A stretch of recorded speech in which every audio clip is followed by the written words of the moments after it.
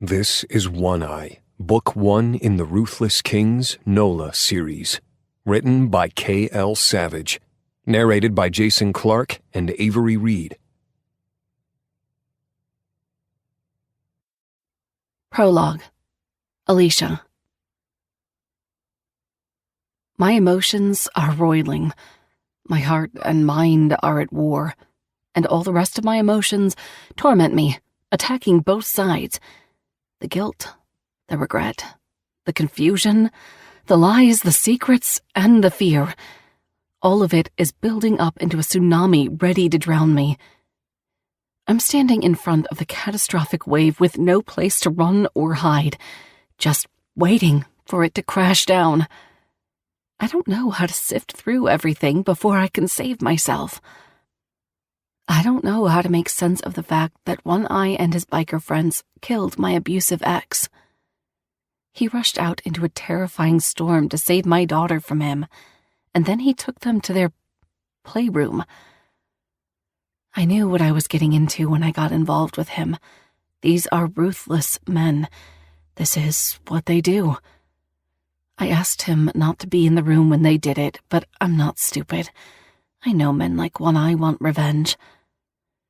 Even that thought sends 1,000 more emotions through me. It's the fear and guilt sticking the most right now. I'm not invincible. I'm a human being with thoughts and feelings, and they are all over the place right now. I don't know how to decipher everything with One Eye. It's confusing. I'm grateful, yet I'm afraid. I'm afraid of him right now. Do I want to be? No. Absolutely not. I love him. I'm in love with him. He's amazing and he is a protector. But knowing what he can do, what he has done, I need time to think about it. I need time to process and to heal and to understand him. Maybe I'm a cold-hearted bitch, but I don't see it that way. I've lived in fear for so long. My ex abused me mentally, physically, and emotionally. I'm exhausted from him. I hurt from him. All of my issues stem from him and what he has broken inside of me. My soul has crumbled, barely a shadow of what it once was. The thought of being with a man capable of doing unspeakable things scares me, because I've had unspeakable things done to me. It's so hard to trust heart over mind. I don't know how to know which one I need to follow and listen to. The lines are blurred. Sometimes they cross, and I can't tell where one line ends and the other begins. One Eye hasn't come out and said that they killed my ex. He hasn't actually said much of anything about himself. I don't know much about him besides the fact that he treats me and Kimmy amazingly. Down in my heart, I know that should be enough, but it isn't. There's this wall surrounding him, a wall he won't let me climb to get to know him. I can't afford to be close to him, not while he stays a step back emotionally. It isn't fair to me or Kimmy. I've been in the position where a man refused to give me all his love, yet demanded all of mine. It nearly killed me and my daughter. I don't deserve less than honesty and trust, and neither does Kimmy. We deserve someone that will let us in and not leave us wondering and guessing. Who is One Eye? What happened to him in the past? Does he have a family? What secrets does he keep? Why can't he trust me with them? It's tearing me apart on the inside. Not just the fear, the guilt. The guilt of him having to kill a man for me. What kind of woman am I? Someone took a life for me, and that's a burden I don't know how to carry. Kimmy is eating her pancakes as if there isn't a problem in the world, and I'm sitting across from One Eye, a tear running down my cheek. I wipe it away before anyone in the diner can see. One Eye swallows, and he reaches out a hand to me, gripping mine tightly. And every time I feel his touch, that guilt creeps in because I see those large calloused hands over mine, and those damn palms have killed a man. A man I don't even miss. But regardless, a life was taken, and One Eye took it. I know, he says simply without me speaking a word. I don't want you to feel sad or guilty or feel like this is your fault. There is no weight on your shoulders, Mama. Mama. I love it when he calls me that. His voice always softens and deepens at the same time. I always get shivers. But I want us to be together, One Eye. Maybe we can conquer this. What's your story? Why was it so easy for you to... You know. I gulp, censoring myself so Kimmy doesn't hear. What's your name? Your real name? Where did you come from? Who are you? Let me in. Let me see you. You have. And what you saw, you aren't ready to handle. My lips tighten into a hard line. You know that isn't all there is to it. I know. He slightly tilts his head to the left, and the wrinkles around his eye soften. I know my life isn't easy, and I know the knowledge of what I've done isn't easy to carry because of previous life events.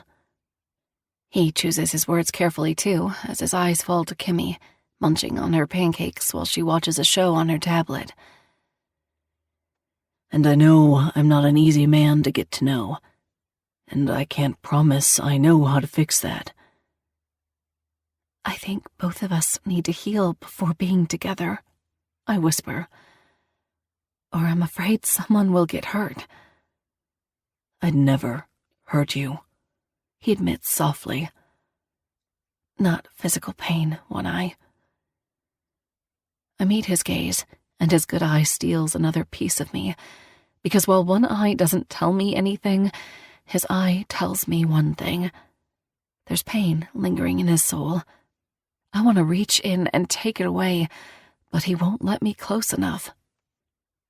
Then I guess trying not to hurt one another is too late, because this freaking hurts. He corrects himself. This hurts way more than I ever thought it would. His brows furrow in the middle. I've never felt like this for anyone else. Me either. But it isn't enough. It isn't enough, and you know that, I state. I feel like the closer I try to get, the further you move away, and the bigger you build your walls. And I am struggling with what you did because you did it for me, to protect me and keep me safe. I know that here. I tap my chest. But my mind is overthinking. What are the chances of us getting past this, though? What if we do heal and we get fixed? I know in my experience, people never come back together. When they say I need to focus on me, what that really means is they just don't want to be together and want to see other people. I don't want to see other people, One Eye. There is no one else. There isn't anyone for me either. I think I loved you from the first time I laid eyes on you. His thumb brushes over the top of my hand, and another tear drops down my cheek. I think I love him too. It was instant when I saw him, and Kimmy loved him too. I'll never forget when he tried to learn how to skate. It was slow, steady, and hilarious. He fell so many times, but he always got back up. It's a memory I'll keep with me forever. Do you believe there is a future for us? He asks. His one golden brown eye with long curly lashes stares at me with fear and hope. Longing, yet doubt. I want there to be, One Eye. I really do. I do too, Mama. I do too. So much. I love you both. Emotion clogs his throat, and he lifts a hand to cover his mouth to cough. If you ever need anything at all, please feel comfortable enough to call me. I'll be there, Mama. I'll always be there. I don't want this. I finally sob and yank my hand away, burying my face in my palms as I cry. My heart is being ripped from my chest. Why is love so damn hard? I don't either. But you know what? I don't think we know how to grow together right now. All I can think of is, I know you're meant to be mine, so I have to be patient. And in that time, I have to better myself. I have to learn to let you in. I can't do that right now. I can't give you what you want.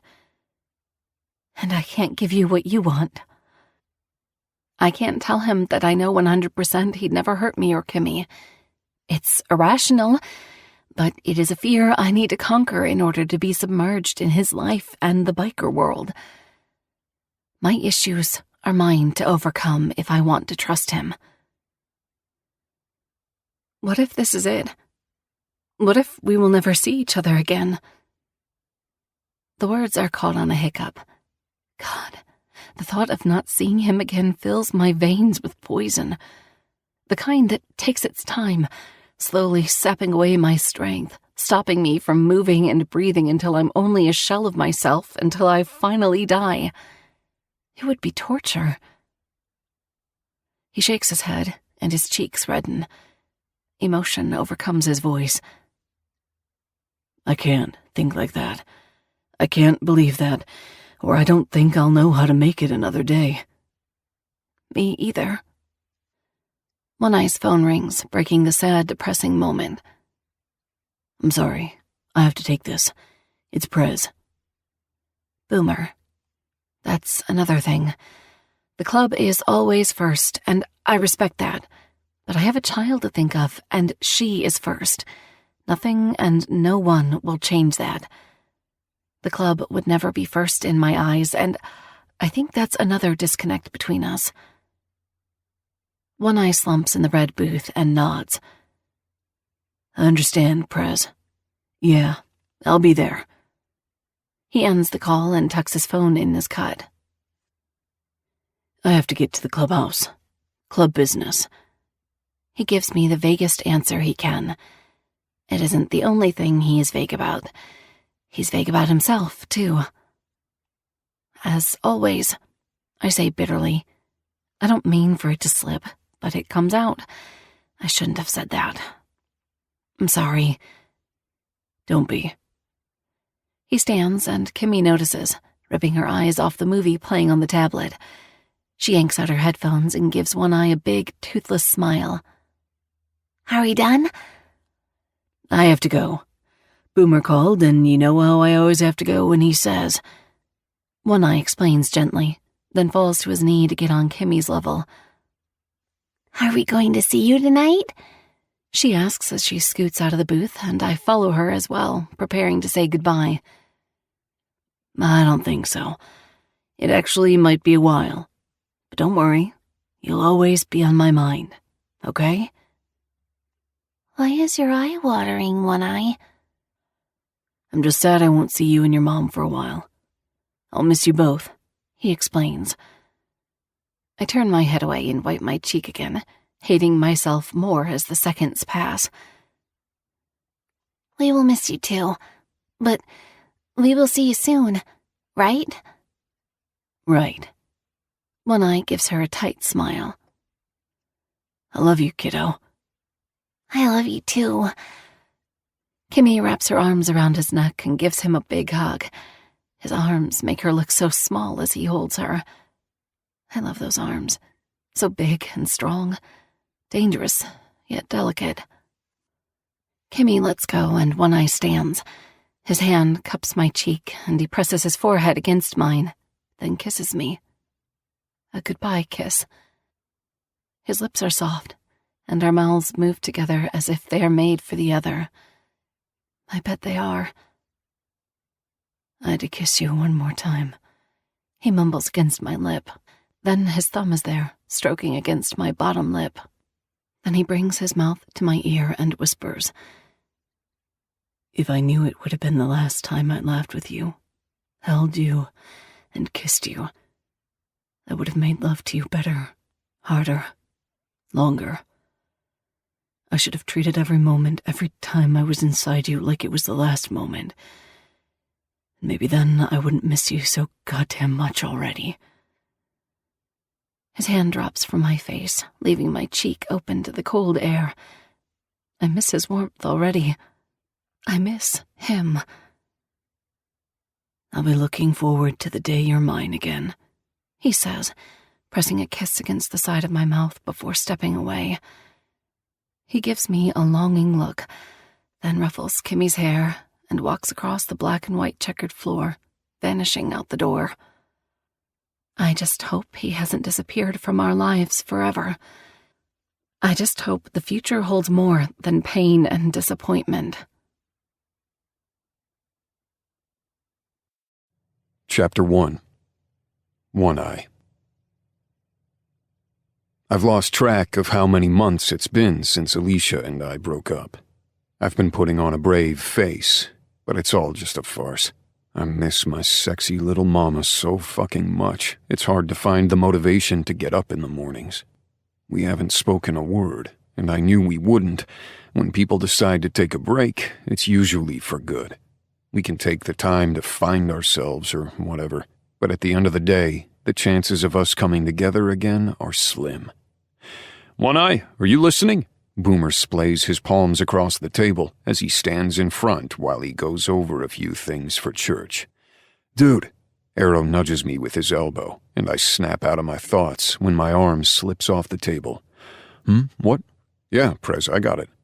Honestly, I don't even know what's been said in the last 30 minutes, and I've been like this for a while now. His jaw flexes in annoyance, and he narrows his eyes at me, clearly unhappy. Church is over. He straightens and places his hands on his hips. All the members get up, and the chairs scratch along the floor. I go to stand, but he shakes his head at me. Stay, he orders, eyeing me with impatience. I give him an understanding nod and sit back down. Arrow gives me a pitying look before heading out the door. Nail gives my shoulder a quick squeeze without saying anything. I have to make a mental note to say goodbye to him, Void, Teeth, and Decay. They are going on a trip overseas for club business, and no one has any idea how long they will be gone for. Granted, I have a few days before they head out. We are throwing them a farewell party, and I hope I live to see it. Boomer doesn't look happy with me at all. Once the last person leaves church, he shuts the door, then leans against it, crossing his arms over his chest. He is young for a Prez, but he knows his shit. He learned a lot from Reaper, his stepfather, and the Prez of the Vegas chapter. What the hell is going on with you, One Eye? I need you focused, especially with us getting into business with O'Crowley. I need every member alert, so what is going on with you? He pulls out a chair and spins it around, straddling it. His arms cross along the top edge of the seat, the serious wrinkle between his brows telling me he means business. But he hasn't brought up a punishment yet for my being absent mentally in the MC. My eye socket is suddenly irritating the hell out of me. I take off my eye patch and rub the socket. Sorry, Prez. I know it isn't pretty to look at, but it's killing me. I don't wear my glass eye anymore. It's too uncomfortable when it rubs against the scar tissue.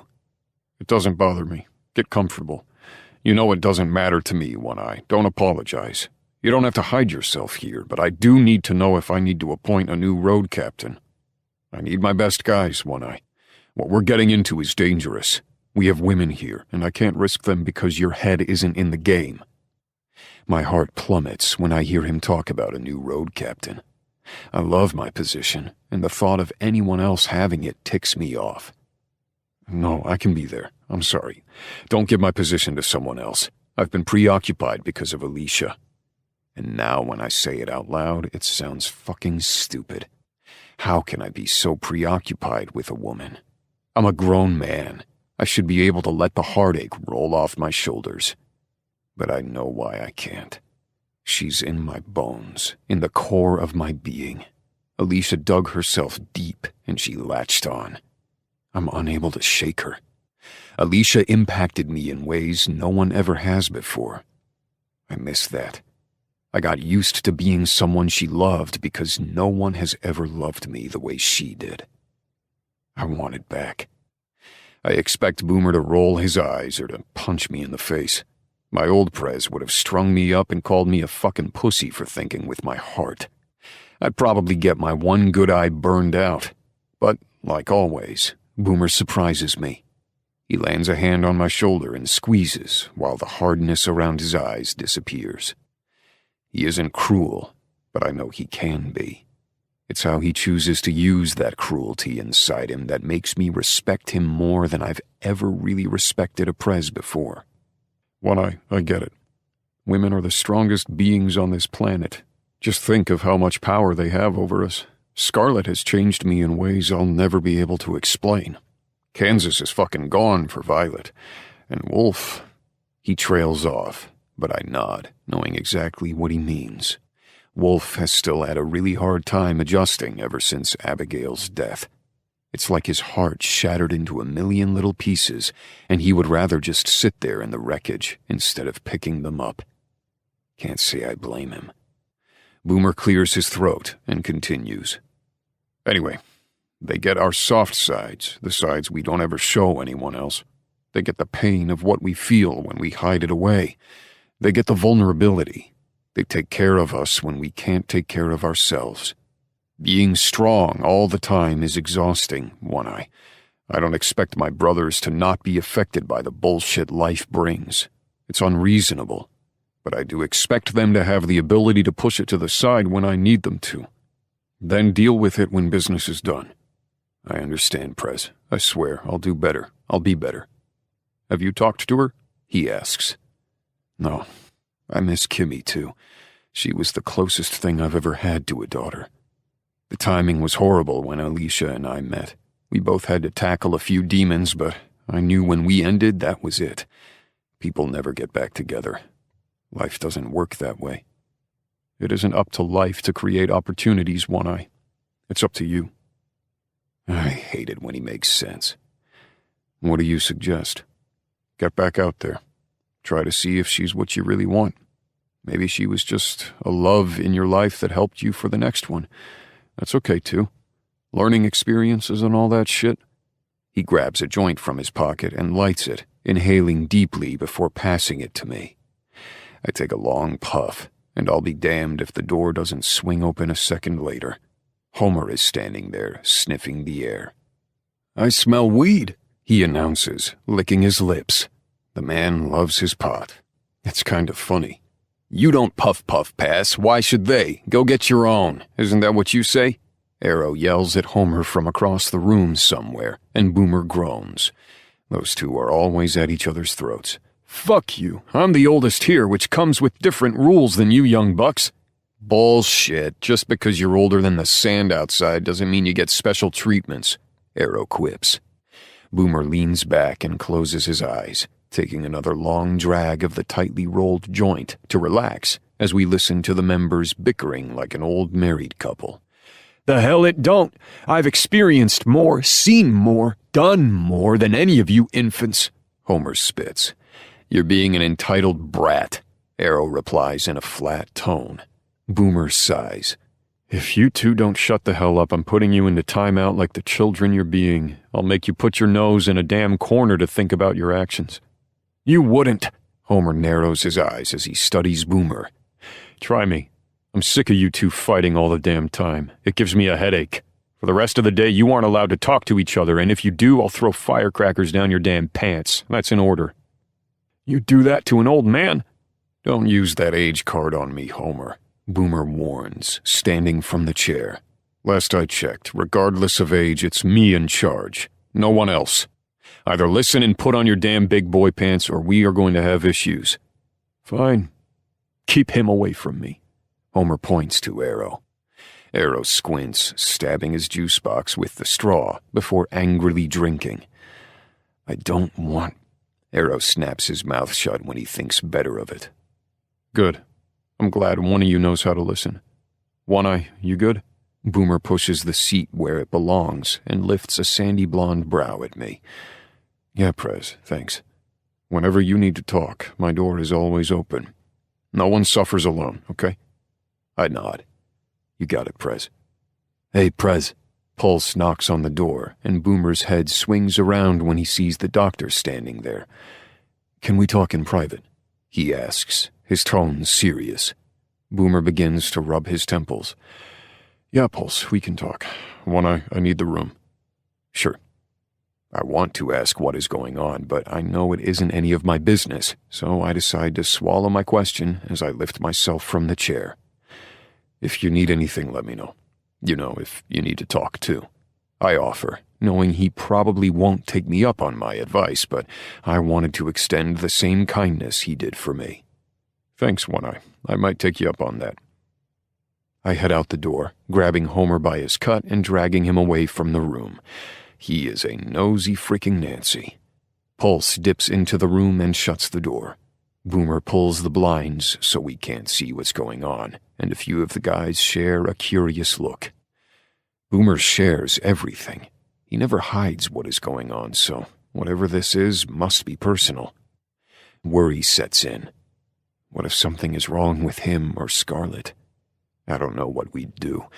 We finally have a good thing going, a great leader, and his old lady is amazing. We are growing as a club. We have a business opening up with O'Crowley, a great motorcycle shop, and customizations are coming in hot. We have everything we have ever wanted, and now I'm nervous that will be taken away if something happens to either Boomer or Scarlett. Take me to bingo, Homer demands instead of asks. I got a good feeling about tonight. Arrow opens his mouth to say something smart, but I cut him off with one look. His jaw snaps closed, and he sips his damn juice box to remain quiet. Can't someone else take you? Like Bane, Warden, Colt, Wolf? Literally anyone else but me? I don't want anyone else. I want you, damn it! Homer huffs and grabs the truck keys off the hook. His vision has taken a turn, and he can't ride his bike anymore. Fine, Jesus. I'm playing bingo too. If you win, I get half. Bullshit, Homer. The way you lot treat your elders is deplorable. Yeah, well, your attitude is far from being considered elder. I slam the door behind me, and the warm air circles around me. The waves crash in the background, and I close my eyes for a minute, remembering the time I walked on the beach with Alicia and Kimmy. Kimmy picked up every shell she could find, and Alicia's hand was small and fragile in mine. Memories fucking hurt. Well, come on, I don't want to be late. I roll my eye and head toward the truck, hopping in the driver's seat. Motherfucker, Homer curses, unable to lift himself into the truck. He always puts on a brave face, but I know his age is bothering him. He can't do the things he used to do. Need help, Homer? No, I don't need your help. I'm fine. He spits, grabbing the plastic handle above the seat and pushing his foot against the step under the side of the truck. He grunts as he tries again, and his eyes widen as he begins to fall backward. I'm already in my seat, and I stretch as far as I can to snag his hand, but he is too far. Homer, I shout, just as a pair of hands wrap around him before he hits the pavement. The hands lift Homer into the truck, and his face is white as a sheet. Once he's settled, I see Arrow there. They don't say a word to one another because of pride, but Homer does give him a nod. Arrow slams the door shut and takes a step back, concern wrinkling the sides of his mouth as he frowns. I know Arrow cares about Homer, regardless of how they bicker. I throw the truck in reverse, stretching my arm across the back of the passenger seat and turning my head. Good thing Arrow was there, or instead of bingo, we'd be going to the hospital. He snaps his lips as he buckles his seatbelt. I guess he isn't too much of a shitbag then, he grumbles. My lips tilt to the side. I know he doesn't mean that.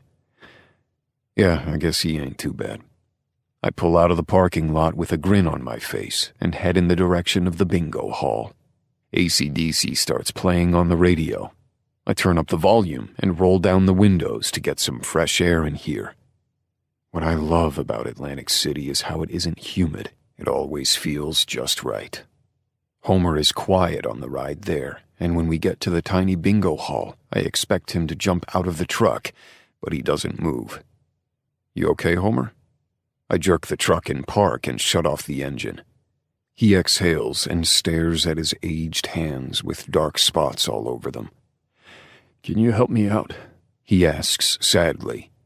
I know that had to take a lot out of him just to ask. I'd be glad to, Homer. Just stay there. I unclick my seatbelt and jump out of the truck, slam the door, and hurry around the front. Homer clicks the handle and swings the door open. He sags in the seat with wounded pride as I pick him up and set him on the ground. You good? I guess, he says, depressed. I'm sure it isn't easy realizing that you are unable to do certain things and might need help. Come on, Homer. Let's win some big money. I'll make a bet with you. What kind? He perks up when I don't press him further. If I win, you ask that sweet lady Elise out on a date. If you win, I'll get you that water bong you've been wanting. His eyes light up, and then those deep crow's feet show as he frowns. I don't know if I'm ready to ask her out. So you're saying you're going to lose? Maybe I'll ask her out. Her silver hair is gorgeous. I tease him. His bottom lip puckers out as he grinds his teeth. You'll do no such thing. He shuffles ahead of me, and I toss my head back and laugh. He enters through the door before me, but a hot pink flyer grabs my attention. It's attached to a pillar, and I walk over to see what it says. Speed dating. See if you can find your match. Drinks, food, and love. Come at your own risk. My stomach turns at the thought of dating another woman, but maybe Boomer is right. Maybe it's time to put my past behind me, move on from my first love, and see what the universe has in store for me. To get what I want, I have to create my own opportunities. I take a picture of the flyer to remember the address. But what about Alicia? She's the only opportunity I want.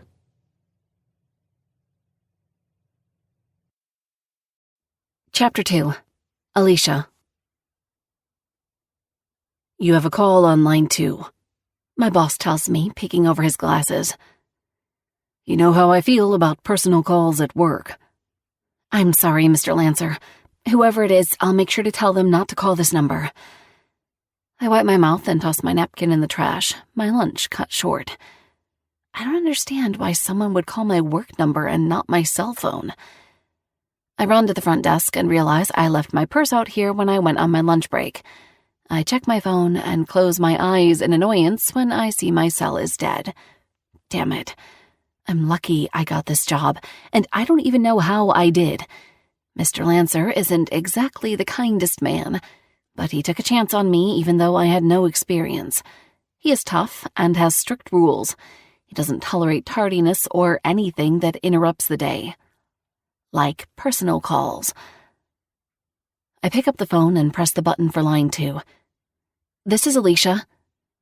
Mr. Lancer side-eyes me before heading back into his office. This is a small chiropractic office. He takes appointments one at a time and is the only practitioner here. I like that the patients aren't numbers. He spends time with them, explaining in detail what is wrong and what needs to be fixed. Each patient takes up to an hour, and every day I hear massive cracks and pops. It's satisfying. This is Janet Silvers, the principal at Parkside North Elementary School. I'm calling about Kimmy, she explains. I sag in the chair and rub my thumbs over my eyebrows. What did she do? The large sigh on the other end of the phone tells me whatever it isn't good. Ever since One Eye and I stopped dating, Kimmy has been acting out. I knew it was important for her to have a good father figure in her life. Now that he isn't, she's been so angry. I don't know how to fix it. Bringing men in and out of her life isn't an option. So I've decided I am not going to date again. At least, not seriously. No one will meet Kimmy. She got into a fight with another student and broke his nose. I'm sorry, but she is suspended for 2 weeks. Violence is not tolerated here." "What did he do?" "Excuse me?" the principal asks. "I'm asking what the young boy did for my daughter to jump to that action. It's unlike her. So I'm asking, what did he do?" I question, feeling defensive for my daughter. I don't want to believe Kimmy would hit someone for no reason. If so, I have no idea what to do. This is new to me, and as a single parent, it isn't like I have a lot of options. Between therapy, the small apartment I have, and a babysitter when I do go to therapy, I don't have funds to create other opportunities. If she needs help, I'll gladly end my therapy so Kimmy can start hers. I wouldn't be surprised if she does. So much has happened in her young life. She needs to talk to someone. He is also suspended for a week. He made fun of her for not having a father. He said that Daddy didn't love her, and she snapped. I grit my teeth together, turning my neck side to side to contain my rage. That little fucking asshole. "I see," I mumble. "I'm on my way to get her." I hang up the phone before I say something I regret. Like maybe the little shit deserved being punched in the face for saying something so mean. Kids can be so mean and heartless. Kimmy doesn't need to be punching people, and she obviously needs to handle things differently, but I can't say I wouldn't have done the same thing if I was provoked. That is what the kid did. He provoked her. I grab my purse and sling it over my shoulder, dreading the question I have to ask Mr. Lancer. I hope I don't lose my job. I've only been here for a few months, and it is a position that can easily be replaced. "Mr. Lancer?" I stop in his doorway and see him take off his glasses as he sits behind his desk. "I'm so sorry, but my daughter's school called. They need me to pick her up. I can come right back after I drop her off with the babysitter." Hopefully, she is available. Maybe I need to look into a daycare program instead. I expect anger and lashing out, but concern drapes his face. "Is she all right?" "No." I sigh. A boy said some hurtful things, provoked her, and she broke his nose. She's suspended. "What kind of things?" "About her father not loving her, and that's why he isn't around." "I have a good kid, Mr. Lancer. This isn't like her. I promise this won't be a regular—" He holds up his hand to silence me. "I was raised by a single mother, and if someone said that to me when I was younger, I don't know if I would have been able to hold my emotions back either. Kids don't know how to control themselves yet. Well, you can bring her here. I don't mind having a child around. I never got around to having any of my own." "Really? You won't mind?" "I know it can be tough, but you do excellent work and you're dedicated. I can tell this job means something to you. The least I can do is try to help you out with your child. I know my mother counted on our neighbors a lot for help. Without a support system, what do you have?" My eyes burn with tears. "Thank you so much, Mr. Lancer. I'll be back in 45 minutes. I'll work later to make up for it. Thank you." "It's not a problem. I'll close the office for my lunch. We don't have anyone coming for another hour and a half. We have time." I let out a giant breath. "Thank you. I'll be right back." I run out the door and fish out the keys to my 1997 Nissan. It runs. That's all that matters. I hop in the car and the engine makes a terrible grinding noise before the exhaust sputters. A cloud of black smoke puffs out the end and I cringe, knowing I need to get that checked. It costs money and that's just something I don't have right now. One Eye would do it. He never would have let me drive this car. Ever since going to therapy, I've learned so much about myself, my feelings for One Eye, and the truth. One Eye would never have hurt me. I know that, but I'm so afraid to get hurt. I hurt anyway because I'm not with him. I'm not ready yet, and it isn't because of him, but me. I need to fix myself or I'll never be able to be happy with him. A tear from needing him more than I need my own heartbeat drips down my face, and I wipe it away. I pull out of the parking lot and take a deep breath, sighing as I wait for the traffic to go by. My heart thumps when I hear a roar of motorcycles approaching. I look left, then right, wanting to see them more than anything. It's been ages since I've seen any of them. I wait patiently as the roar gets closer, my heart a sledgehammer in my chest. Will one eye be with them? I squeeze the steering wheel with my hands, sweat slicking the torn and broken leather. I hold my breath as the first one comes by, then the second and third, but it's just a regular group of guys, not the ruthless kings of Atlantic City. I'm relieved, but at the same time, I'm hurt, because I wanted to see a glimpse of him. I have to consider he doesn't want to see me again, maybe ever. I deserve it. I know I fucked up, but I mentally wasn't in a good place to accept the kind of love he had to give. I flip on the radio, turning up the volume, and finally there's a break in traffic. I pull out onto the road and a horrible clinking sound thuds somewhere from the engine. 1, 2, 3. I count before it finally stops. I don't know what I expected from my life, but it was never this. The barely surviving, the barely making it. I live paycheck to paycheck, penny to penny. I'm tired. I'm so damn tired, and I know Kimmy is too. She deserves more. I deserve more, and I'm trying to get us there, I am. But it is so hard when exhaustion has set itself in like a parasite in my bones. I rub my burning eyes and sag in the seat when I come to the red light. My mind begins to think of all the options I can to be a good mom. I can't get another job, but maybe I can find something working from home. I hate taking time away from Kimmy. The less time I spend with her, the guiltier I feel. What do I do? Do we live paycheck to paycheck, barely able to afford ice cream? Or do I work harder to have more money? And then have no time to spend with her so we can get that ice cream. The world is a fucked up place to be. I could always be a stripper. I should have been. Fucking morals. Still something to consider, though, I say to myself. No one would have to know. The light turns green and I head straight, passing the road I would typically turn down to go to the clubhouse. It takes all I have not to turn my head and peer down it. I just want to see if he's there. I turn back to the road and slam on the brakes in a sudden panic. The truck in front of me is at a stop. I nearly totaled my car ramming into it. My heart is racing with adrenaline.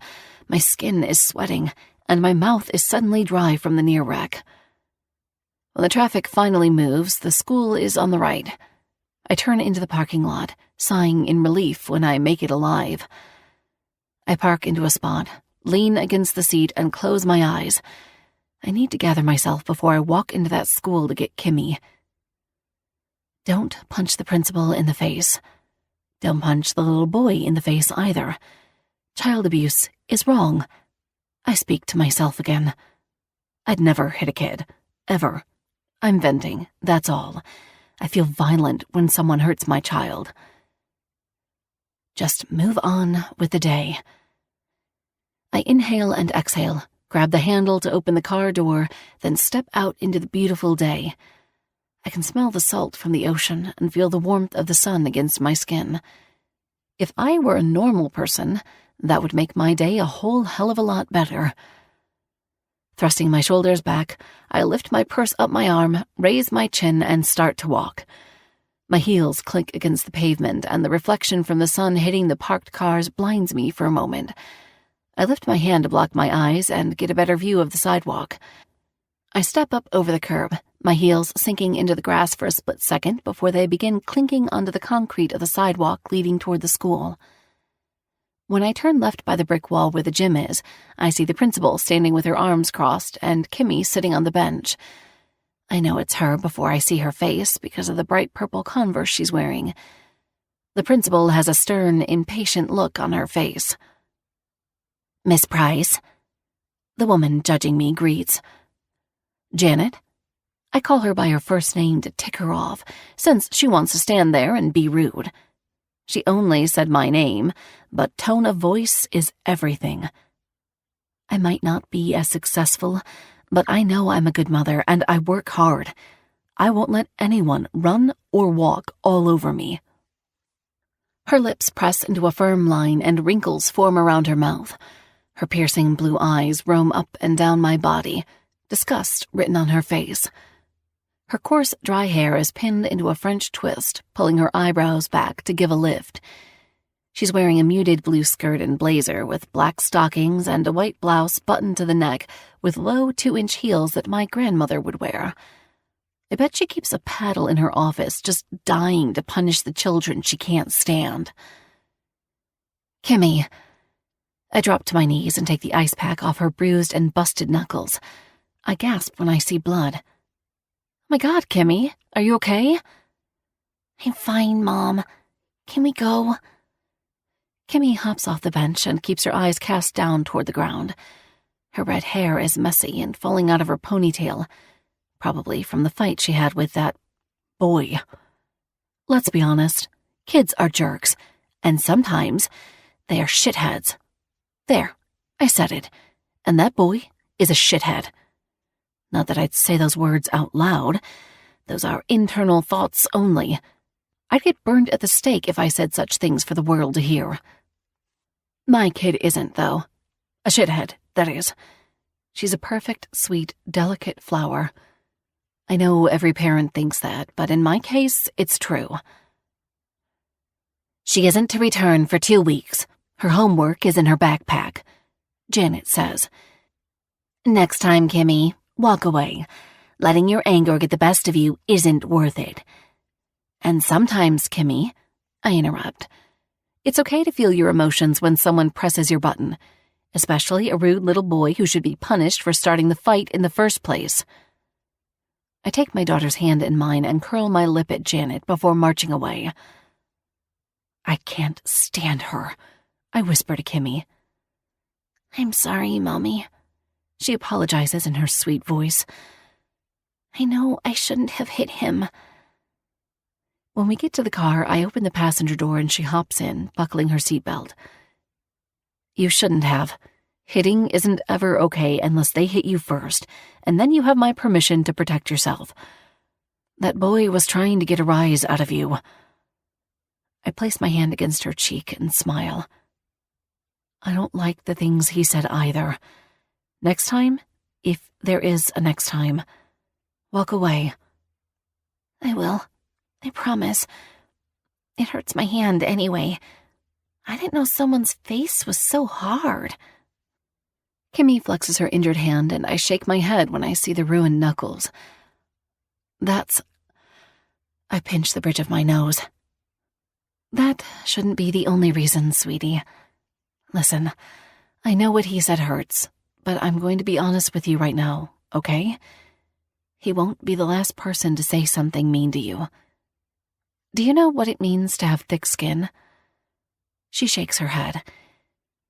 It means you have to toughen up to the world around you. It can be a harsh place, but it can be so beautiful and kind, too.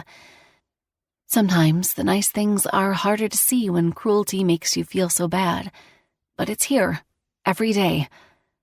We're just so used to it that kindness doesn't affect us like cruelty does. Kimmy doesn't say anything, but her auburn brows knit together in thought. Her bottom lip puckers out. She lifts her big green eyes so similar to mine, and they begin to water.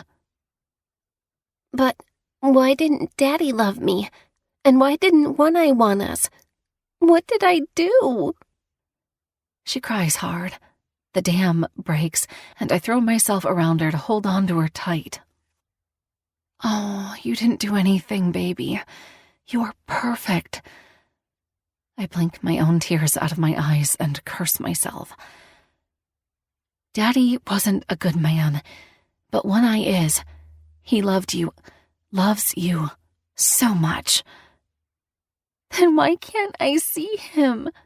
I miss him, she wails. Why doesn't he want to see us anymore?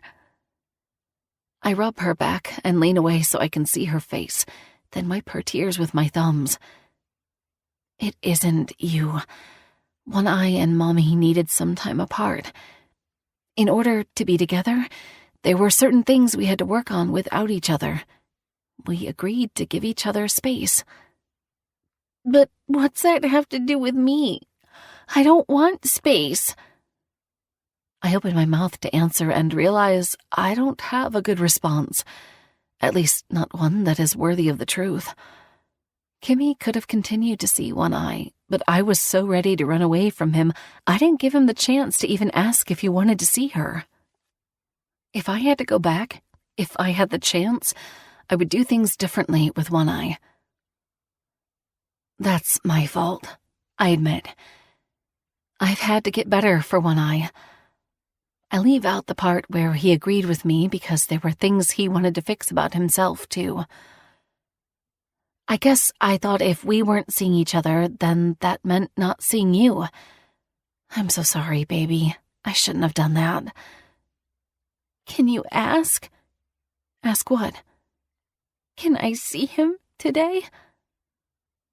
She blinks up at me, red cheeks from tears and a bright cherry nose from sniffling. I haven't spoken to One Eye since we broke up, but I can't deny my daughter.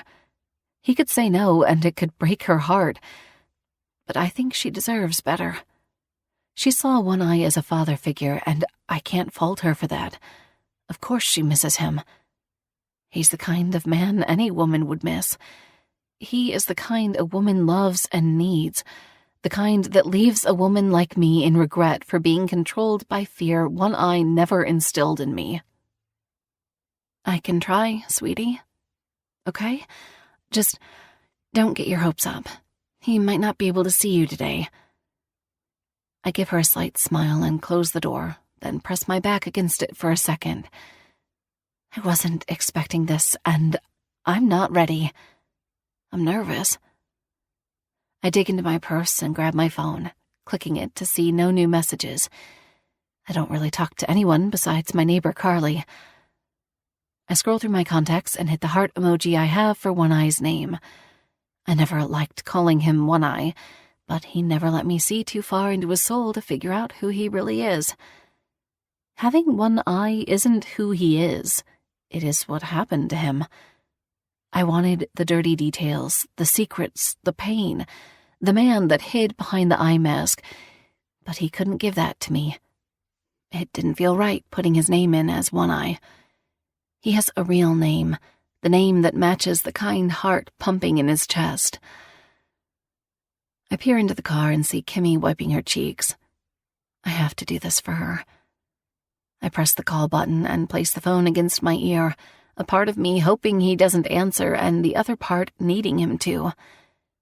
It rings and rings. I go to hang up when a deep voice I miss whispering into my ear at night stops me. Alicia, is everything okay? Chapter 3. One Eye. This cannot be right. I know my hot mama isn't calling me. I have to be dreaming or wishing or seeing things. Am I drunk? No, I haven't drunk a thing. It's too early for that nonsense. Alicia, talk to me, Mama. Are you hurt? What's wrong? I hold my finger up to stop Arrow from asking a question about who I am talking to and lean against the counter of the new business place for our weed endeavor. Hi, One Eye. Her voice crackles when she says my name, and my knees nearly buckle. I want to cheer and shout.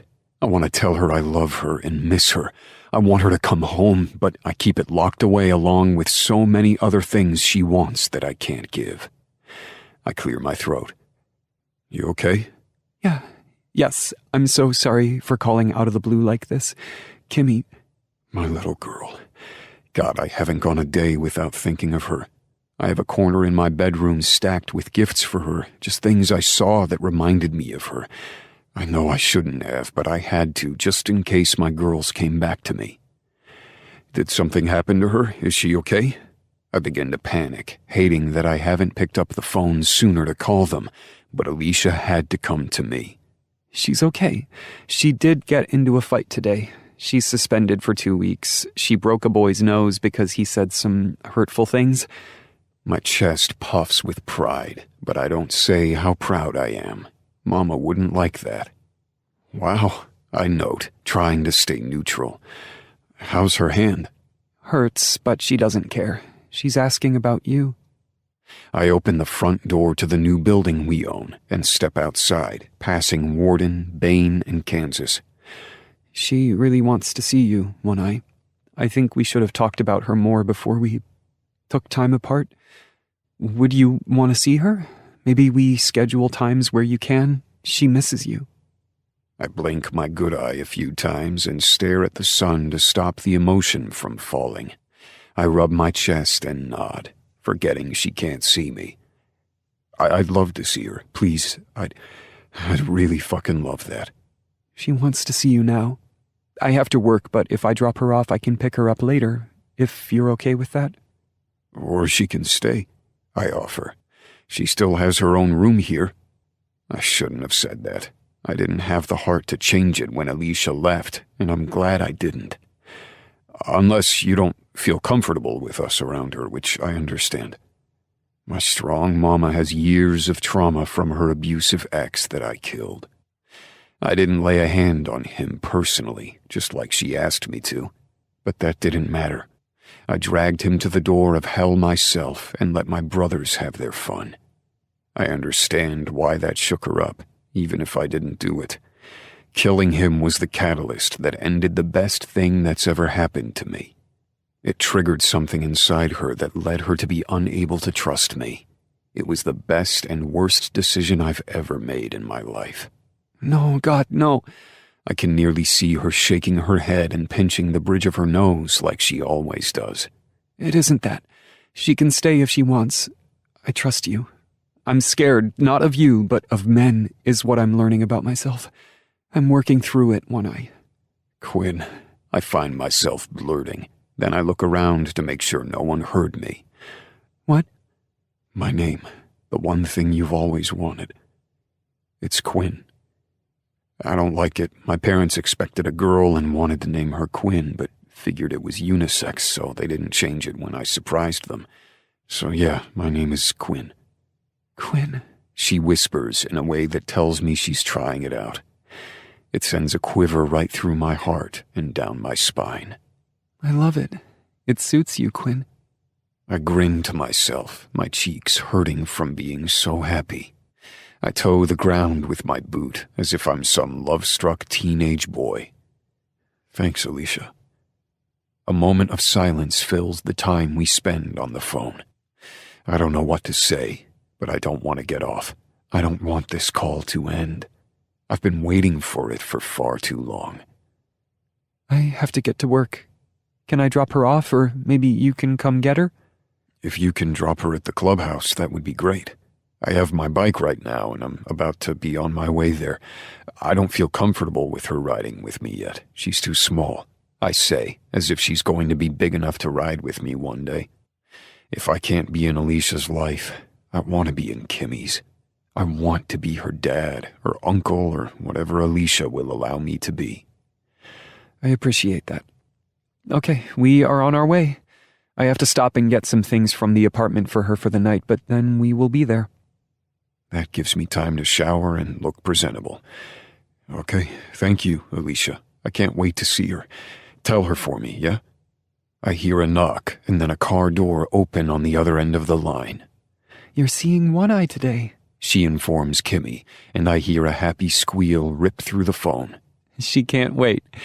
Me either. I'll see you soon. I hang up the phone and fist pump the air. Yes! I shout. Fuck yes! Finally! I roar and I dance, swiveling my hips and swaying my arms. I spin around and pause when I see the guys inside standing on the other side of the window. Kansas has his phone out, recording. Warden and Bane are laughing at me, and Arrow is twerking, mocking me.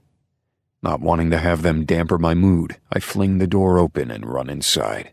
I get to see Kimmy. Alicia is bringing her over for the night. Kimmy has been asking for me. I can't believe it. I've got to go. I have to meet her. I need to shower. Wait, do I keep my patch on? Eye or no eye? I ask desperately. I want to look amazing. I want Alicia to see what she's missing. I hate that glass eye, but I'll wear it if I have to. No eye. Be yourself, One Eye. Don't do anything you don't like. You hate that glass ball. It bothers you and leaves your eye socket red and inflamed. Arrow comes to my defense. His hand falls onto my shoulder. I'm happy for you, man. You've been waiting for this chance. It isn't Alicia coming back, but at least I get to see Kimmy. Staying away was best. If I hadn't, maybe this wouldn't be happening. Don't think about that. Go home, go get ready. We will meet you there. We only have a few pieces of furniture left in the truck to unload, and we are done, he replies. You sure? Go, Warden and Baines say at the same time.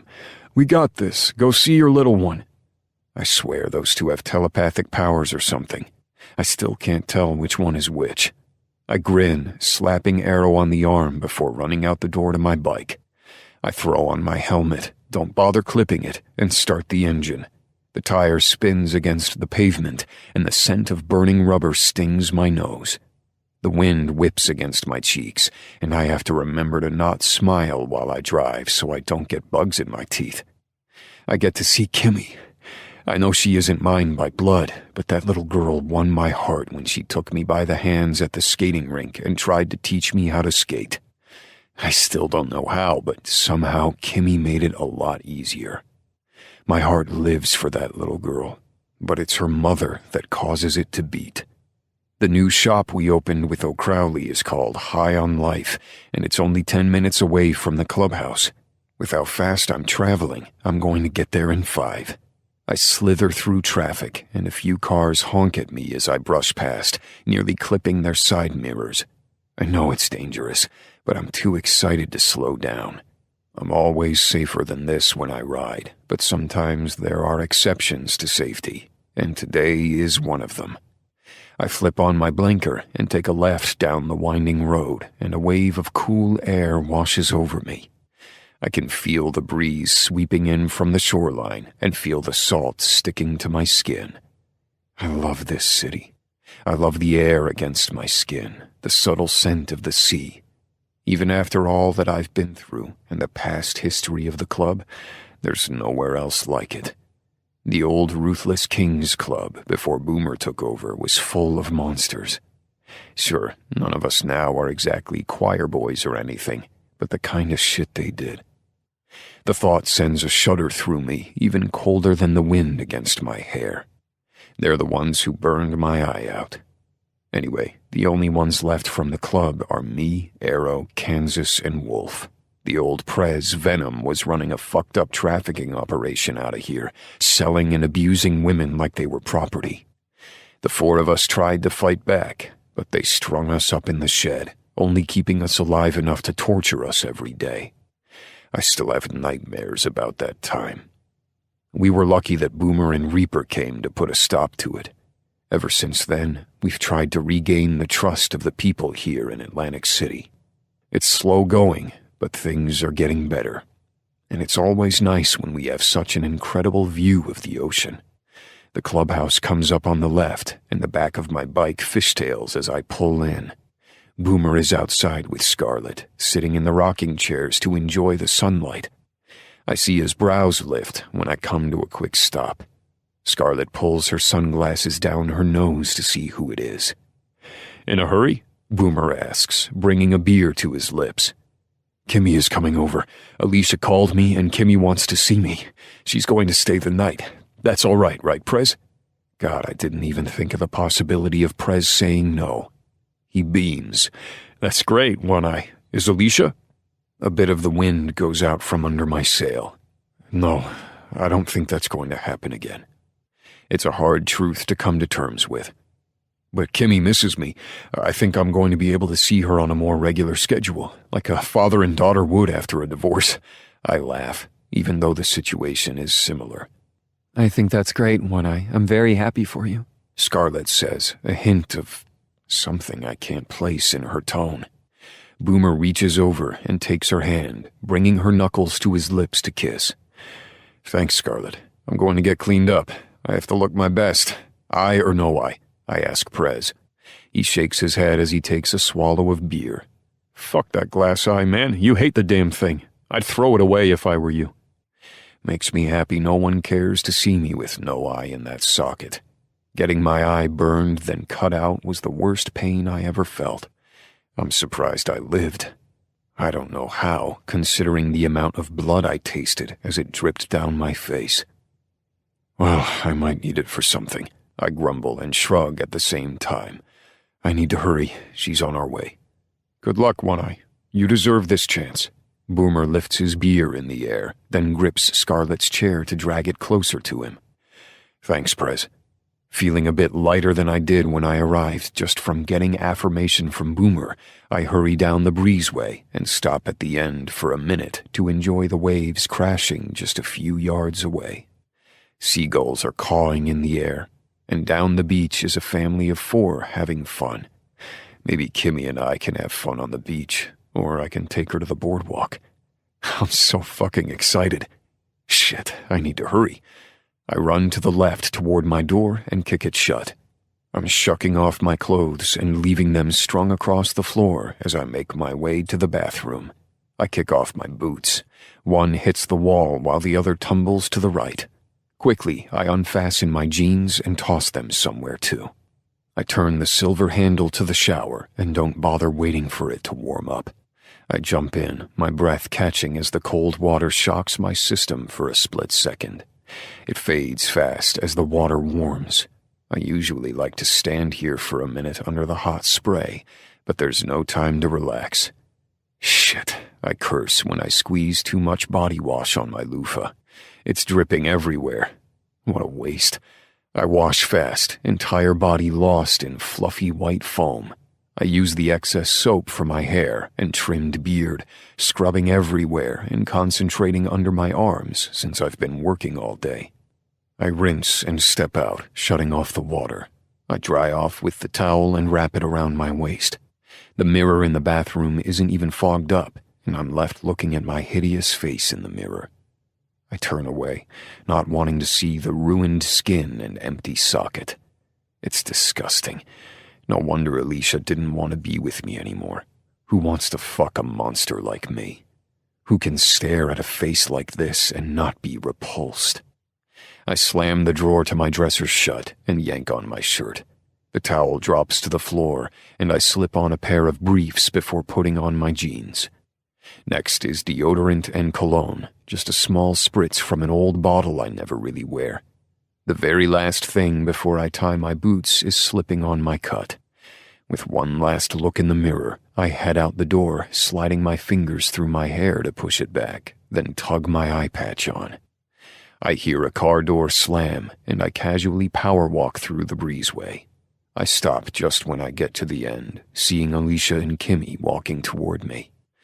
I'm living a dream, only my dream ends with Alicia in my arms. Alicia looks so fucking good. Her hair is shining in the sun, and if I'm not mistaken, it looks a little lighter than it did before. Her green eyes hold a powerful punch as our gazes meet. She never fails to knock the breath out of my lungs. One-Eye! Kimmy screams at the top of her lungs as she lets go of her mama's hand. Her red hair is a wreck as her ponytail barely holds on to dear life. There's my best girl. I walk 3 strides to meet her, and her breath knocks out from her tiny body as she crashes against me. I hold on to her tight, burying my nose into her hair as I clutch onto her. I'm able to keep my emotions together, barely, but nearly lose it when Kimmy leans away, staring up at me with watery eyes. I missed you. I didn't think you wanted to see me. I always want to see you, always. Never doubt that. I pick her up, not wanting to be away from her just yet, and head to Alicia. Boomer and Scarlet are watching the exchange because everyone is damn nosy. Quinn. Her velvet voice wraps my heart in a warm blanket, the kind fresh out of the dryer. Nothing is better than something out of the dryer to cloak yourself in. It feels so fucking good. And that's how she always makes me feel. Mama, I reply with her nickname. She doesn't like it, but when I first saw her standing in the skating rink, the moonlight shining down on her, she was my sexy little hot mama. You look beautiful. Her cheeks blush, turning the faintest hint of red. I know from experience that color drifts down to her neck and to her breasts. I miss how she feels beneath me, so fucking much. Alicia molded to my body, to my cock, to everything. You do too, but handsome, she says shyly, tucking her hair behind her ear. It takes everything I have not to yank her to me and kiss her senseless, but I respect her space and hold on to our daughter instead. Yeah, our, because no matter what happens between us, Kimmy is mine. Here, she says on an awkward laugh, holding a bag in the air. I packed some of her things. She can leave them here. I have a feeling you two will be seeing a lot more of each other. Yay! Kimmy sings, wrapping her arms around my neck in a hug as she rests her head against my shoulders. I sure hope so. I can't go that long without seeing you two ever again, I say, keeping my eyes locked on Alicia's. Maybe we can meet for coffee and talk about a schedule? No pressure. I place Kimmy down. Squirt, why don't you go hang with Scarlett for a minute? I need some time to talk to your mama. She nods eagerly and rushes over to Scarlett, who immediately has a big smile on her face, happy to be hanging out with a child. We don't have any around here, and I know she and Boomer have been trying for a baby. Alicia, I know it isn't a good time, but I need you to know I love the both of you so much. I'm not saying that to rush you. I'm saying it because I want you to know I want to be her dad, with or without you. I'll pay child support. I want to be her legal guardian. I don't know how we can make that happen, but I really want it to happen, Alicia, please. Her brows raise in surprise. I'm not bringing her here to get your money, One Eye. That's not what this is. I don't want you to think that's what I'm trying to do. I know, I'm offering. I'm offering because I care. We can meet to talk about it. I'm open to it. She loves you so much, and I know it would mean the world to her to have a guy like you as her dad. But can I ask, why wait until now? You had months to ask. We haven't talked. I know. I didn't think I was allowed to see her. I only wanted to give you the space you asked for. She can't be disappointed again, Quinn. I can't stand crushing her heart and seeing her so sad. She's been so angry the last few months. She punched a kid in the face. I don't even know where she learned to punch. She learned from me, but I'm not going to throw myself under the bus like that. No fucking way. I might not be the smartest man in the world, but I know when not to dig a grave for myself. Alicia sighs. Let's see how this weekend goes, and if it goes well, we will talk, okay? But I need updates, too. I have to make sure she's okay. I've never been away from her like this. I know. I get my wallet out and fish out 5 $100 bills. I don't know how much child support is, but this should help, right? I've missed a few payments, I say with a joking grin. I'm not taking that. I'm not taking your money. 500. No, Quinn. Just no. Please. I take her hand, my body shivering at the feel of her soft palm. I'm serious, Alicia. If we can't ever be together, I want to know she's taken care of, and you are too, okay? Quinn. My name hitches in her chest. You're a good man. Then let me be your man. It's what I want to say, but I can't. She needs new clothes, and I haven't been able to go shopping. The new job. You don't have to explain yourself. You can go treat yourself to a massage or whatever with that money. I don't care. I just want you two taken care of. She steps closer, her mouth parting as if she wants to say something, but she doesn't. Instead, she takes my face and gives me a slow, tender, soft peck against the lips.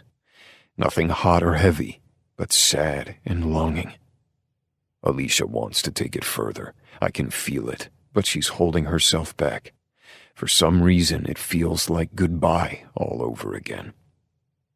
I never deserved a second of you, she says against my lips before pulling away. I grip her by the hand and tug her back to me.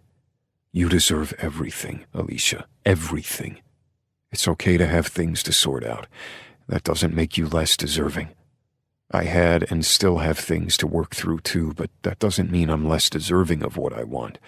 It just means I need to work to get there. Don't ever say things like that about yourself, Mama.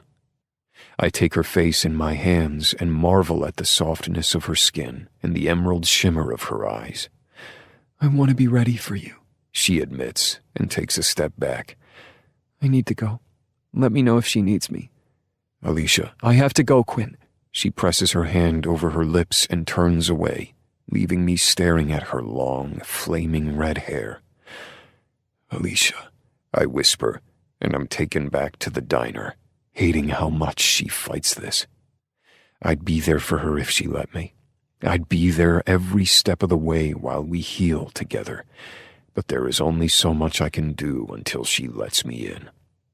She thinks it's me not allowing her in, and in part I guess that's true, but really it's her. She ran from us when she felt how real it was. She's so used to a man who doesn't give a shit about her, who beats her, who talks down to her, that she doesn't know how to be when she is in something real. I can't fault her for that. She's trying to overcome her issues and be better. What more can a person ask for?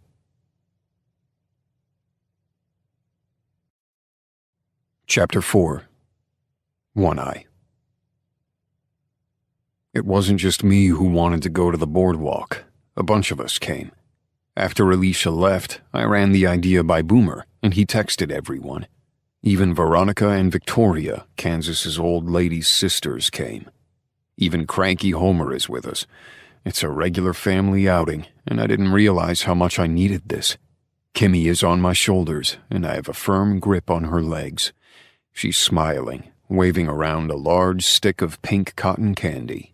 Alicia might kill me for all the sugar I'm feeding her, but I think it's worth it since Kimmy is so happy.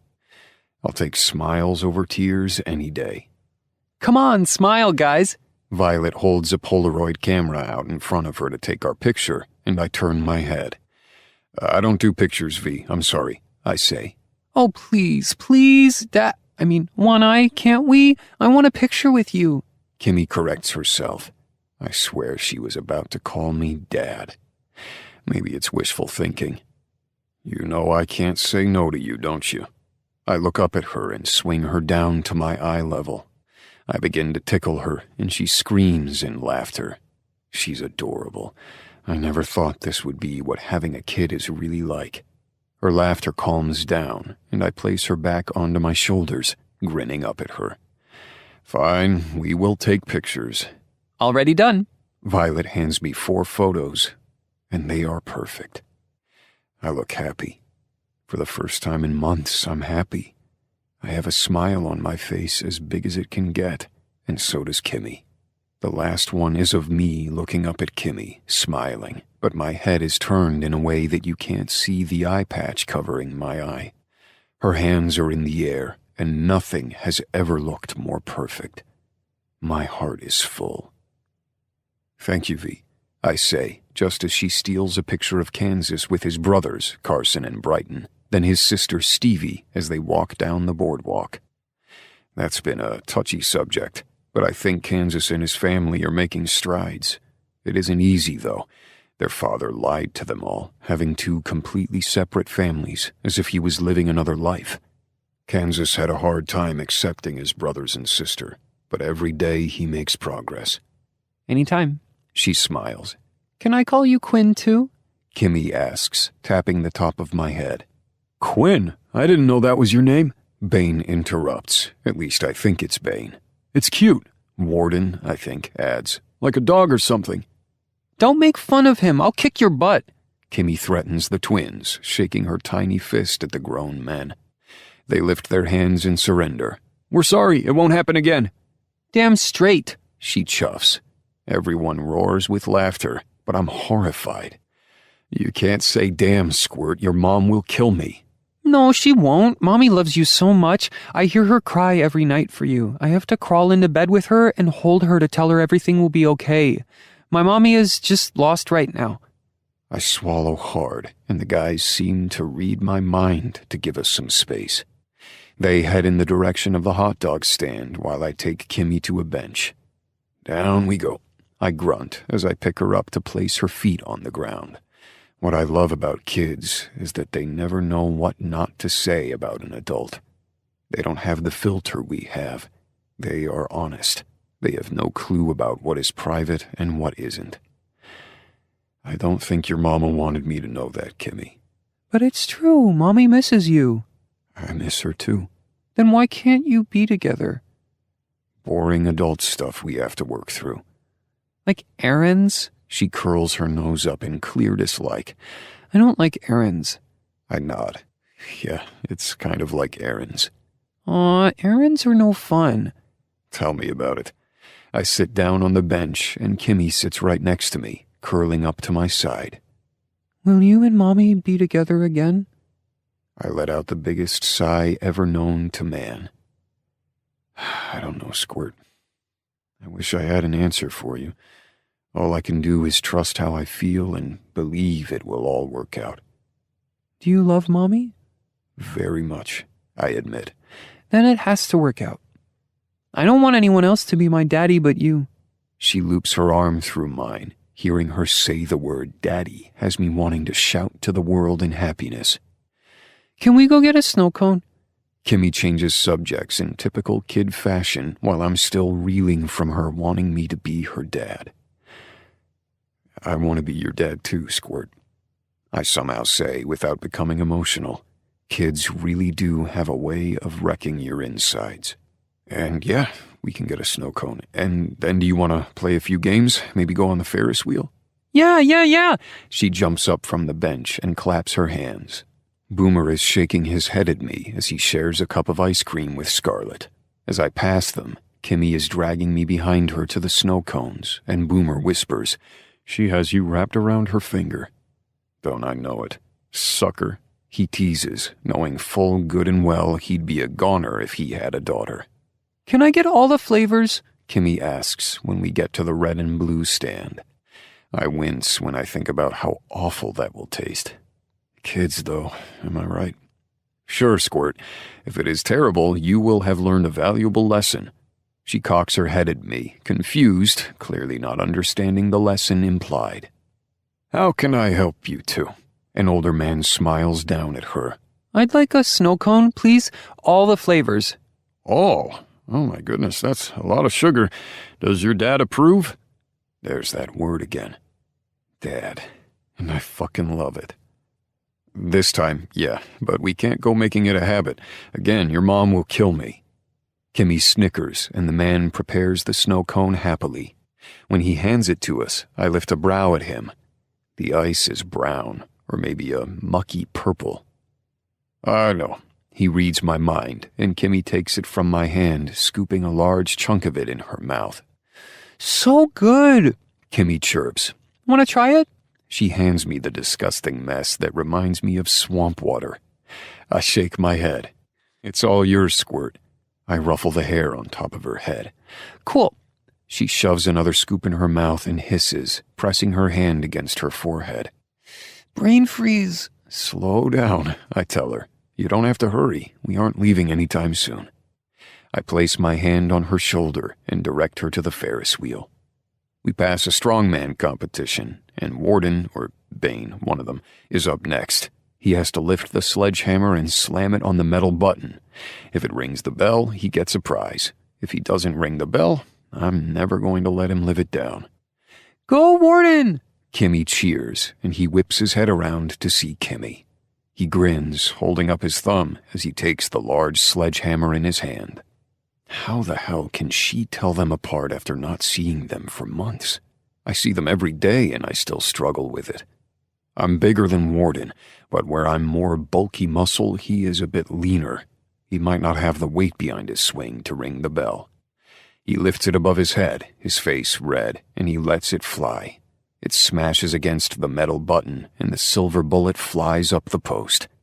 It stops just before the bell, before sliding back down. Oh, come on, Warden gripes. Do it, Quinn! Do it! Kimmy tugs on my hand, her mouth and chin purple from the snow cone. Yeah, big shot, you do it, Warden teases me, and I give $2 to the guy in charge. I will, and I'll be getting that big unicorn for my squirt. I point to the unicorn, lift the sledgehammer in my hand, and with all my damn might, I slam it as hard as I can on the button. Go, Quinn! Kimmy cheers for me now, a big purple smile on her face. The silver bullet runs up the post and slams against the bell hard, ringing and echoing for all to hear. I take my bow to the cheering crowd, placing the hammer against the wall, and the man hands me a big pink unicorn. "Congrats, she'll love it," he says. "Thanks," I say, right as Kimmy runs up to me screaming. You did it! That was so cool! You were like, whoosh, and the thingy was like, bam! She cheers, mimicking me when I slammed the hammer on the button. "This is for you, but I'll keep it until you wash those sticky hands." She jumps up and down, clapping, that big smile making me smile. "Freak." A guy knocks the unicorn out of my hand before I can hand it to Kimmy. It tumbles on the dirty ground, landing right in a small puddle. I clench my fists together until my knuckles are white and grind my teeth together. "Didn't know pirates still existed," another says, slamming me in the shoulder. The man I used to be starts simmering beneath my skin, and I'm dying to snap their necks. I don't care if it's in front of everyone or not, but I have to think of Kimmy. "Here." The guy from the strongman game hands Kimmy a new toy. "Thanks. Come on, Squirt, let's go." Kimmy pouts her lip, taking one last look at the guys giving me a hard time, and I turn us away. "Hey, we're talking to you." One guy shoves me from behind, and a few people gasp. "What the hell is going on?" Warden stands next to me, and since the stranger's theatrics are gaining the attention of others, the entire club comes to stand beside me. "Warden, take Kimmy to the Ferris wheel," I tell him, not wanting her to see this exchange. No, Quinn, I want to stay with you. You said we would ride it together. I need to make an example of this guy, and I can't have her see. "It's fine," I say to her and the members surrounding me. "Just someone who has a problem with my eye patch." Boomer stands in front of Kimmy, and Scarlet wraps her arm around her shoulder. Prez looks the group of men up and down and clicks his tongue. "I think you've decided to fuck with the wrong guys. I suggest you keep going before you regret it." "Hey, there are kids around." The guy working the game tries to defuse the situation. "Shut up," the stranger sneers. He looks like your everyday punk trying to prove himself. He's angry for no reason and wants to take it out on others. "Okay," Boomer begins. "No one speaks to locals like that. This is our territory, our city. We've worked hard to gain the trust of the community again, and we won't have it be put at risk by guys like you. If you know what's best, you and your pathetic group of who you like to call friends will get out of our face." Boomer takes a step forward and clicks his tongue. "You have no idea what the hell I can do with shitheads like you." "Why don't you prove it?" The stranger flicks his finger on Boomer's cut. "Don't tell your mom," I whisper to Kimmy. I'm 7, not stupid. She rolls her eyes. "Kick his ass, Quinn," she says out of the side of her mouth. I open my mouth to scold her for cursing, but realize now isn't the time. I'll do it later. "Prez, I got this. It's fine. I don't need anyone fighting my battles." I place my hand on his shoulder and push him back. Freak came to play. Can you even see me?" The guy waves his hand in front of me, and his friends laugh. I laugh too. It's the big, boisterous, slap my knee because it isn't fucking funny laugh. Everyone quiets around me, and the men starting this fight slowly lose their smiles. I yank off my eye patch and grip the guy in front of me's shirt, tugging him to my chest. "Is that what you wanted to see, huh? You like that? You like seeing the freak? Why don't you look into it? Look into the scarred, fucked up flesh." I push him through his friends, wrap my hand around his throat, and the good guy I have become disappears. I turn into the man that served my old Prez. "You aren't so tough, are you? Now that you're looking at a monster." When I get to the end of the pier, I bend his back over the wooden rail, the waves crashing against the bottom and splashing against the rocks. "Man, I was just messing around, I swear." "You swear? You swear? Isn't this what you wanted? You wanted to see the freak, you know?" I dig the lighter out of my pocket, keeping my hand around his throat, then flick it on. The flames dance in the breeze, and I grip his chin, keeping his head still. His eye widens in terror, and a single tear falls as the flame becomes too close. You want to know how I became this freak, you call me? Do you want to be a freak too? I whisper creepily and lick my lips, my muscles itching to burn his fucking eye out. Come on, man. He sniffles, a tear running down his face. What a fucking coward. He isn't even fighting me. I'm sorry, okay? I was just messing around. Messing around? You mess around with people who have clear issues, insecurities, disabilities? I was strung up. My eye was burned out and then carved out with a knife. Think about what people go through before you fuck with them about what you know nothing about. Do I make myself clear? He nods quickly. Crystal clear. I'm sorry, man, I'm sorry. I shove him, and he flips over the rail into the water. I don't give a fuck about your apology. I place my eye patch back on and walk away, leaving him to his friends to help him out of the water. My heart is pumping with adrenaline, and everyone has their gaze on me. Then I see Kimmy. I expect tears, maybe fear. It isn't often people see me without my eye covering. She bolts from Scarlett's hold and runs to me, that classic big smile on her face. I lift her into my arms, nervous about what she is about to say. That was awesome! He was such a big jerk, and you were like, you can't mess with me. She karate chops the air. And then you showed your awesome survivor wound and shoved him into the water. I hope he swallowed something gross, like seaweed, maybe something slimy. She sticks her tongue out in disgust. He was so mean. I'm glad you're okay. She throws her arms around my neck and gives me a hug. My brows dip in confusion. Behind me, I hear a round of applause from everyone else, but I roll my eye. I hate attention. I give a curt nod, and everyone goes back to what they were doing. My survivor wound? You mean my ugly hole in my head? I joke, skimming my finger over the patch. It isn't ugly, she pouts, leaning away to look at me in the face. Her green eyes are stern, just like her mother's, and that damn bottom lip of hers is killing me. She isn't happy with me at all. That isn't nice to say about yourself, Quinn. You should be proud of that hole in your head. I snort at her using my words. That's so. Why is that? It isn't exactly pretty. My feet pound against the pier, and I see Boomer talking to the cops. Fuck. He sends me a wink and nods his head to the left. That's when I see the police officer arresting the soaking wet bastard that gave me a hard time. Ride is free, the guy on the Ferris wheel says as he lifts the rail for us to enter. Thanks, man. Anytime. I hate that prick. He terrorizes everyone. He lifts his pant leg and shows a prosthetic. Why do you think I wear pants now? Even in the summer when it gets hot. It's miserable. Man, I believe that. I keep my arm around Kimmy to make sure she stays safe, and the rail slams into place. The wheel begins to turn, and we climb into the sky slowly, the air suddenly cooler. So why do I need to be proud of the hole in my head? I ask her again, really needing to know. She lifts her tiny hands and tugs my eye patch off, and I turn my head, covering my face with my hand. It's habit. She yanks it away. I'm left exposed, my most vulnerable insecurity on display. She's 7, and somehow at this moment, she's the adult. 'Cause it isn't so bad, and you survived. If you didn't, I wouldn't have you. You wouldn't be here.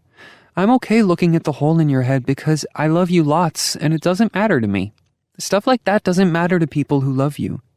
Her head plops on my chest, and I place my chin on top of it, the bubble-gum scent of her shampoo hitting my face from the wind. I hate the smell of bubble gum, but right now, I don't mind. Kids can be so pure and innocent, full of love and without the cruelty of the world. I don't know how Kimmy has been able to come up unscathed from the shit her father pulled, but here she is, stronger and kinder than ever. I love you too, Squirt. I slip the patch back on just as we stop at the top. While I love she doesn't mind my hole in my head, I'm not ready for it to be on display. Quinn, Kimmy whines when the breeze sways the component we are in. It's okay. There's no reason to be scared. I know it's high, but look, you can see all the tall buildings, the ocean, and everyone down below. Look how small they look. I point, just as the metal of the Ferris wheel groans, and something trembles under us. "Quinn!" she screams, and the fear in my name has me clinging on to her. The ride jerks, and the smell of smoke drifts up into the air. Now I'm a liar. There's every reason to be scared. Chapter 5. Alicia. I don't want to take his money. I plan on repaying him. I can't take his offer. It's sweet and generous, but it doesn't feel right. Even if it did buy her clothes that fit, a new backpack, school supplies, food in the kitchen, real food, fruit, vegetables, meat in the drawer, bread in the cabinet. I paid a few small bills, too, like Wi-Fi and water. I even might have bought her a new bedspread because hers wasn't warm enough. I thought I was doing good. I thought we were okay. But the money just helped us out so much. I've never felt like more of a failure. I need another job, a better job. Maybe I can go to school. No, I can't go to school and work. There's no one for Kimmy. I just need another job. Maybe I can be a waitress. They bring in good tips. She's my daughter. I have to do better. I have to. She isn't Quinn's responsibility. At the end of the day, she's mine, and I have to make the life I want for her. I look around the small apartment, and I'm disappointed in myself.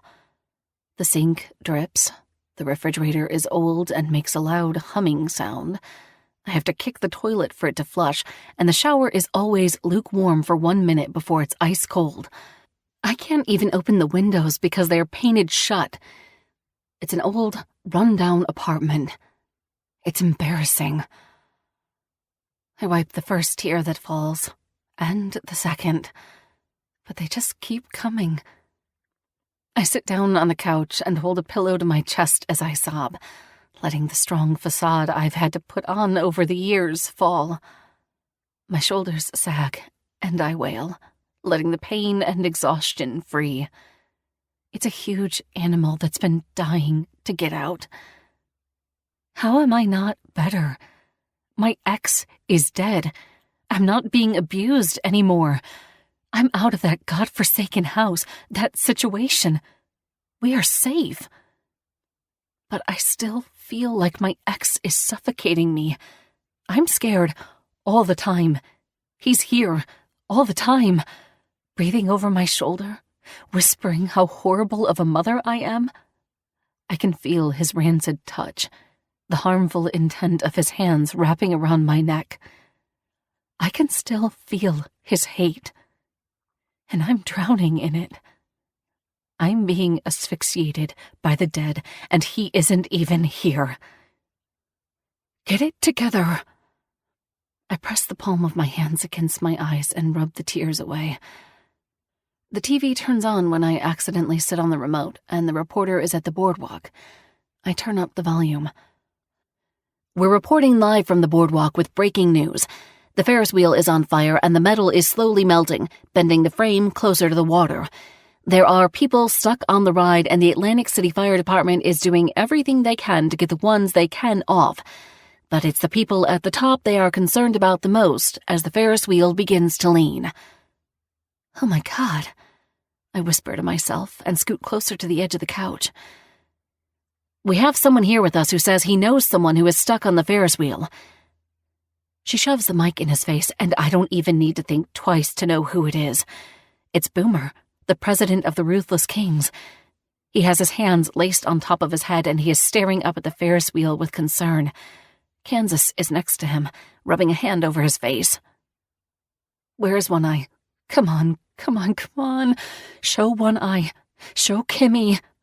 I say to myself, getting on my knees and sliding them across the carpet. This time, it's new tears forming in my eyes as panic sets in and reality takes hold. They're on that damn Ferris wheel. They have to be. Sir, you said you have someone on the... Everyone screams and gasps, the reporter turning her head to watch as the Ferris wheel leans more. He isn't just someone. He's my damn brother and his daughter is with him. Fuck. Kansas, I need you to go get Alicia, he says to him just as the cameraman moves his attention to the ride and away from Boomer. I collapse on my butt and think about what to do. My phone. I need my phone. I can call One Eye and talk to them. No, I can't do that. They are probably stressed right now, holding on for dear life. My phone rings, taking me right out of my thoughts. I scramble to my feet and dig through my purse with shaky hands. Kansas, I just saw the news. Are they okay? Oh God, nothing can happen to them. Please. I beg him as if he can save them from crashing into the water and drowning under a pile of rubble. Right now, they are. I'm coming to get you, okay? Don't attempt to drive right now. I was hoping I'd catch you before the news. I place my hand to my heart and catch myself on the counter as my knees buckle, jostling tears from my eyes. Kansas, I know things are complicated, but I don't want anything to happen to him or Kimmy. Nothing can happen. Do you understand? If there's one thing I know about Quinn, it's his ability to survive anything. A Ferris wheel fallen is nothing compared to getting his eye burned and cut out. Kimmy couldn't be safer. You hear me? I hear you. I choke, holding the phone to my ear. I get lost in thoughts and what-ifs. I think of life with Quinn and how it could be if I could stop being afraid and proud. I'm so determined to make it through life on my own after not being on my own for so long, I've forgotten what it is like to be able to count on a person. Alicia! Kansas's voice has me screaming and I jump, my phone falling from my hand and clattering to pieces on the ground. I'm sorry. I didn't mean to scare you. I was pounding on the door and got worried. I didn't even know you got off the phone, I say in a daze. He stares at me with worry, but takes my hand, his presence calming me. You're okay. They will be okay. He needs us to be calm, and he needs us to be there. Okay? I nod absently. I don't think I'm fully comprehending what is happening right now. It feels like a dream. What are the chances of something like this happening? A Ferris wheel failing? I mean, what the fuck? Before I know it, I'm in the passenger seat of the truck, slamming the door shut. Kansas doesn't bother putting his seatbelt on as he peels out of the parking lot. How did they know where I live? I guess it doesn't matter. I should have known they would know. They know everything they want to know. How did this happen? I croak as Kansas speeds through traffic. It's just a freak accident. No one could prepare for it, and we are prepared for 100 different scenarios, Alicia. Please, don't be mad at One Eye for this, he says. I turn my head at him, narrowing my eyes through the monsoon of tears. Mad at him? Mad? I'm far from mad. How could you even think for 1 second I would blame him? I want him safe. I need Kimmy safe. Do you think I would have left her with just anyone? That little girl is his damn world. I know that. I know he wouldn't let anything happen to her. I do not blame him. I will never blame him. But I will worry for them. I will be afraid. I know you paint me as the villain, and that's fine. I can live with that. But don't go painting me with a brush you know nothing about, Kansas. I'm not heartless. I'm fucked up, but heartless? I'm not. I'm sorry. I didn't mean to make you upset. I shouldn't have said that. Maybe after this, you and One Eye can be together, he suggests, the hope in his voice killing me a bit more. It isn't that easy, I whisper. Nothing is ever that easy. It can be if you let it. I know, and that's what is wrong with me. I can't let it, but I'm working through it, I'm trying to get better.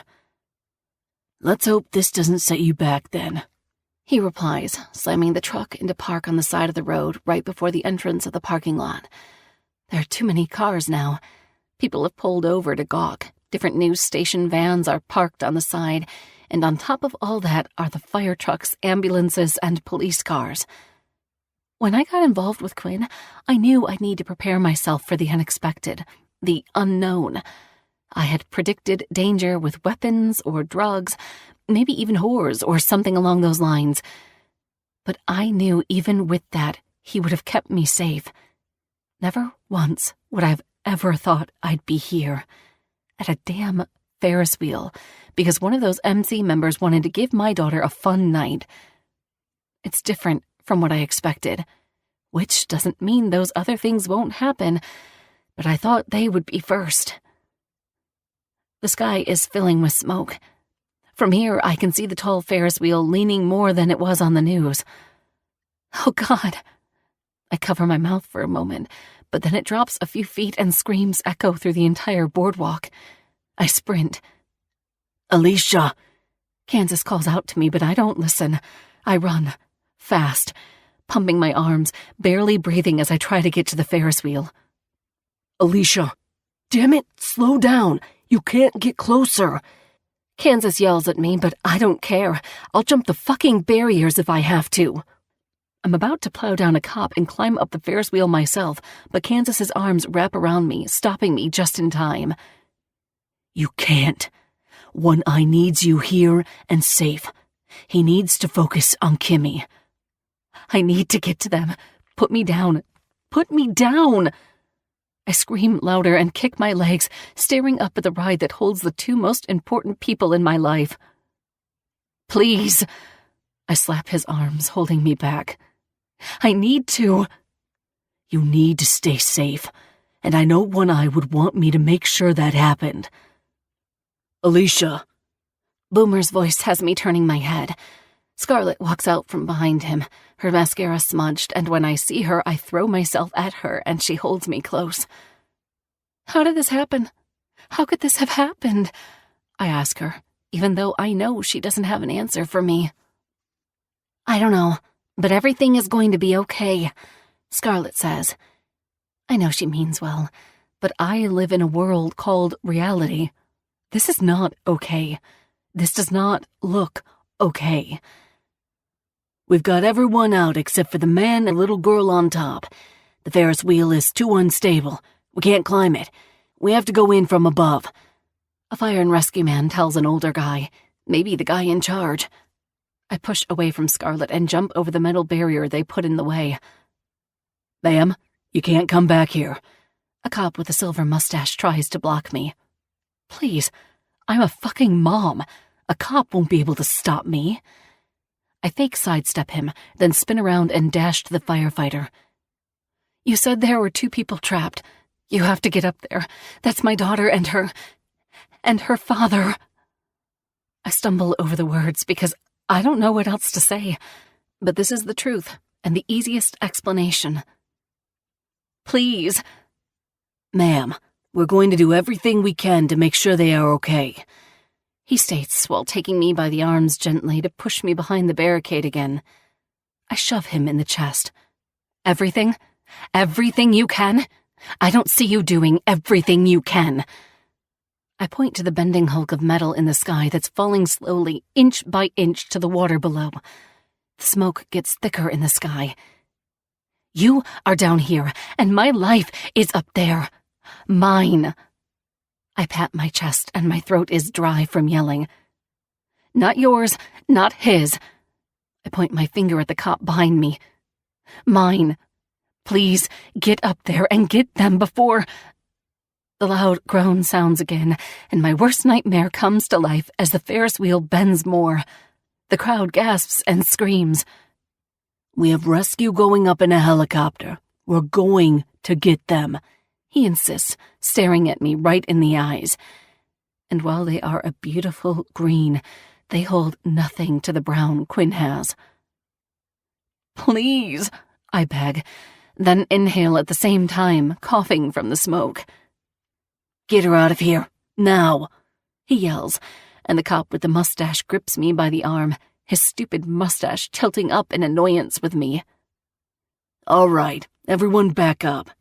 Back up.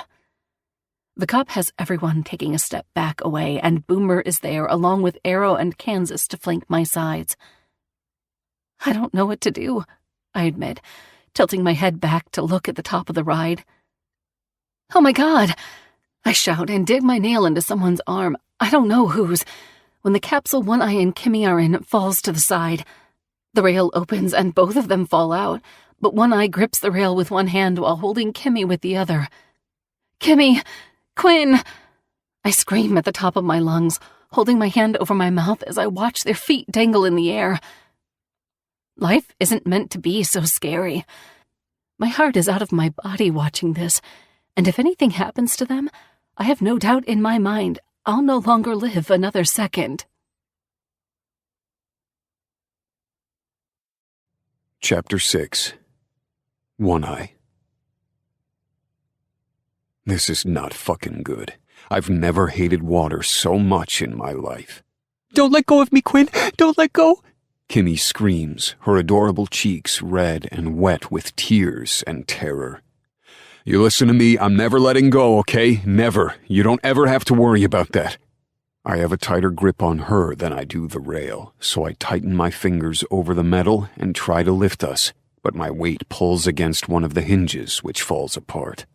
We drop a few more inches, and Kimmy screams again. Quinn, I'm scared. I don't know how much longer I can hold on. You do not let go, you understand me? Wrap your legs around mine, and then your arms, okay? Hold on tight, and then you can give yourself a rest, okay? Can you do that for me, Squirt? Her hair falls from her ponytail as she shakes her head, and those long red strands sway in the smoky breeze. No, I'm too scared. I don't want to. I'm afraid to move. She cries. I know you are. I nod, trying not to panic. I can't panic. There is no room for that nonsense right now. She needs me to remain calm. I'm not going to lie to you, Squirt. We aren't in the best situation right now. It doesn't look good, but if you free my hand, I can replace my other one so I can hold on tighter. I'm losing my grip. No, no, no, she cries, kicking her legs even more, which shakes the container we just fell out of, and it begins to rock. Kimmy! Kimmy! I shout her name harshly, as if I've just slapped her, and she stops crying long enough to blink those green eyes at me. You have to listen to me and wrap your legs around mine. Stop moving, okay? Then I want you to wrap your arms around my leg and hold on tighter than you ever have, you hear me? I look down at her, grinding my teeth. My bicep feels like it's about to rip in half. I need you to be really brave right now. I need you to be ruthless. Can you do that? Like you? You want me to be a ruthless king like you? She shouts in her innocent, fragile, childish voice, an innocence that shouldn't be ripped away so soon. But after this incident, there is no way she will ever see the world the same again. No, Squirt, a ruthless queen, just like your amazing mama. I need you to do that. Do it for me. I roar as I try to hold on longer. My fingers are going numb, slipping as I lose my strength. I jerk my head when a large, flaming piece of the Ferris wheel falls with a splash in the water. Kimmy buries her face in my jeans, and I turn my head away from the spray of salt water. A second later, I feel Kimmy wrap her legs around mine. I glance down to see the indecision to let go of my hand to grip my leg. I nod, and a tear falls from the corner of her eye. You can do it, I encourage her. Her tiny fingers slip free, and there is a split moment where I don't feel her at all, and I swear to God she fell, but then she's clutching on to me tightly. I get choked up and bend my head back, blinking away the emotion. Good. God, Kimmy, that was so good. I'm so damn proud of you. I reach with my other arm, wrap my fingers around the rail grip, and then let my dead arm fall. I have no way of getting us out of here. I've failed Kimmy, and I've failed Alicia. If I was an actual father, a good father, I would have never put us on this ride. I never would have risked her. Chopping sounds grab my attention, and I look up to see a helicopter. A man is hanging out the side, wearing an orange and a white helmet. He's strapped to a harness and coming closer to us. The bird lifts, getting higher so the rescuer can scale down. Kimmy, he's getting you first, okay? No, I'm not going without you. I can't go without you. I won't. She clutches tighter. You have to. They can't take us both, Squirt. I'll be right behind you. Quinn, no! It's okay. Hey, I grab her attention, and it's as if time slows and the chopper isn't churning angry waves in the water below. It's okay. It's going to be okay, I promise. God, don't make a liar out of me. Again. I'm Carlos, the rescuer yells as he loops a harness around her tight. What's your name? Kimmy, she answers. Kimmy, that's pretty. We're going to go up for a ride in the helicopter, and then I'm going to come back and get your dad. You swear? I swear, he yells as the metal creaks again, the fire crackling below. On my life, Kimmy.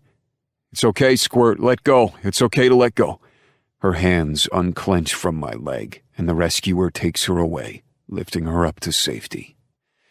Fuck, this really sucks, I finally say, since I don't have a kid hanging on me. The rail dips, and my entire body jerks. The hinge I've been holding on to finally snaps, and the only thing holding me to this damn piece of shit ride is the other hinge. I look up to Kimmy, and our eyes meet when she is settled in a seat, but something tells me I don't have the time. I point to my eye, place my free hand over my heart, and point to her. I take one last breath. Everything seems to be in slow motion. The Ferris wheel bends more. Smoke billows up into my good eye, forcing me to blink it shut. The steady beat of the chopper's wings and the loud groaning and creaking of metal overwhelms my ears. I look up at Kimmy one last time. I barely hear when the rail snaps. For a second, I don't fall. I just stay. Kimmy is screaming and trying to get out of the helicopter, but the rescuer stops her. Good, that's good. She's safe. And gravity finally wins.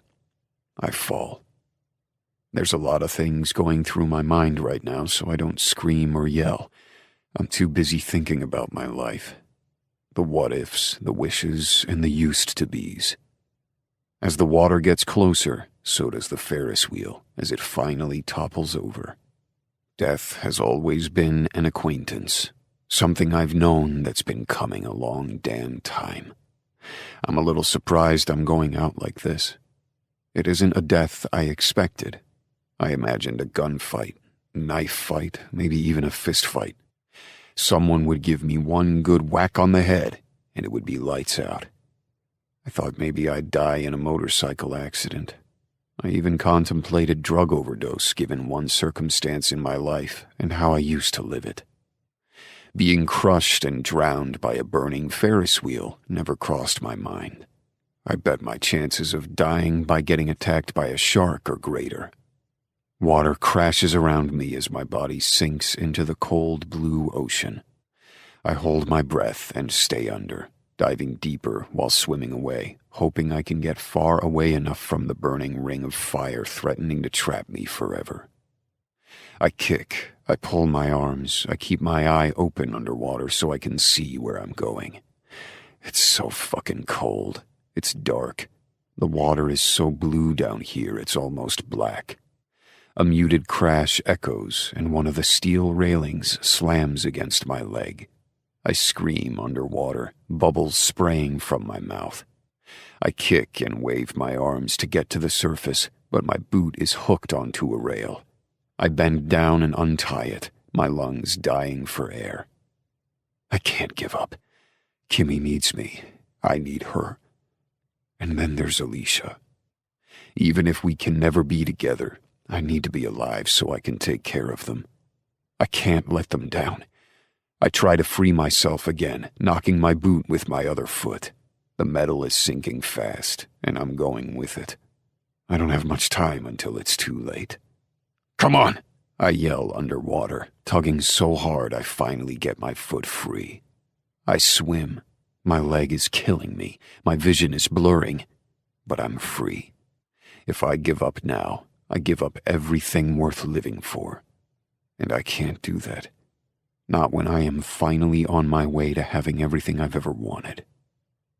I break the surface and gasp for air, clinging onto a hunk of metal that didn't sink.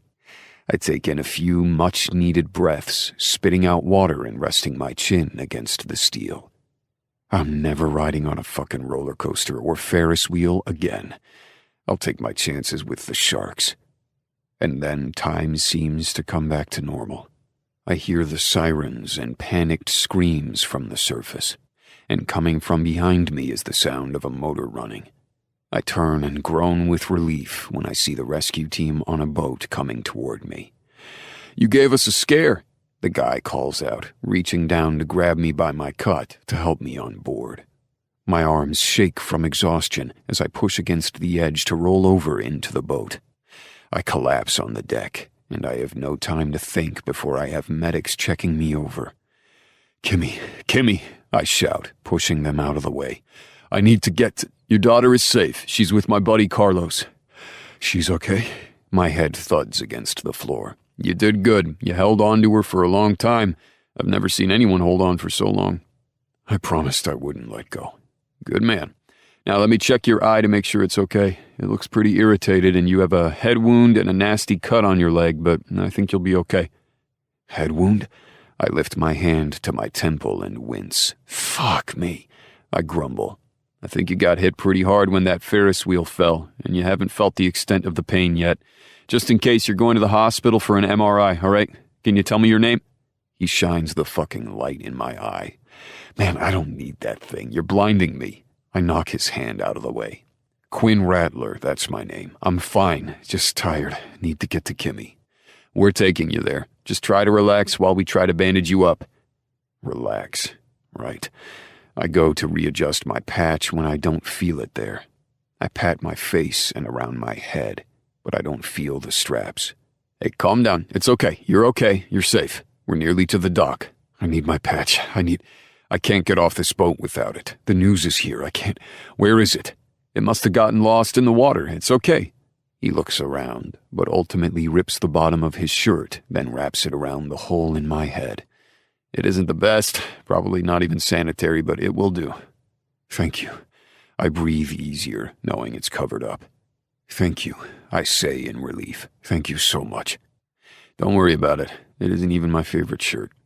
I chuckle, then growl when I don't get a warning about rubbing alcohol being poured into the wound on my leg. "I've killed men for less." "Me too." He grins, a bit too cheekily. "Hurts less when you don't expect it."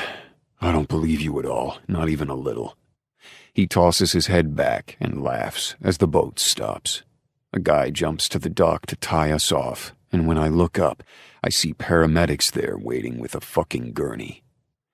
"I don't need a damn gurney. I can walk." "Sorry, no can do. Not with that cut on your leg. You've lost a good amount of blood. You're getting strapped, my dude. Sorry." "You don't sound sorry." The paramedics give him the backboard and he straps me to it before his team lifts me and the paramedics take me from there, placing me on the gurney. It's on the dock, so I'm thankful I'm here and not in the water. The teasing between me and my savior ends when he starts to spew medical crap. "Male, 30s to 40s, head wound and a deep cut on his leg. He's lost some blood and his blood pressure is a little low, but it isn't cause for alarm yet. The bandage on his eye is to cover a previous medical issue. Do not take it off," he tells them, "and say that to the doctors too." The paramedics nod and begin to roll me away, but I dart my hand out to catch his wrist.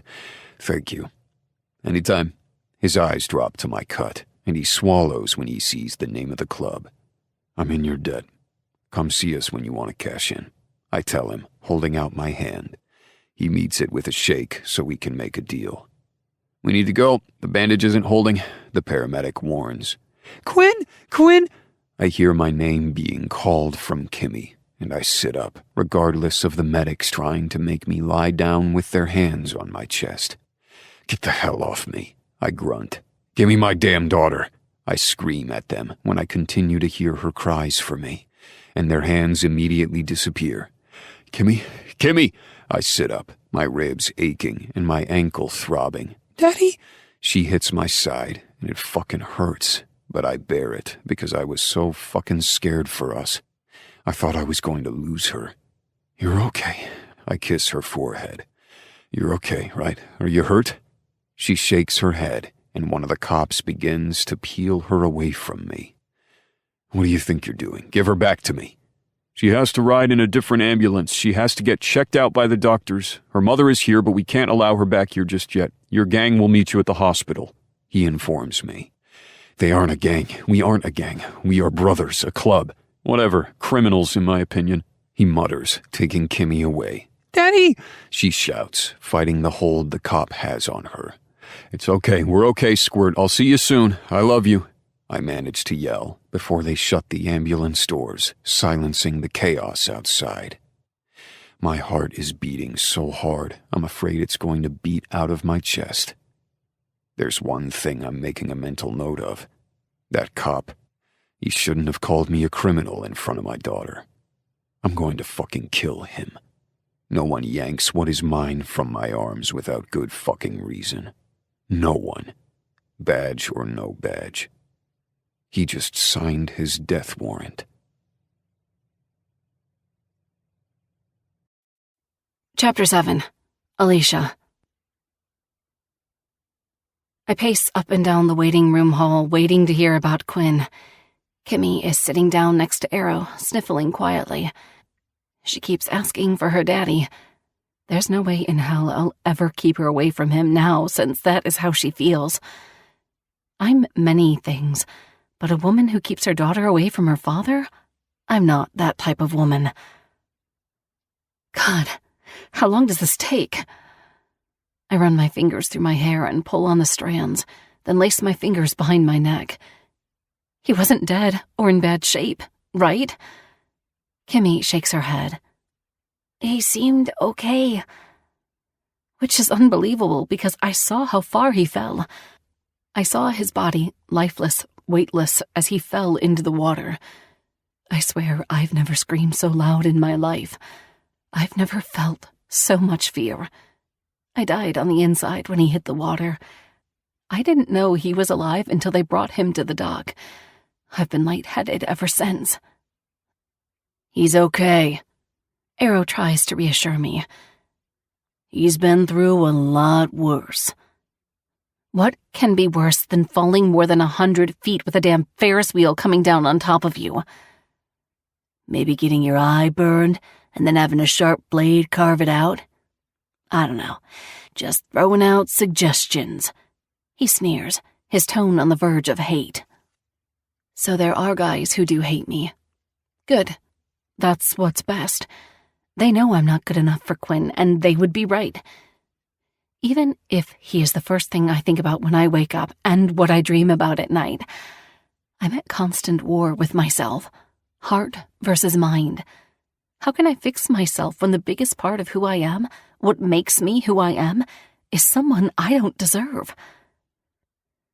I know it's a stressful time, but being at each other's throats isn't going to help the situation. We've all had a bad day. It's been long, stressful, and intense. What happened today was horrible, but no one died, which is a damn miracle. One Eye is a tough son of a bitch, and I swear when he is well, we are going to throw one big party to celebrate. Boomer interjects. Just make sure she isn't there, and we won't have a problem. Arrow gets up and grabs a cigarette packed out of the pocket of his coat, places one between his lips. Update me if you hear anything, he says to Boomer, giving me a dirty look on his way out the automatic doors. It's a cold stare, too. A chill lingers in the room after he leaves. Don't mind him. He's always pretty protective of us since we were the ones left hanging in the barn. Kansas informs me, placing a hand on my shoulder. We've been through a lot together. No, he's right. I shouldn't be there. Quinn deserves better than what I can give him right now. I'm not the best for him. I think you're wrong. I think maybe the timing is off, and I also think, not that you asked, but you should leave that decision up to One Eye. Nobody else matters. None of them should have a say in your relationship, especially Arrow. Everyone here matters to Quinn, so that means they matter too. The double doors swing open and Quinn comes through on crutches, his leg bent behind him on a crutch and a hospital gown on. He has a pissed-off curl twisting his lips, and doctors and nurses are running after him. "Sir, you can't leave yet. It's recommended that you stay overnight for your concussion." "I'm not staying in this fucking hospital," he grumbles. His hair is a mess, and he has scratches on his face, along with something covering the eyeless part of his face. "If you leave, you're leaving against medical advisement," the nurse shouts. "Then I'm leaving." The crutches clank against the floor as he heads toward us. "Oh boy, it's a good thing we have poles," Boomer mutters. "Sir, you really shouldn't," the nurse tries to say again. "Daddy!" Kimmy cries, slamming herself into his side so hard he grunts. "Squirt," he says, closing his eyes as he holds her. "Not so rough. He has a few bruised ribs and a hairline fracture in his ankle." The nurse takes Kimmy by the shoulder and eases her to me. Quinn lifts his head, opens his eye, and finally looks at me. I melt under his gaze. "Quinn." He hobbles to stand in front of me. His chest rises and falls quickly, and I lift my hand to place it on his chest, but I know if I touch him, I'll lose any and all control I have. I drop my hand, and he sighs as if he's hurt. "You're okay. You're alive." A tear falls to my cheek, and he brushes it away. I can't help it. I lean into his touch. I've missed it. I've missed him. "If you want to call it that, then yeah. I guess I am." "You need someone to take care of you," the nurse interrupts again. "He's got us," Boomer speaks up. "Good." She slaps Quinn's paperwork against his chest. "You can deal with him." She spins on her heel and walks away, nose in the air. "We should go before we aren't welcome here anymore." "You got it, Prez." Quinn grunts as he bends down and kisses Kimmy on the head. "I love you, Squirt. I'll see you soon, okay?" "Can I come with you? Our time was cut short." "As much as I would love that, I'm sure your mom would like to hold you tonight after what happened today. I'm so glad you held on, Kimmy. I'm so proud of you." "You didn't let go." Her voice begins to tremble. "I never would have. Ever," Quinn says, rubbing his knuckles down her face. Maybe we can stay with you tonight. We can take the couch in your room. I know Kimmy will want to be with both of us tonight," I offer, hoping I'm not pressing my luck. "I'd love that. Let's go then." Quinn begins to walk away, and I cover Kimmy's eyes as quickly as I can when I see his bare ass. Boomer snickers, and Kansas runs up to Quinn, whispering in his ear. Quinn stops and clutches the back of his hospital gown together, and instead of asking for help to tie it, he hobbles away, leaning his weight more on one crutch than the other. "Stubborn man," I say out loud, and we all follow him out the door. Arrow is giving him a tight hug and a hard pat on the back and stops when he sees me. "I'm glad you're okay. You freaked us out." "Yeah, I never want to go on a Ferris wheel again," Quinn replies. "Yeah, me either. I'll see you at home." Arrow spins around, and the leather of his cut creaks as he stomps toward his bike. "I'll meet you there," I say as a truck comes to a stop in front of us. "My car is in the lot." "Sure," he rasps. He looks like he's about to say something else, but changes his mind as Warden helps him in the truck. This isn't a good idea, but I can't be without Kimmy. And to be honest, I need to be around Quinn, too. It's selfish and fucked up because he deserves to move on. But we are doing this for Kimmy, and isn't that what matters most? Come on, baby, let's go. We will be there soon, okay? Kimmy yawns, and that's when I see a bruise on her arm. 5 fingerprints are imprinted on her arm where Quinn must have held onto her at some point today. He really didn't let go. Does that hurt? A little bit, but not as much as Daddy hurts. She climbs into the back seat and buckles her seatbelt. He held on tight.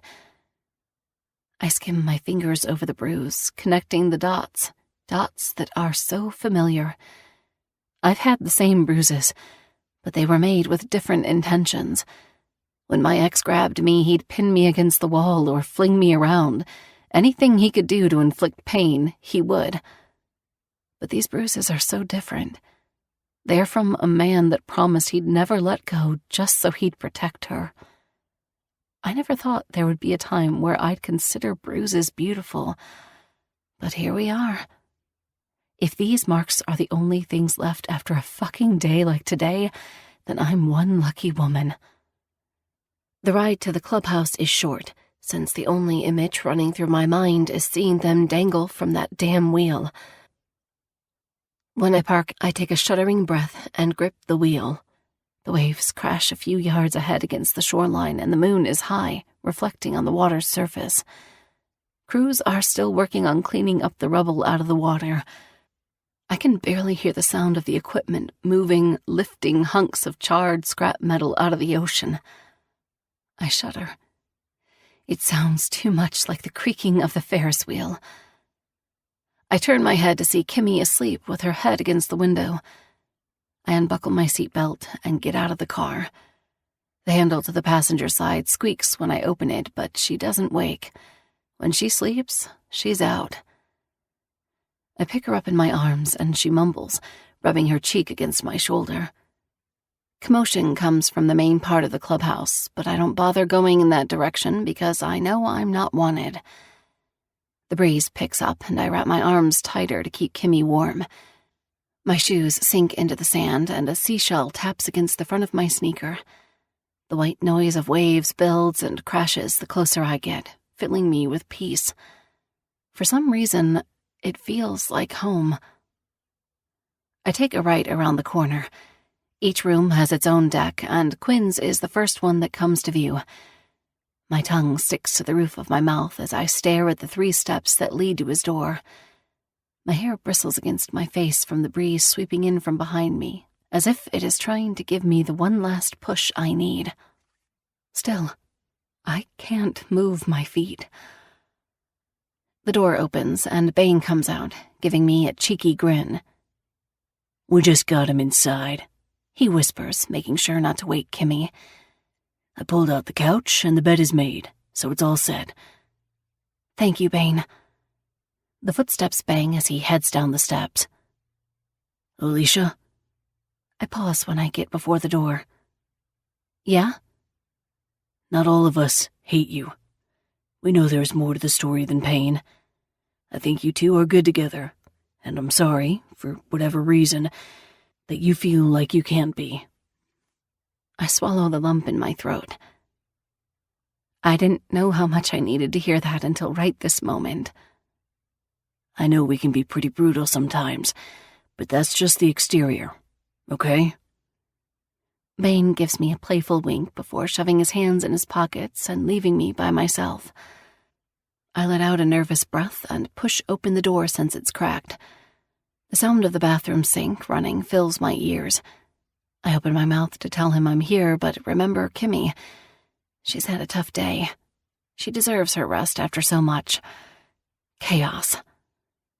Carefully, I lie her on the pull-out couch that's already been prepared, rest her head right against the pillow, and cover her up with the frozen blanket that she must have left here months ago. The bruises on her arm are illuminated from the TV, and I can't look away. The sink turns off, and I hear a whispered curse that has me grinning from ear to ear. It shouldn't, but he is so ornery when he can't do what he wants, and right now he can't move how he wants. I hear the click of the crutches, and when he comes around the corner, my eyes drop to his bare chest, my cheeks blushing when I see that defined V. "Alicia." He sounds surprised to see me. "Sorry, I wanted to try to prepare things more." It stings when I don't hear him call me Mama, but that's why I shouldn't have expectations. We aren't anything. I'm not his little hot mama anymore, and he isn't my handsome bear. A name I only ever called him in private. A name I haven't called him since weeks before we broke up. Missing someone you can't have hurts so much more than missing someone while they are gone, because at least you know they will come back. The object of my desire is right in front of me, and I can't touch him. I'm right in front of him, and I miss him. No, things are fine. Thank you for setting up the bed for her. She has her favorite blanket here. I've been looking for it. I should have told you it was here, but I didn't want to, he admits as he hops closer. He winces, the pain clear across his face, and a crutch slips out from under him. I dash around the modern leather couch and grunt when I take his weight. Shit, I'm sorry. I'm so tired and sore. You shouldn't be up. Come on, let's get you to bed. I help him to the king-size mattress, his arm wrapped around my shoulders, and I inhale the scent of him. He smells like lavender, which is so different than the rest of the guys. It's his body wash. He says it relaxes him, but honestly, when I smell it on his skin, it takes all my stress away. It isn't the lavender. I've smelled that 100 times. It's because it's on his skin. His tanned, masculine skin, hard with muscle, soft with love, and he's always so warm. When we get to the bed, I have to lean in close to grab the crutches from him, and I get a big whiff of that damn scent. My fingers accidentally brush against his sides as I wrap my hands around the metal contraptions. I lean them against the wall next to the nightstand and gasp when I see the photo of us still there. I want to ask about it. I'm afraid to ask about it because what if he forgot it was there? Holy hell, it feels good to sit down. I turn around to see the bed dipping under his weight. I look closer, moving past his biceps and abs and focus on his face. He has another black eye patch on his eye, but what catches my attention is how pale he seems and the dark circle under his good eye. Before I can think, I lift his chin with my fingers and he winces. That golden brown eye blinks at me with more emotion than I can handle. How much pain are you in? Enough. He grunts as he leans back, throwing his arm over his face. My entire body is sore. He leans back slowly, then suddenly jerks up. Fuck! His eye waters. My God, that stunned me. Flip over, I tell him, circling my finger in the air. Why? Just do it. I roll my eyes at him and he uses his good leg to flip himself over. Oh my God. Holy shit. I cover my mouth in horror, and my heart hurts so much with what he had to go through today. I bet the entire time he was up there holding on for Kimmy, he was in pain. Your back is black and blue, Quinn. Jesus. My hand trembles as I reach for his abused skin. I can't believe water caused this much damage. Honestly, I barely felt it when it happened, but I guess I hit hard.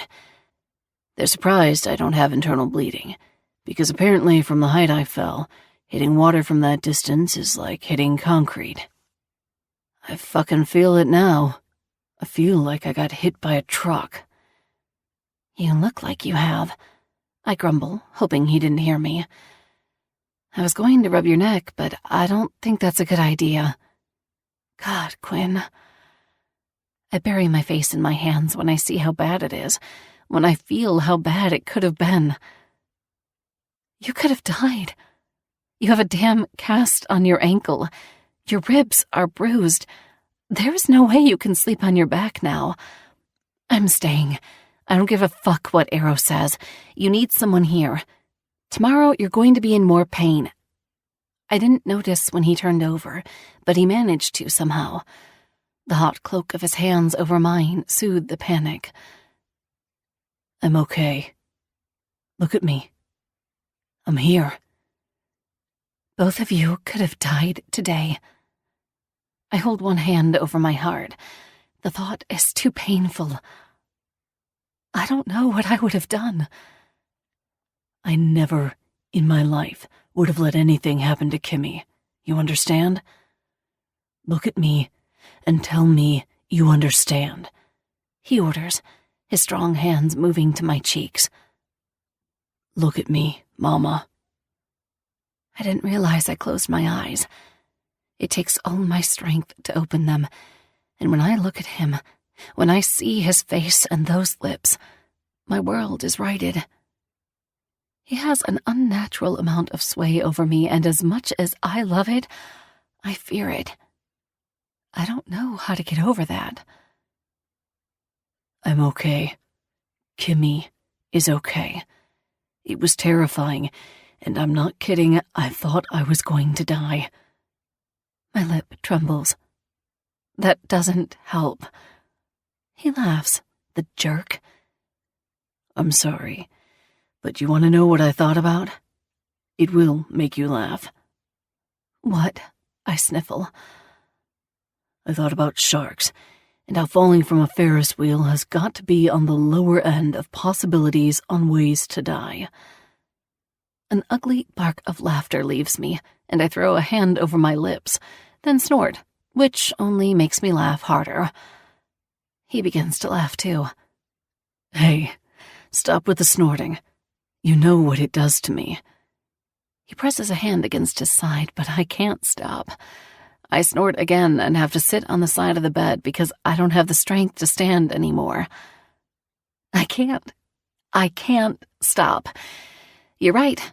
You have to be the only person in existence threatened by a falling Ferris wheel. Both of us laugh to the point we have tears dripping down our cheeks. It feels good to laugh. He knew I would. I wipe my face with my shirt and sigh, then steal a peek at Quinn, who was staring at me with so much love. Love I want. Love I crave. Love I need. But not just anyone's love. His love. I've missed your laugh, he admits, his Adam's apple bobbing as he swallows. I know we're working on things, but it just felt good to hear it. I know. I'm going to be honest with you. I want you to listen. Don't say anything yet. He opens his mouth, but I place my fingers on his lips. Not a word, I warn. He nods, kissing the pads of my fingers. An electric charge slips through my veins. Is it weird I want to bring my fingers to my own lips because I miss his kiss that much? Maybe a little. I miss you. I miss you so much every single day, and I've made so much progress, Quinn.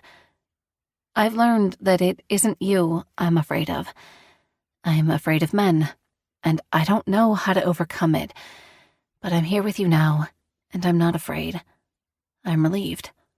I'm so relieved. I feel like I've been dragging this really heavy weight. I start, my voice beginning to heighten. I don't want you to think I'm leading you on or making you wait. I'm not, I swear. If you moved on, I understand. I really have gone to therapy, and I've gone to group meetings with other victims of abuse. I'm taking strides, Quinn, and I was doing all of this for me, but I was doing it for you, too. I wanted to be the person that deserved you. Am I there yet? I don't know.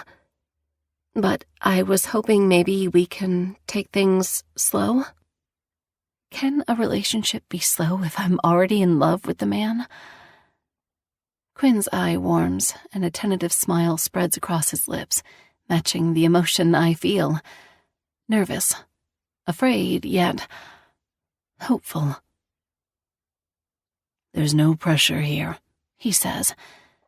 Don't be afraid to take your time because you're afraid I won't be around. Today was scary, but tomorrow I could die. Or you could. I want you to work on yourself, and to be honest, all this time apart, I worked on myself too. If you want more time, I respect that. If you want to take things slow, I respect that too. But I want you, Mama. I've always wanted you, and I will always want you.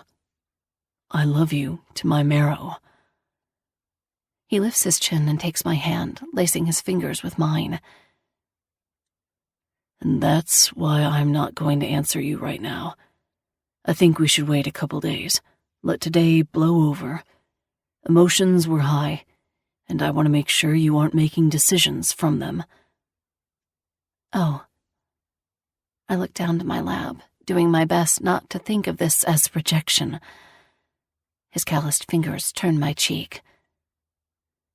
Don't say it like that, because if I could, I'd lay you down and silence you the way I used to, fucking you long and hard until those fingernails are scratching my back. I think about you every damn day, Mama. And if I were a selfish man, I'd take you up on your offer. If I was the type of man that didn't care about your well-being, I would kiss you right now, and I do. I want to kiss you so bad. His eye falls to my lips, and I lick them instinctively. If I didn't care about you at all, I'd lay you down and fuck you. I know myself better, though, and I know you. I won't take advantage of you. And just like that, I fall a little more in love with him. He scoots up the bed and pulls the covers back. Come on, Mama. Let's go to sleep. Tomorrow is a new day. And you don't think sleeping next to each other is a bad thing, Bear? I slip under the sheets and turn to my side so my back is to him. He has to lie flat so he can elevate his leg, even if his back is just a solid bruise now. When he hears his nickname, he inhales a sharp breath. Being next to you could never be a bad thing, but rushing a good thing might be. It's why I'm going to sleep without kissing you, without holding you, without making love to you. Because I want our good thing. I've always wanted it. I shut my eyes, trying not to hate myself for not being who he has needed me to be. What if I can never be what he needs? What if the best version of me is this? I'm half put back together while the other half is in tiny pieces. Pieces that will never fit or mesh again. Chapter 8. One Eye. I let go. I couldn't hold on anymore. Kimmy slipped right through my fingers. I scream for her as she shouts for me on the way down to the abyss of the sea. Her eyes look up at me with tears. Her arms and legs kick in the air on the way down, and the water engulfs her. And just like that, she's gone. Quinn, wake up. Wake up, it's just a dream. Delicate hands cup my face, and my eyes snaps open, and I jolt forward, the pain in my entire body flaring up from the quick motion. Kimmy, I gasp, wiping my hand down my sweaty face. Kimmy, where is Kimmy? I scramble off the bed, forgetting about my fractured ankle. I fall forward, slamming my shoulder against the wall. It knocks a sob out of me. I tried to hold on. Bear, my sweet bear, look at me, Alicia whispers, grabbing me by the hands to help me walk toward the couch. She's safe. You didn't let go. You never once let go. She's here. Alicia points to the pull-out bed, and I hop around it to sit down on the edge, holding a hand over my mouth when I see Kimmy sleeping. I run my fingers through her hair. She's alive. She's alive, Bear. I didn't let go. I let out a breath. I didn't let go. I dig the heel of my palms on my forehead as I repeat myself. I didn't let her go. It was just a nightmare, Quinn. Come on, you need rest. She's okay. It wasn't a nightmare. I take Kimmy's hand and notice the bruises from my fingers on her arm, just above her wrist. It happened. Everything could have been so different. But it wasn't, Alicia points out, remaining calm. She grabs an orange bottle from the nightstand and unscrews the lid. Come on, it's time for your pain pills. I shake my head. No way. I think they made me have that dream, and I don't ever want to relive that for as long as I live. She sighs, breaking the painkiller in half. Take one half, please. I don't think it's the medicine. I think it's normal after having such a traumatic experience. Alicia places it in my palm and then hands me a glass of water that's half full. Or half empty, however you want to look at it. I pop it in my mouth, the grit of the medicine rancid against my tongue. I take a swallow of water, then decide to finish it off. I didn't realize how thirsty I was. "What time is it?" I ask. A little after 9 in the morning. "Oh, shit. I have to go. Church started," I say. I try to prop myself out of bed, keeping my bad leg straight as I get up. You aren't going anywhere. Boomer said... "You talked to him?" I cut her off. "No, I'm going. I can't sit around. I'm not good at that." You're only going to hurt yourself more if you push yourself. Jesus, Quinn, can't you rest? You fell from a fucking Ferris wheel, for crying out loud. Will you listen to me and sit your ass down now? She yells at me, and I'll be damned if it doesn't make me sit down. But I want to go. Can I go and promise to come back and be a good boy? I say a bit too cheekily, but it has her grinning from ear to ear. Right back? Pinky promise. She rolls her eyes and lies down next to Kimmy. Fine. You're your own man. If you trip over your crutches, don't say I didn't tell you so. I don't bother with a shirt. It's too painful. So mean. That's what happens when you don't listen. And if I were in better shape, I'd show you what happens when you mouth off like that. If I could, I'd kick myself in the ass. We always used to banter before we'd clash into sex. It was always strong and intense. We couldn't kiss hard enough. We couldn't fuck hard enough. She couldn't cry my name loud enough. Nothing was ever enough. And we fell so easily into those roles. I'm nervous that I won't be able to deliver what she wants, for this to go slowly. We fall into this too easily. It's always been natural for us. I'm sorry, I say as I hop out the door in my sweatpants and crutches. I can't shut the door behind me fast enough. I don't wait around for her to swing it open to argue with me. She likes doing that, arguing with me, not in the sense of wanting to fight, but in the sense of wanting to talk sense into me. She's passionate and opinionated. Those are my favorite two qualities. She doesn't back down. Alicia thinks she's weak because of her ex, but she got stronger because of him. I don't think she's afraid of men. I don't believe she's afraid of me. I think she might be afraid of becoming the woman she was with him, which would never happen. That woman was hidden under fists and bad words, beaten until she was cloaked in fear and depression. But the cloak has been ripped free, and I'd never do a thing to jeopardize that freedom. She means more to me than selfishly keeping her by my side. Her wings have been clipped for far too long, and I'll never stop her from soaring as high as she wants to fly. Alicia deserves more than restraint. She deserves the resilience she's strived for and the life she's always dreamed about. "What the hell are you doing out of bed?" Homer sees me struggling to get through the door as he makes himself a sandwich. "You look like someone chewed you up and spit you out.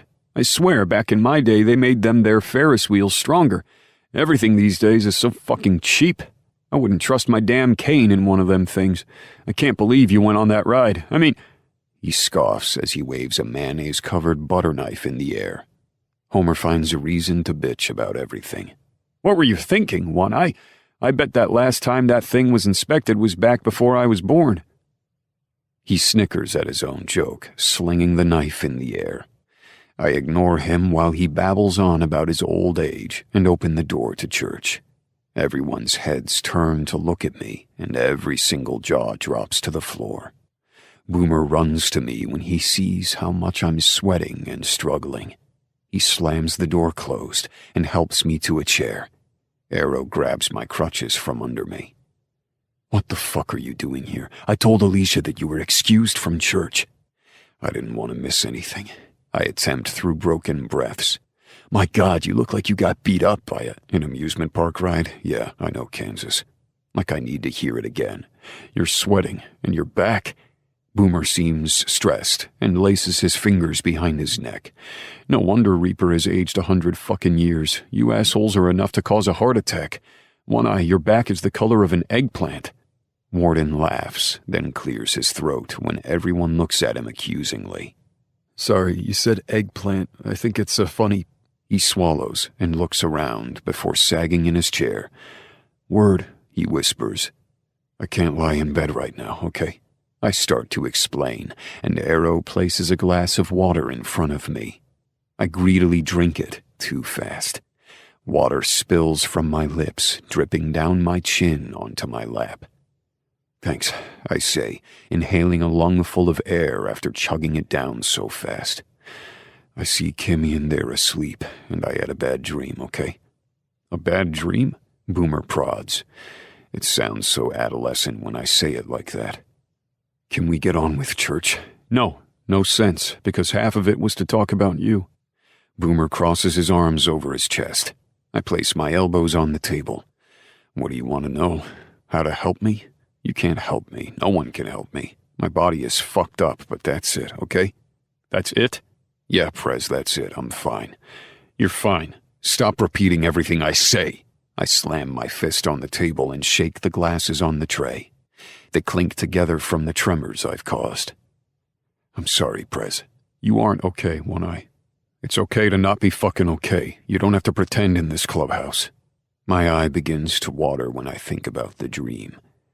It felt so real. It was like we were up there all over again, but this time I didn't hang on. I let go and I watched her sink into the ocean. She's safe. I know that, I know. I woke up and Alicia brought me to Kimmy, but I can't seem to forget it. It's playing over and over again. I tap the side of my temple harder than necessary. I know all about that, he replies, reminding me of his intrusive thoughts. You should feel proud of yourself today, One Eye. You were one hell of a man yesterday. You hung on with one arm to the rail and the other holding on to Kimmy. It seemed like forever. It scared the hell out of us.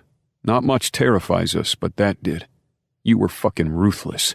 You showed what it meant to be a king, and I'm so fucking proud of you. It's okay to be scared. It's okay to live in a moment that scares the hell out of you. We are human, but you're fearless when you need to be, and that's what makes you so important to this club. So when I tell you you aren't to do a thing around here, I mean it. The guys are picking up your end of the responsibilities around here. O'Crowley is preparing the first big delivery, and it's fucking big. I was supposed to go up there with Carson, Kansas, and Cold. I'm the road captain. We were supposed to protect the truck. Don't worry about that. Warden is going in your place. Heyo, Warden calls out. Fucker, Bane says after. You're just jealous 'cause you'll be here. Bane launches himself at Warden and tackles him out of the chair and onto the ground. Boomer sighs and digs something out of his pocket. Arrow slides in closer to me and pours me another glass of water. You took 10 years off my life, and seeing you like this takes another 10, he says. How do you think I feel? I try to crack a joke, but he doesn't laugh. We've been through too much, Arrow. I'm not going to die that easily. You look like you're dying to me. His eyes fall to my back, and a muscle flexes in his jaw as he tenses. Boomer interrupts us by throwing poppers on the ground next to Warden and Bane. Pop, pop, pop. Will you stop acting like children for more than 5 minutes? He started it, Bane mumbles, pointing to Warden. I'll fucking finish it, too. Boomer tosses another handful of poppers on the ground. No, I'll finish it. You understand me? Next time I'll throw a grenade, and we will see how fast you can shut the fuck up. Boomer grips them by their necks and throws them in their respective chairs. One more word out of the two of you, and I'll make you walk barefoot on hot coals, got it?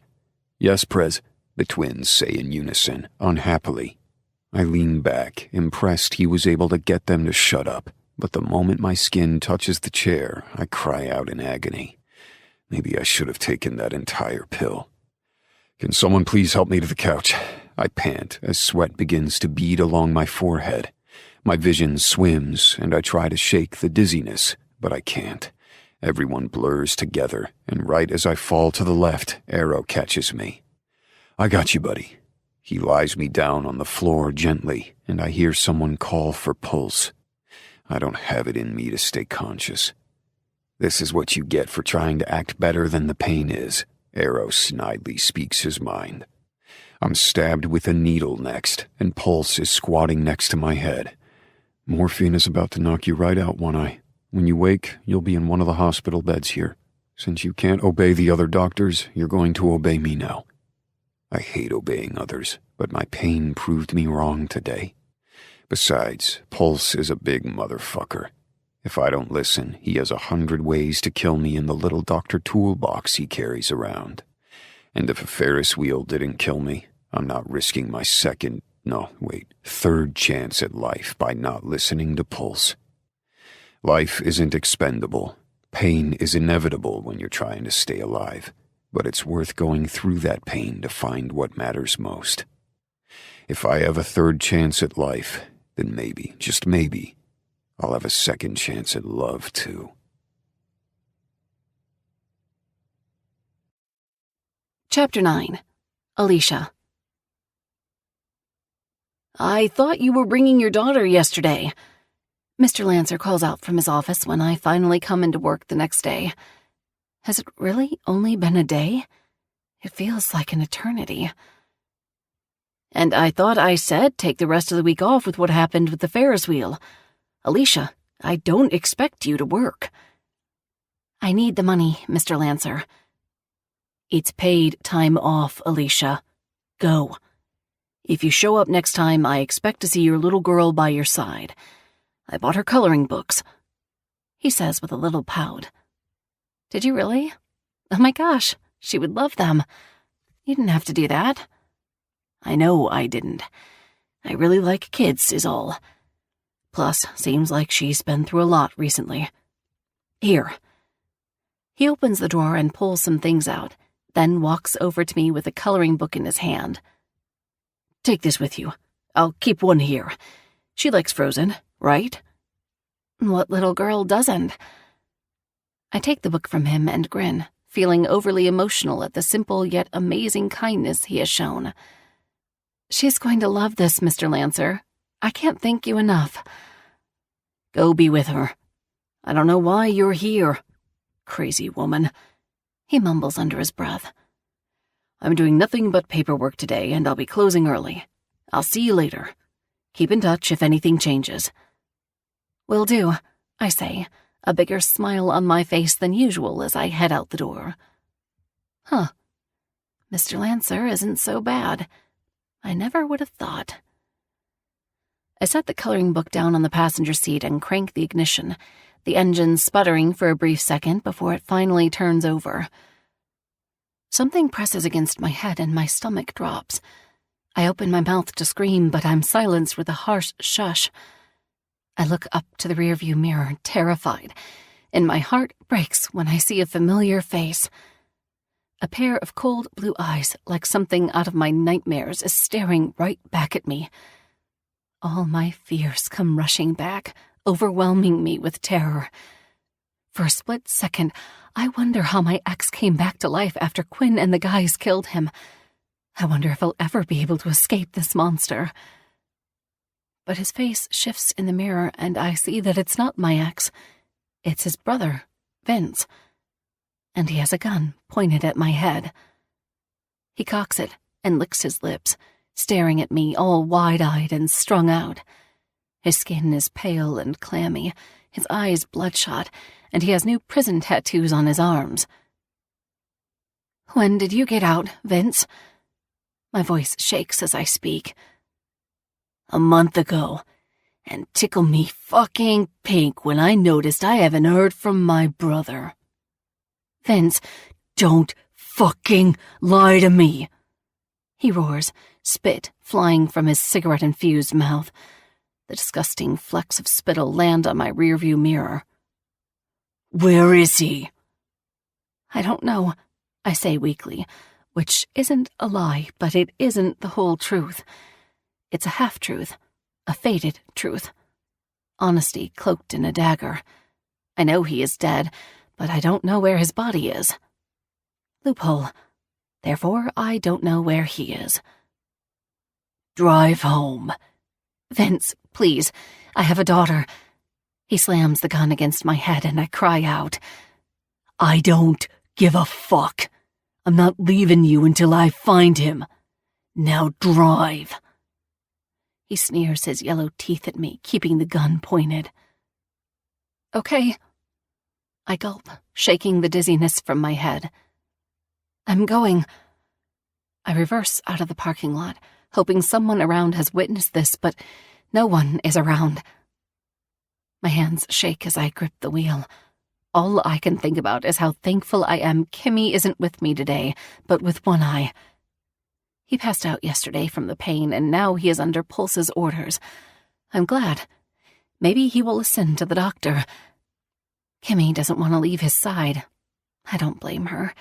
They were close before, but I can't imagine how close they are now. Their bond must have grown in leaps and bounds up there on that Ferris wheel. Near-death experiences will do that to people. I'll never really know what happened up there with them.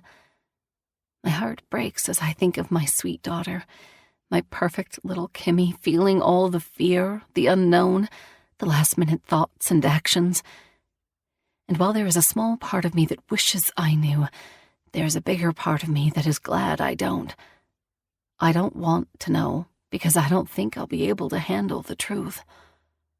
What if One Eye had a brief thought of letting go? What if Kimmy did? What if they were so tired they wanted to give up? I don't want to know those details. They belong to Quinn and Kimmy, and they will take those secrets and unknowns with them to their graves. I'm just glad they both came back home to me. When was the last time you saw him? Vince snarls, rubbing his arm under his nose as he sniffles. I make a right down the road to my apartment. A few months ago, I suppose? You don't know? He was always too good for you. He was a drunk, Vince. He wasn't good for me. That remark earns me a slap on the back of my head, and I jerk the wheel from the force. The tires skid across the road, burning rubber on the pavement, and I jerk the wheel to the right, barely missing a car coming from the opposite direction. They blare their horn and I press myself against the seat, trying to catch my breath from the near accident. The metallic taste of iron coats my tongue and I lick my lips to taste blood. That son of a bitch. I swore to myself I'd never allow another man to push me around, and of course, Vince comes into the picture. I feel as pathetic as I was when I was with Kimmy's father. Something about them makes me feel small as a woman. They have this dark, lurking manipulation about them, this power that I can't explain. Even the bikers I've met don't hold this much evil. I know the ruthless kings do horrid things that are never talked about, but not once have I ever felt like I had to sacrifice a part of myself to be there. With my ex and now with Vince, I feel as though I have to remain on eggshells. One wrong move, one wrong word, and I'm dead. They have this amazing ability to instill fear, yet make someone feel special. It's a poisonous cycle, one that kills slowly. You moved, huh? He asks when I pull into the driveway, the tires crunching along the gravel. Yes, I had to for Kimmy. Your brother left us high and dry. He wasn't a great provider anyway, so I had to do what was best for my daughter. Really, Alicia? You can't even keep your mouth shut when a gun is pointed at your head? He opens the back door and climbs out, leaving the gun pressed to my head as he opens my door, then yanks me from the driver's side by my hair. Listen to me, you fucking whore. He only stayed with you because he knocked you up. You were nothing to him, and he doubted that little girl was his anyway because of her red hair. She was his. I have red hair, you fucking... My words are cut short when he tosses me on the ground and kicks me in the stomach. I gasp and gag, both at the same time if it is possible, and dry heave over the lawn. He keeps the gun pointed at me and flips me over with his boot until I'm on my back. I can see why my brother hated you so much. You're nothing but a damn headache. He clicks his tongue in annoyance. But if I have to deal with you to find him, I will. I'm not leaving until I get answers, and you better hope they are answers that get me what I want, Alicia. Or so help me, I will peel the skin from your daughter's body while you watch. He lifts me by the thick of my hair and shoves me forward. Open the door and invite me inside, honey. He spits, his blue eyes as cold as ice as they stare at me with lust, hate, and anger. I notice the cut he is wearing. I can't remember Vince being in a club, but if he is, it could mean they know he is here, and that could mean a war between the clubs. That's the last thing Boomer needs right now, considering they were at war with the old Ruthless Kings chapter here in Atlantic City not too long ago. The keys jingle together while I insert the silver key into the rusted iron doorknob. I have to wiggle the handle and the key at the same time before the door opens. I've always hated this place. I hate the bad neighborhood it's in. I hate how it doesn't have a security system. I hate the landlord. I hate everything about this place. Vince places the barrel against the back of my neck. Grab the chair and tape. Tape? What the hell, Vince? I'm not going to do anything. I'll cooperate, and I'm telling you, I don't know where your brother is. He left town. It shouldn't be a surprise. That earns me another hit with the gun. This time, the handle lands on my shoulder and deep pain blooms across the muscle. I fall forward, catching myself on the kitchen counter with an agonized groan. He might have left you, but he would have never left me. When I got out of prison, we had plans together. He might have hated you, but he didn't hate me. A chair drags across the floor, and I'm pushed into it. He finds one of Kimmy's pink jump ropes that she keeps lying around no matter how many times I tell her not to. It's so we don't trip over them, but right now I don't care about that. I just want to not be tied to a chair. I'm not going to fight him anyway. He has a gun, and I barely know how to karate chop. I'm not unaware of who has the upper hand here. He ties the rope around my midsection and pulls it tight, creating a knot in the back. For a kid's rope, it's pretty secure. I can barely wiggle. I knew I should have gotten the cheaper rope instead of splurging on the one she really wanted. It's neon yellow with sparkles all over it. How can I say no all the time to her? It isn't fair. So I bit the bullet. I guess, in a way, it was worth the investment. Not only is it a great rope, but it can double as a weapon to secure someone. Noted. Vince opens the drawers in the kitchen and spills them on the floor, the forks and knives clattering. What are you doing? I struggle against the rope, moving my shoulders around to try and get free, but this damn material is actually holding me in place. There's no reason to trash the house, Vince. It's the kitchen. Nothing is in here. Sounds like something someone who has something to hide would say, Alicia. I close my eyes and flinch every time I hear something hit the ground. Plates shatter. Food is dumped out of the fridge.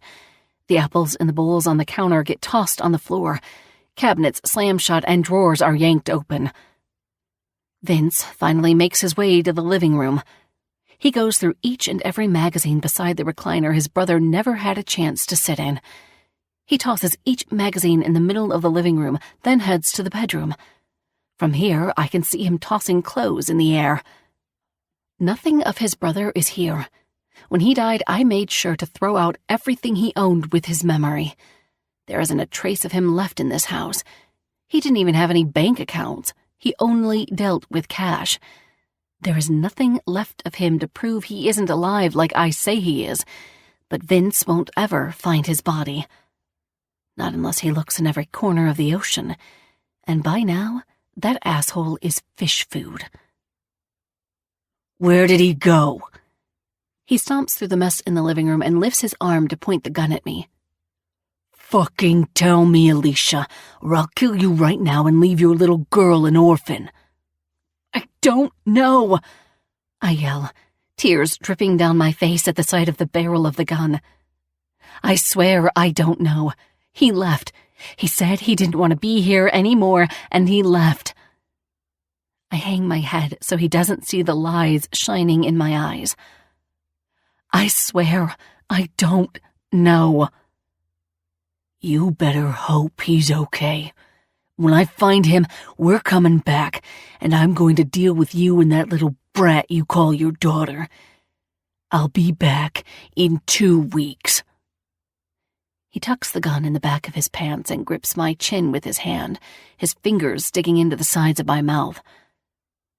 So you better make the best of it. Understand? I open my mouth wide and bite his finger as hard as I can when it slides between my teeth. He cries out, yanking it out of my mouth, which earns me another hard slap across the face. A whimper leaves me, and my mind falls right back into the moments with his brother. I don't even like saying his name. I don't want to think about his name. I don't ever want to think about him again.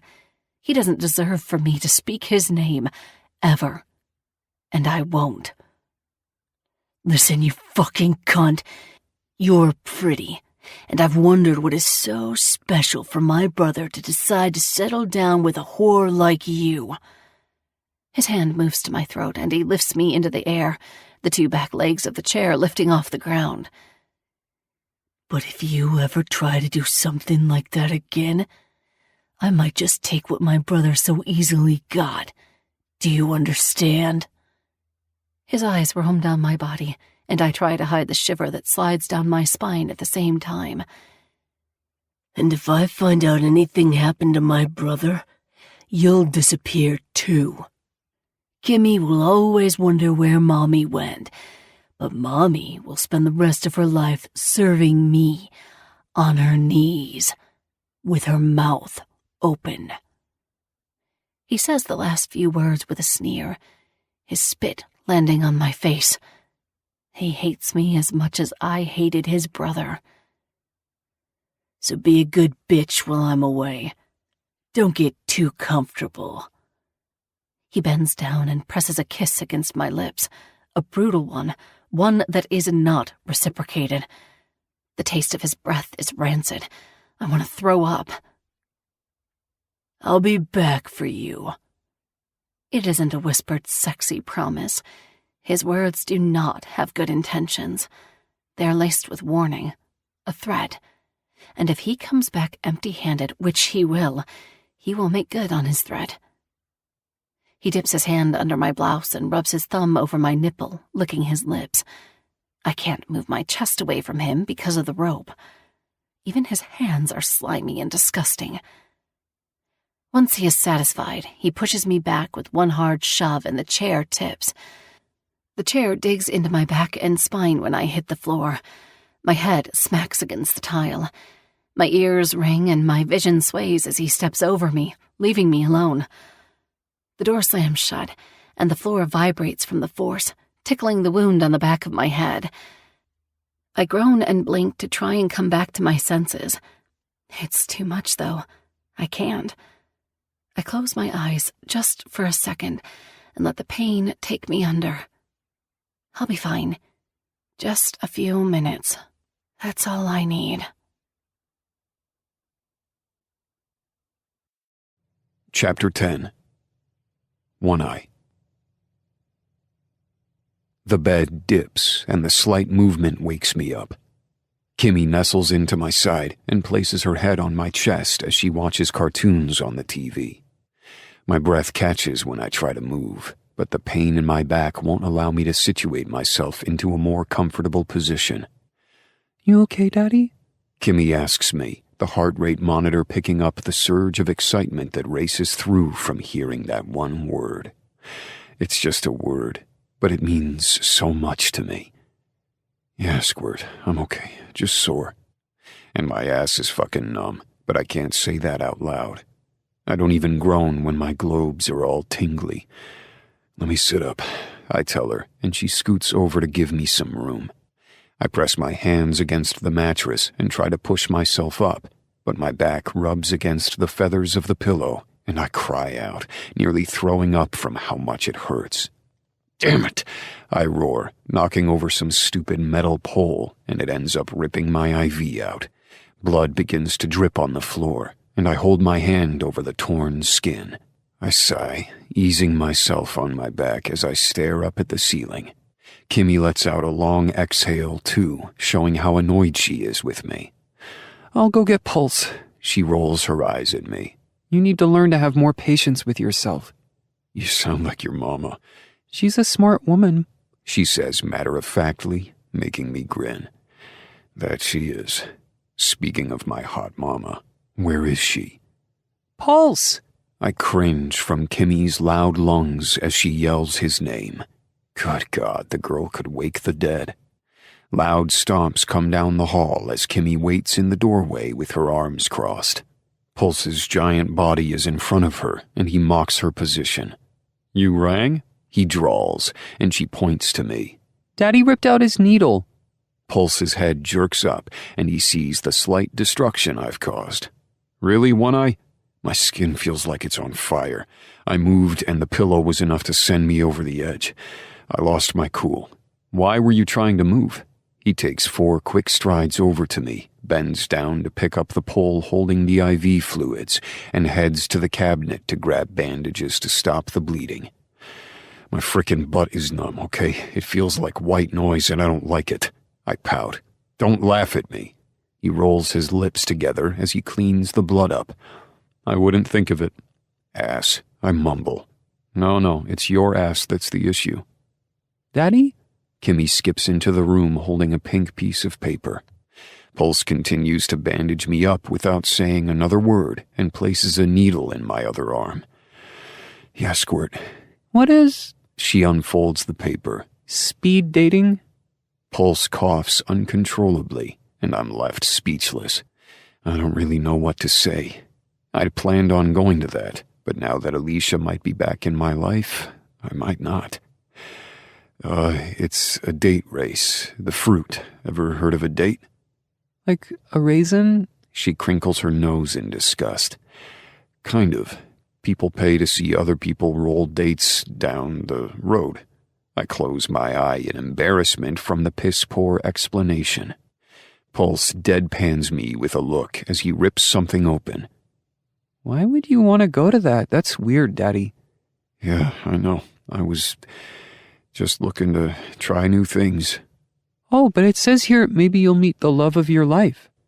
It does say that. It does. And it's just a joke because a date is a fruit, and they are saying meet the love of your life because it's a date, but not a real person date. It's a play on words, Squirt.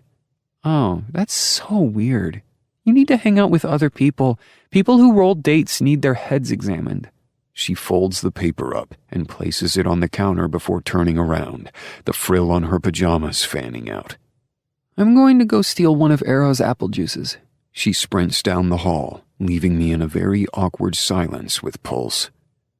Don't. I wasn't going to say anything. He protests, rolling the IV stand around the bed to the other side.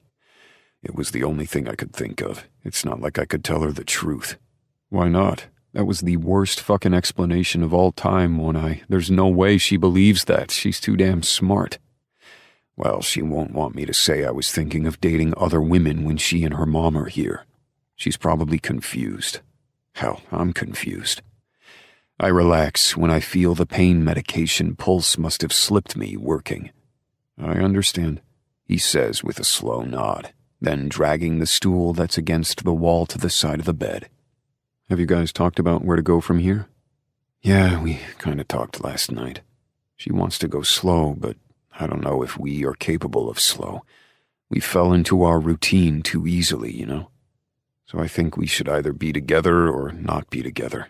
Anything in between will just be too hard. How is she doing? I hear she's gone to therapy and stuff. She's trying. She is. I can't rush her or expect her to be okay with the fact that I had a man killed for her. I keep my voice low so no one can hear me. It's normal to need time, but I don't even think it's that. I just think she's afraid to put herself in a position where she can get hurt again. You two will be okay. If there are two people meant to be together, it's the two of you. You'll figure it out. Date racing and all. Shut up. I chuckle, then sigh when the pain in my back disappears completely. It won't last long, but I'll take any moment of relief I can. Hey, Pulse, I know you can't tell me anything, but are Prez and Scarlett okay? What do you mean? He grabs my medical chart and scribbles something in it like he always does. He has secret meetings with you. He never does anything in secret. The club always knows. He doesn't ever leave us in the dark, but he is leaving us in the dark about something now, isn't he? You know I can't say anything. It's doctor-patient confidentiality. I will say this. They are healthy. They aren't sick or anything like that. I blow out a relieved breath, smiling from ear to ear. I had no idea how much I needed to know that until now. Thanks, Pulse. He will announce it when he is ready. Does it have anything to do with them trying to have a baby? Are they pregnant? I say excitedly. Oh my God, that would be amazing. I know they have been trying. I can't say. I'm sorry.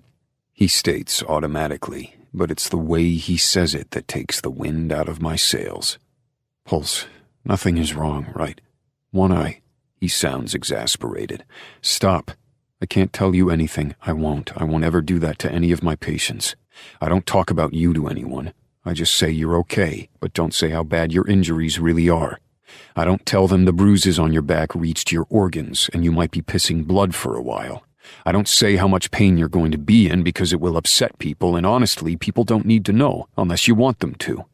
Have the same respect for Prez and his old lady, okay? I nod. You're right. I apologize. I didn't mean to be nosy. Hey, am I going to be well enough to go to the farewell party happening this weekend for Void, Teeth, Decay, and Nails? I'll have to roll you to the living room, but we'll make sure you don't miss anything. You can't drink on your medication, he says in a parental tone. I just want to be there. Drinking don't matter to me. I'm going to miss those bastards. Yeah, me too. They will be back one day, don't worry. Everything is changing, and I feel like I can't keep up. Pulse pats the top of my hand as he stands. That's the bitch about change. You aren't supposed to keep up. It's quicker than you or me will ever be. It's why we have to adapt. I'll let you get some rest, okay? Can you check on Alicia? I think she's supposed to be back by now. I'm getting worried. Sure thing. Our attention drifts to the hallway as the voices of Arrow and Kimmy in a heated argument drift down the hall.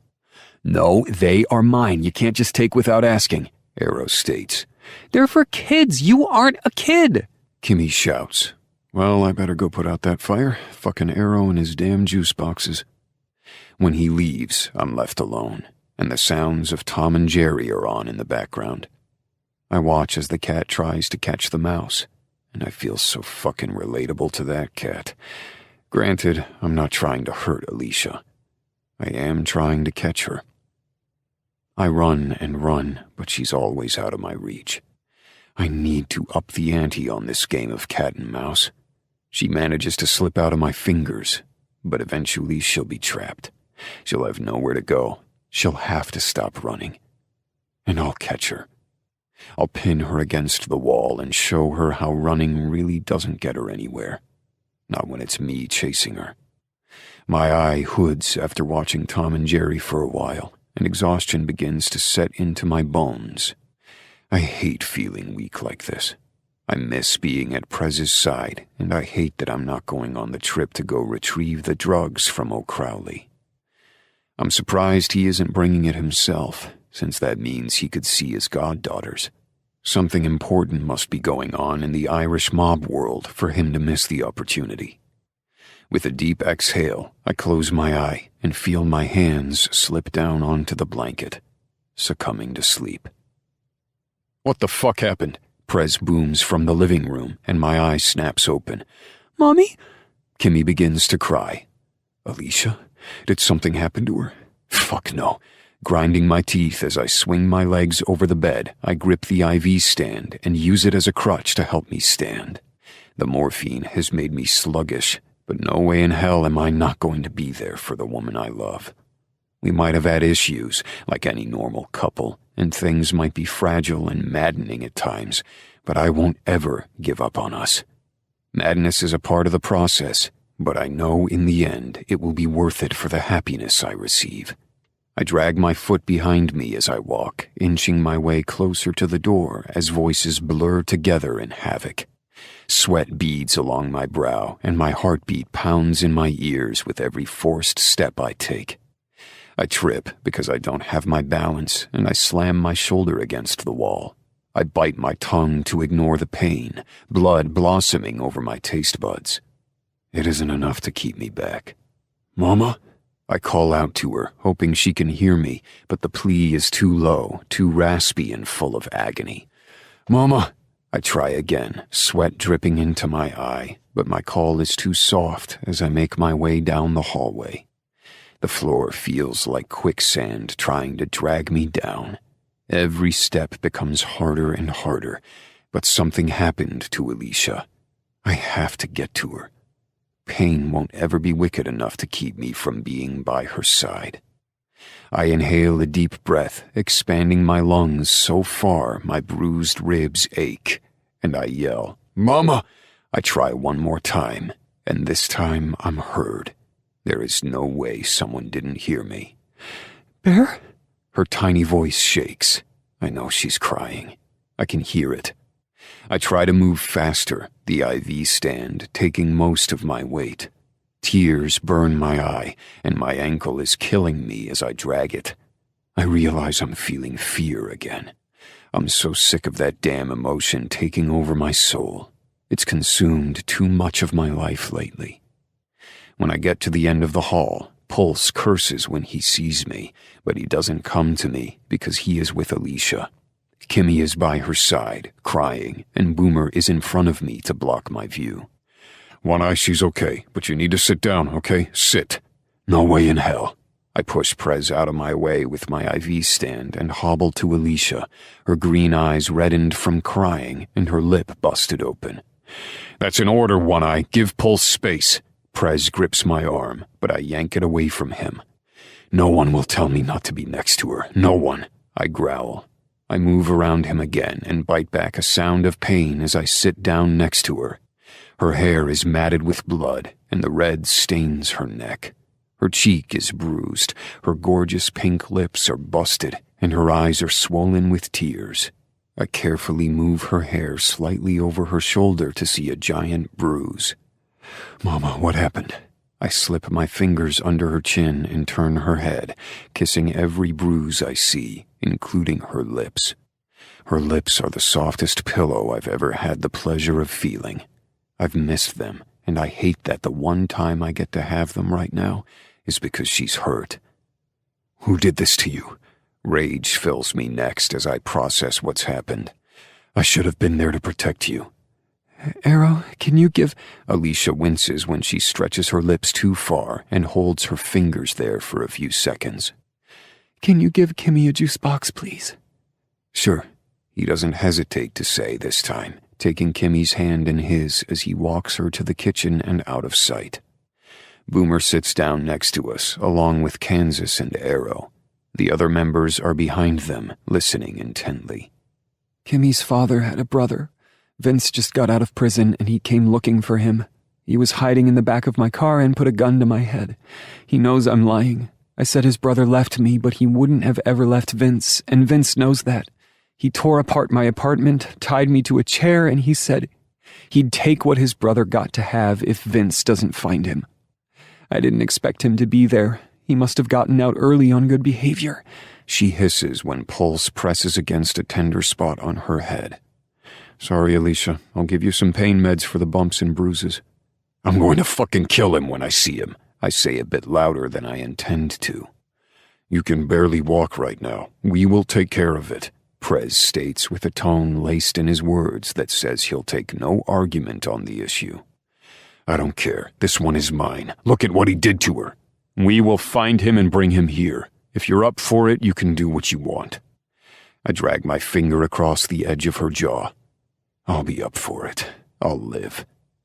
"He said he won't be back for another 2 weeks. He was wearing a cut, too, but I didn't get the name. He's from New York City, though. I wonder if O'Crowley will know. Boomer speculates. He knows everyone. Let's not ask yet, okay? I don't want word to spread and Vince to get any angrier. Let him think he has the upper hand, but he won't give up until he gets answers. And he threatened Kimmy. She breaks her composure and sobs. I can't let anything happen to Kimmy. As long as I breathe, nothing will happen to her. I swear on my life, Mama. I take her hands in mine, rubbing my thumbs across her knuckles. Remember, I'm never going to let go. That stands for everything in life. I'll protect her, always, even if it kills me. Don't talk like that. Her lip wobbles. I can't have anything else happen to you. I bring her hands to my lips and kiss them. I'll be okay, but I can't have anything happen to you either, not like this. I can't stand bruises on you. You're too good to have even the slightest mark. She places her head on my shoulder, and while it hurts me physically, there is no way in hell I'm not wrapping her in my arms. We need to plan. We need every detail from start to finish, Alicia. I didn't mean to bring more trouble to your doorstep, Boomer. I feel so bad because of last time And nothing. Your family. We protect what's ours, start to finish. He reminds her, and Kansas takes a seat next to her, ready to listen. While she tells the story, I plot Vince's death. He dared to threaten to peel the flesh off my daughter. He fucking dared to threaten something too vile. Well, when I get him, I'm going to rip the flesh from his bones. And if I have to, I'll kill every fucking member of that family so the threat to mine is gone. I held back before. I did as Alicia asked and let the others take care of her ex. But now, no way in hell am I letting anyone lay hands on Vince but my fucking self. I've heard the better someone becomes, the better they attract. It makes me wonder if I worsen myself, if I'll attract the evil in the world. If that's the case, Vince should come running. I have no issue introducing him to his brother. One last time.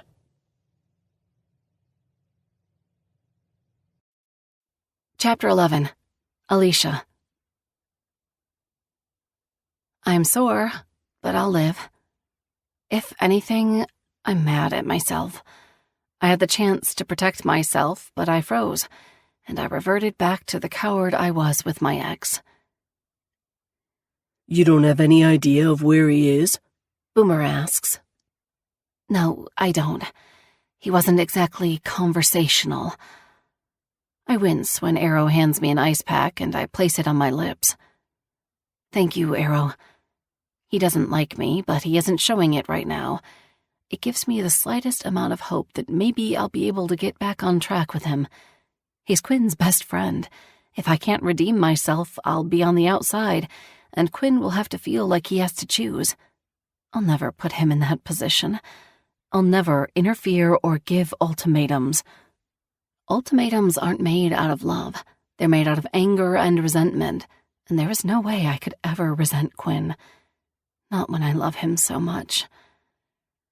I take his hand in mine, and the smallest of smiles ghosts over his lips. Daddy is going to a date race. Pulse coughs so hard it turns into a full-on fit, and his face turns red. I'm sorry. I need to get a glass of water. I think we need to focus, Kimmy. Boomer speaks sweetly to her. We need to find your uncle. He isn't my uncle. He is a mean man. I hate him. Kimmy, we talked about using that word. I scold her slightly. Well, she huffs and crosses her arms in defiance, ready to argue. I do hate him. Hate. He is a bad man. Look what he did to you. I hope he steps in gum, she grumbles. And, she decides to add, snapping her fingers in the air, and I hope it doesn't come off. Everyone snickers under their breath. Wow, you must really not like him then. Quinn chuckles. I really don't. Kimmy plops down next to Quinn and begins to drink the juice box Arrow gave her. Okay, we are getting off track. Let's circle back. Is there anywhere he would go? Kansas tries to get me to think about Vince again.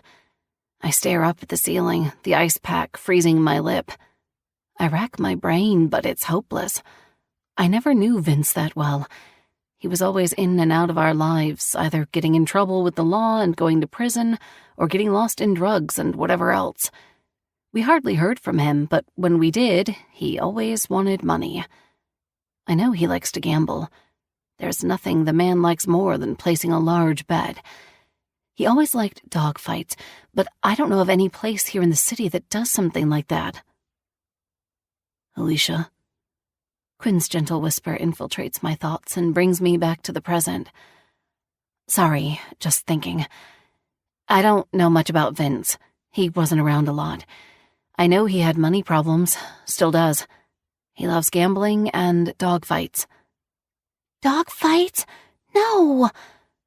Kimmy immediately begins to cry, loudly. Big alligator tears drip down her reddening face, and she climbs on Quinn's lap, burying her face in his shoulder. He winces from the pain, but doesn't complain about it. We have to save the doggies. Kimmy sniffles, rubbing her snotty nose across his shoulder. His bare shoulder. Kids are gross. Colt turns around to give us his bag, his shoulders shaking. Colt, are you crying? No. I'm allergic to tragedy, that's all. And dog fights are really, tragic. Violet and her sisters giggle, but Kimmy climbs off Quinn's lap and rushes over to Colt, wrapping her arms around his legs to give him a hug. We will save the doggies together, Uncle Colt. He peers down at her and smiles, his cheeks wet. I guess I know what Colt's weakness is. Colt, pull yourself together. I lost my dog, Mr. Pickles, to a dog fight. Someone dog-napped him from me when I was 10. I found him dead, torn to bits on the side of the road. I'm sorry if I can't just pull myself together.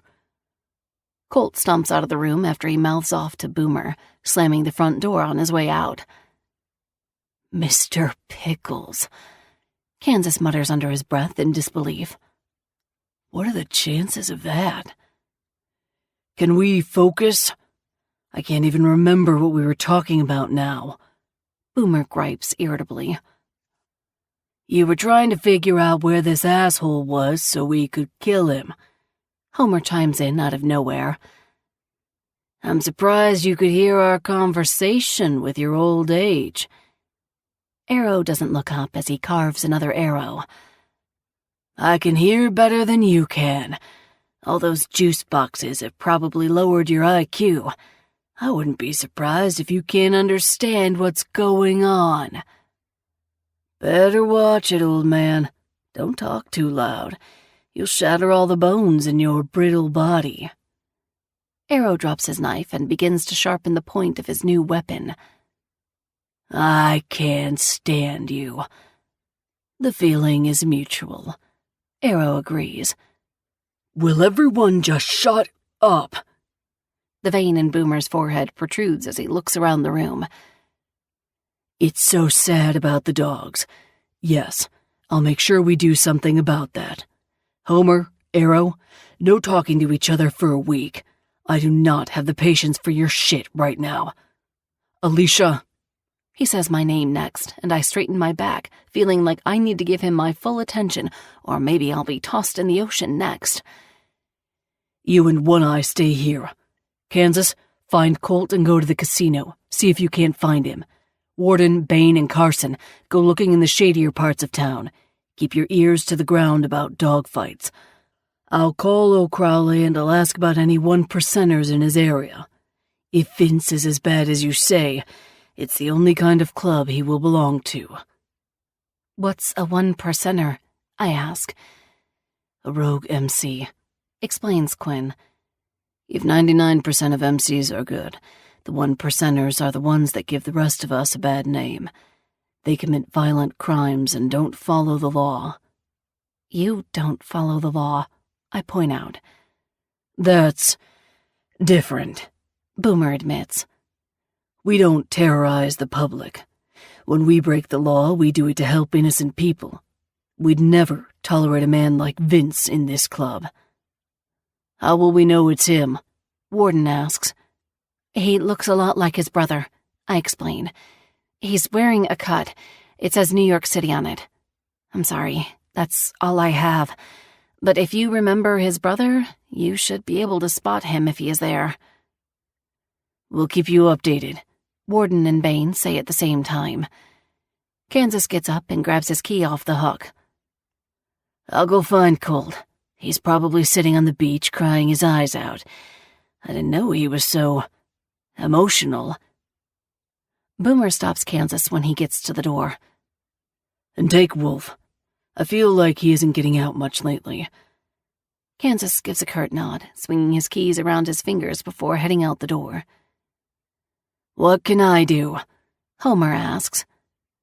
Maybe go to a nursing home? Arrow mumbles.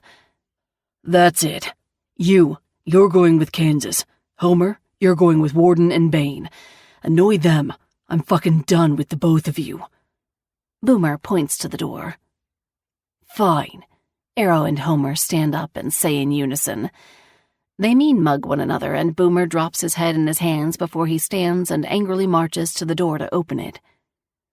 You go. Now. Arrow leaves without a parting glance. Homer goes to leave, and Boomer holds up his hand and counts to 10.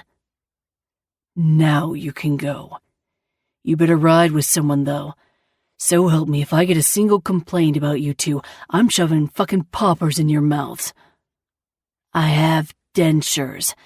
Won't bother me none. Homer sasses as he shuffles into the breezeway. Boomer slams the door behind them and locks all 3 deadbolts, then sags against it. Would it be wrong to stab the juice boxes out of spite? My cheeks plump when my lips spread as I laugh, but the cut on my lip ruins the moment. I'm going to my office to make some calls. Violet will be around, but she has to get her sisters situated for school tomorrow. She's helping Ronnie with her senior exit project one last time before she presents it. We'll be all right, Quinn says, his eye falling to Kimmy, who is asleep on the floor. Hey, Prez, can you... Boomer notices where Quinn is looking and nods, a flash of envy pinching his features. I got her. I'll move her to the hospital bed you were just in. She's sleeping a lot lately. Must be so tired from holding on to you so tight up there on the Ferris wheel. Poor thing. Boomer slips his arms under her and she mumbles something about Mr. Pickles, a dog she has never met. I'll never hear the end about saving dogs, will I? Not a chance, I reply, dropping the ice pack on the cushion next to me when my lip officially feels numb. Boomer disappears down the hall, leaving me and Quinn alone.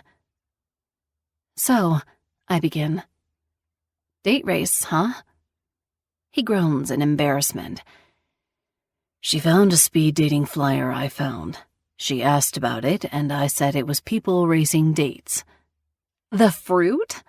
I burst out laughing. I didn't know what else to say. I'm not going. Why not? He squeezes my hand. Come on, Mama. You know why. We begin to inch our faces closer to one another, and I lick my lips, my eyes dropping to his mouth. Maybe I just want you to say it.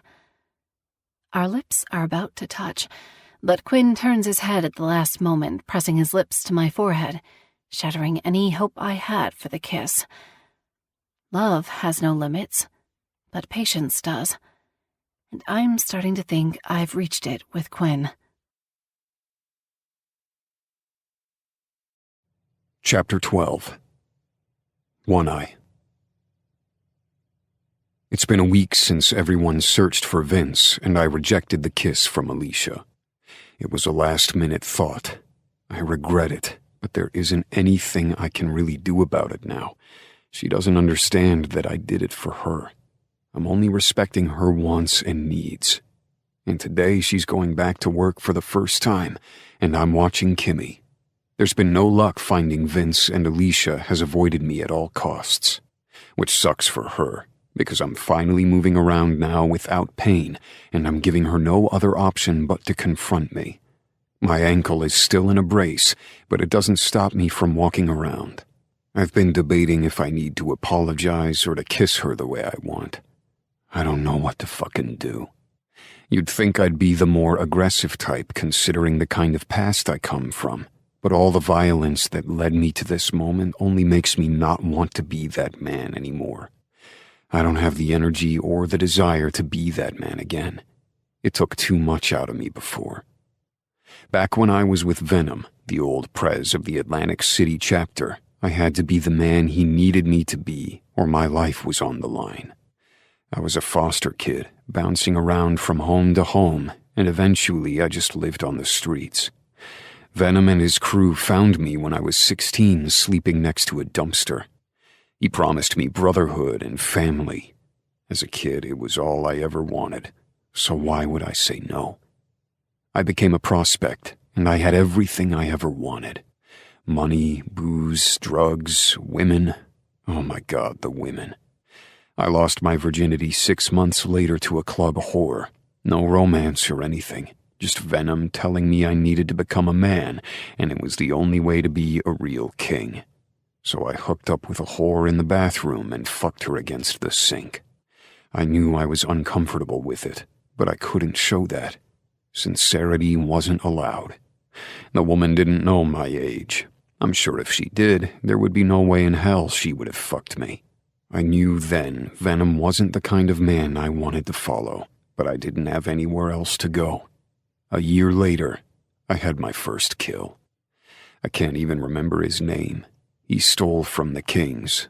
Apparently he borrowed money, but he never planned on paying it back. He was going to leave town, and Venom wasn't going to let that happen. Venom had beat the hell out of him, and the guy was on his knees, begging for his life, his eyes swollen and his front teeth missing from the punches. Venom whispered in my ear to kill him and handed me his gun. I was scared. I didn't want to lose my family. I had a home, a roof over my head, and warm food on the table, so I did what any kid would do to make his family happy. I killed the man. And come to find out, he wasn't a threat. He wasn't trying to leave town. He wasn't a thief. He wasn't involved with the club in any way. He was just some random guy off the street who appeared to be in the wrong place at the wrong time. Venom grabbed him off the street just so I could have my first kill. I think I killed an innocent man. It's haunted me ever since.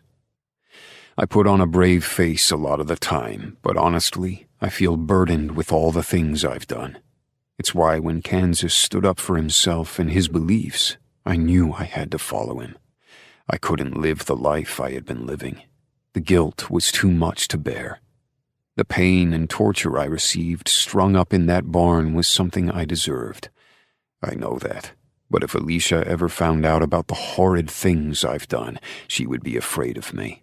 The agony I felt in that barn couldn't compare to the torture I'd feel if she never looked at me the same. She would want nothing to do with me. Her fears and trepidations would become true in her eyes. I'd be another villain in a long line of other villains. I don't want to be the monster she's so afraid of loving. I want to be the man she wants to conquer fear with. And I know if she knew, I'd never hear from her again. Then again, maybe I'm underestimating her. Maybe she's come farther than I have in the last few months, because while she knows my name, not once I have decided to tell her the entire truth about myself. She's better than me. She's actively tried to better herself as a person, to overcome her fears. But what have I done? I've told her my name. Big fucking whoop. What about the stuff that matters? The grit that makes me who I am. I know her grit. I know the muck. I'm well aware of her darkness, but I'm too afraid to confront my demons. I'm too afraid to speak the toxins out loud, because that's all truth is. It's poison, and all it leaves you with is a wish you could turn back time and lie. Lies protect the soul, and the truth leaves it vulnerable to damage. I know she's stronger than me because she has left her soul open to the truths she has had to face to heal. She chooses vulnerability. I continue to choose the shadows. I wrap myself in the comfortable cloak of lies. That is my truth, and she deserves so much better. My back gives a twinge, and my ribs ache as I force myself to walk.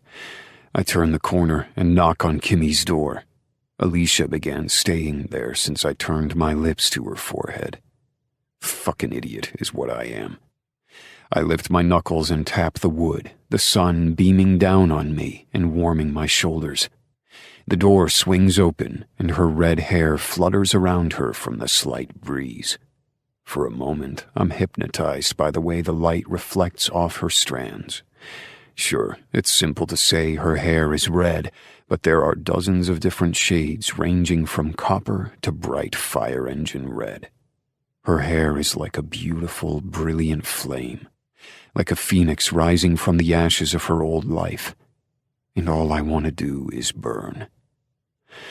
I'm going to go do my homework in the living room and see if Kimmy's train of thought ends. I forgot Void left. He helped me with my math. She drops her head and drags her feet as she walks by me. I'll help you in a second, Squirt. Go get set up. Okay, she says brightly, skipping down the breezeway. Alicia's face is unreadable. I can't decipher what she's thinking. She closes the door behind her harder than usual, then spins around and hikes her purse up her shoulder. I need to go to work. After work, I'll be back to pick Kimmy up. We will be going back to the apartment today. No, I shout, grabbing her bicep as her sweet scent of the breeze coming in off the ocean smacks me in the face. No. I lower my voice. That isn't a good idea. Vince could still be out there. It is safer for you guys to stay here. I'd rather take my chances at home, she replies, her cheeks reddening, which means she's upset. No, upset isn't the right word. Livid. Yes, livid. If it were possible, the flame of her hair would billow up into a bonfire right now. Alicia, please, think of Kimmy, I say gently. She rips her arm from my hand and shakes a finger at me. Don't you dare tell me I'm not thinking of my daughter. My daughter. I am thinking of her. I don't want her to get confused about what is going on with us. There isn't an us, and the longer we stay here, it only makes it seem like we are staying together. Mama, please. My voice cracks. I know I hurt you when I didn't. I don't think I can finish the sentence. I did it for you. I'm thinking of you. I don't think you're ready. Oh, don't you dare put this all on me. I told you I was ready to take it slow. I leaned in to kiss you. That's a sign if I've ever seen one. It's you who isn't ready. Or maybe you are ready since you were wanting to go speed dating, and maybe you should, Quinn. I'm tired of this. I'm done with the back and forth. She swings her hands between us as she speaks. I'm done trying to make myself available for you, and you aren't available, are you? Go on your speed dating, Quinn. I'm done. Alicia, please let me explain. Let's talk. What? She cries, placing her hand over her heart. What, Quinn? What? She curls her hand into a fist, and this her chest next. I'm so tired. I'm tired of wanting men who aren't ready to want me. I love you. God, I love you so much. You've changed my life in more ways than one, and the way you are with Kimmy, I will always be grateful. I will never, never try to do anything to ruin the bond between you two, but when it comes to us, I'm done. I'm ready. I'm bettering myself. So you go on your speed dating, figure out yourself and your life. I've been broken one too many times to have to keep putting myself back together. I won't do it anymore, Quinn. With you, for you, or anyone else. I haven't cared enough about myself in far too long, so I'm standing my ground and I'm being selfish. I wish you the best. She ends her speech, and without another word, she turns to leave. Not to leave for work, but leave me. I kick the door in with my good leg and run out in front of her, my eye brimming with tears, but I blink them back. I am ready. I'm ready for you. I'm done waiting too. Prove it. She spits. The words are barely out of her mouth when I take her by the shoulders and slam my lips on hers. My world tilts on its axis when our lips meet. She groans down my throat and throws her arms around my neck. Her tongue tastes of mint from toothpaste, and I lick across every surface of her mouth before lip-locking us so hard that the only way to describe this kiss is that it's made of anger. We clash, and she nips at my bottom lip and digs her nails into the skin of my neck. You don't get to say goodbye to me. You don't ever get to say goodbye to me. This isn't how it works. I take her by both shoulders and back her into the room, slamming it shut with my back. I wince at the pain, but I won't let go. Not now. I'll never let go. You don't get to leave me when times get tough. Not again, I mumble, ripping her blouse apart. The buttons hit the wall and bounce off the floor. Without taking my lips away from her to look down, I cup her breasts and feel the lace tickling my calloused fingertips. It's the black bra.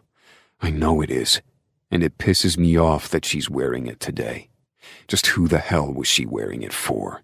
So I grip the middle and tug on it as hard as I can, grinning when I hear a quick snap. Now I look down. Her breasts are half hidden by the lapels of the ruined blouse. Her nipples are hard, red peaks, causing my mouth to water. You don't get to choose when I leave, she sneers with a curl of her lips, yanking my shirt over my head. But even as she says it, she melts into me, running her fingers down my chest. I tilt my head back and groan as she brushes the tips of her fingers across my hard, defined abs. Yes, I do. I whisper, my hand at her throat as I pin her to the door. Just like she likes it. She yanks my zipper down and unbuttons my pants, fishing my cock out from his constraint. My mouth drops and I suck in much-needed air while fumbling with her skirt. Oh my God, I'm so fucking glad she wore a skirt today. I hike it up, bunching it around her hips, then shove my fingers under the flimsy material of her panties. We gasp at the same time when I roll her clit under my thumb, and her finger swipes off a bead of pre-cum from my slit.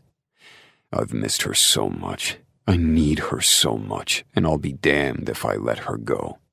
She can run, she can hide, she can deny me, but this thing between us is inevitable. We belong together.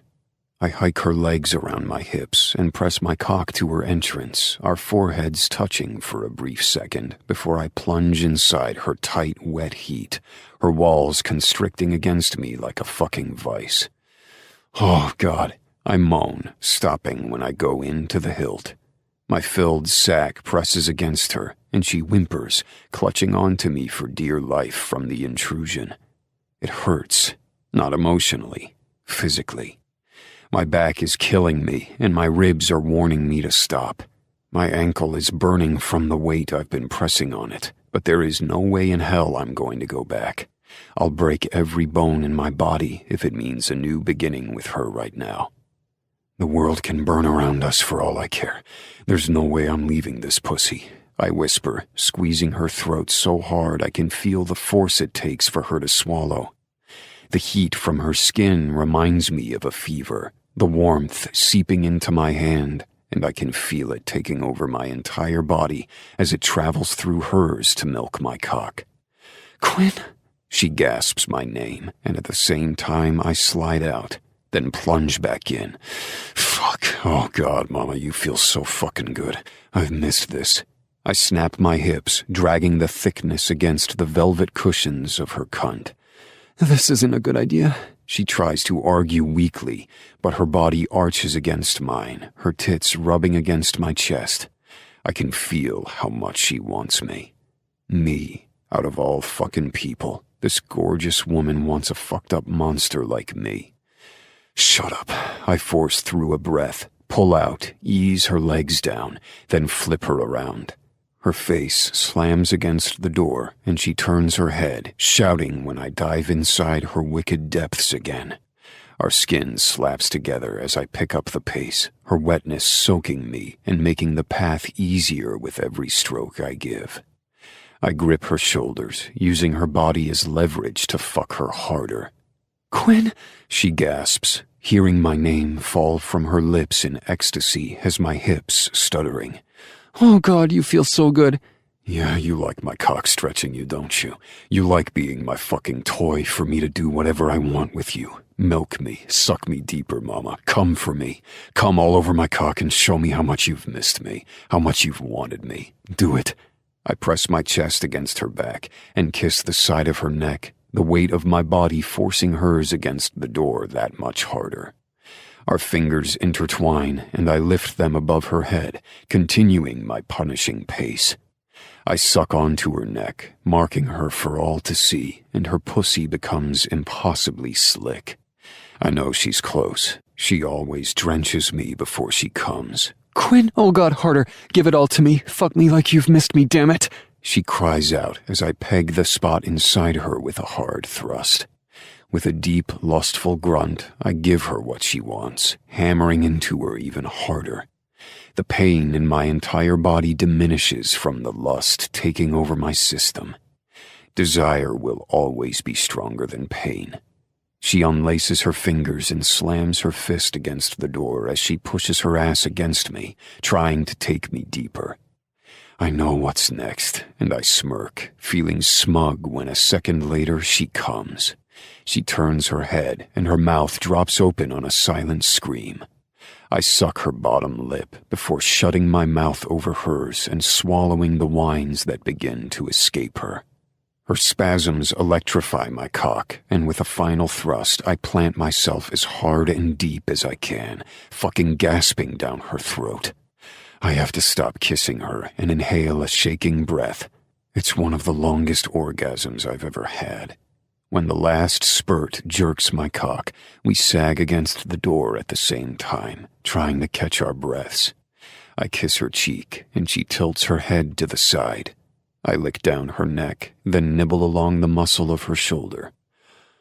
Wow, she whispers. I forgot how good we were at this. I chuckle, not wanting to leave her warmth just yet. I didn't.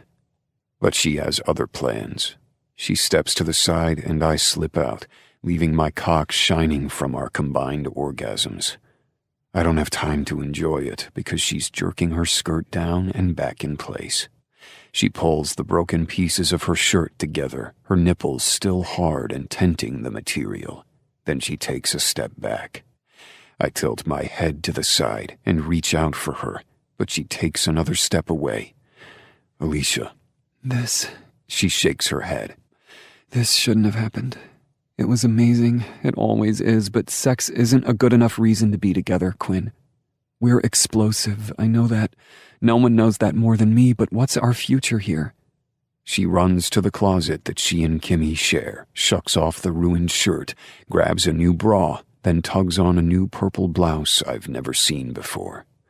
It's gorgeous. I've always thought she looked amazing in purple.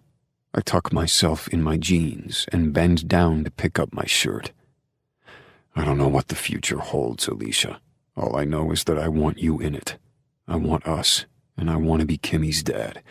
Isn't that enough? I ask her, wrapping my arms around her from behind. Why can't that be enough?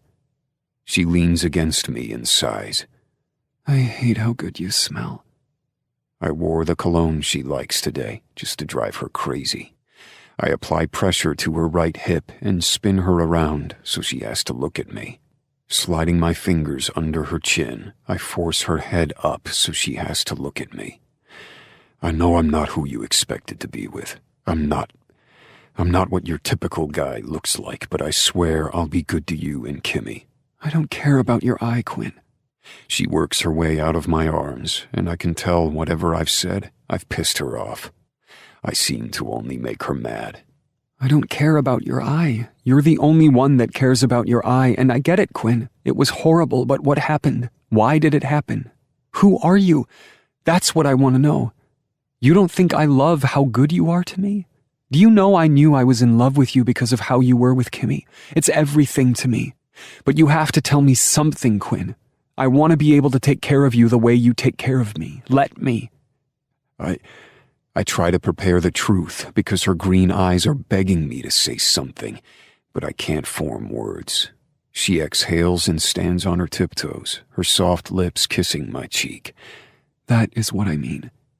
She walks away from me, And this time I don't stop her. She bends down to pick up her purse, and when she leaves, the door is wide open.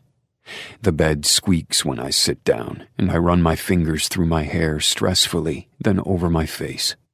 The rough material of the eye patch teases my finger, and I jerk it off my head angrily. I stare at it with my own good eye while it's laid out in my palms. I stand and decide to run after her. I'll start by telling her one thing. I don't think I deserve anything good because I don't look like a good man. I look like something someone cursed. And wouldn't that mean I'd just ruin her too? I'm too insecure to have her love. I'm running down the breezeway when I hear the horrible sound grinding from her engine as she pulls out of the parking lot. Daddy? Kimmy's voice has me coming to a quick stop, my boots sliding against the concrete. I take a second to compose myself and slip my damn patch back on. I plaster on a fake smile next, place my hands on my hips, and grin at Kimmy. "What's up, Squirt?" I try to hide the pain I feel and bury it down deep so she can't see it. I can't figure this problem out. Subtraction is hard. She pokes out her bottom lip. "You're 7. What the hell are you doing learning subtraction already? Maybe that's when kids learn these days, but I thought it was how to spell their name and learn the months of the year." I don't know. I found Arrow's checkbook and there was a lot subtracted from it, and I wanted to know what the number was. I'm not so much interested in the final numbers as much as I'm interested in what he wrote down in his checkbook. Placing my hands on her shoulders, I guide her inside and close the door. "I appreciate your eagerness to learn, Squirt, but reading people's checkbooks is a huge violation of privacy. You should never do it, okay?" Okay, Daddy. So I can't ask what a blow-up... Nope, you cannot. Don't even finish that sentence. I slam the checkbook shut on the table, then tuck it in my back pocket. Who the hell even balances a checkbook these days? Isn't that what online banking is for? Let's see what you're supposed to be working on, okay? Fine. She dramatically drawls, plopping down in the chair. She pulls out a stack of homework, and I'm relieved when I see something as simple as her tracing over other letters to learn cursive. Good. Wait, you know how to read well and try subtraction, yet you're doing basic shit like this? I mean, stuff, not shit. Don't ever say shit. Damn it. I'm really smart, but I don't want to be in the smarter classes. I like my classes. It's where my friends are, minus that stupid boy.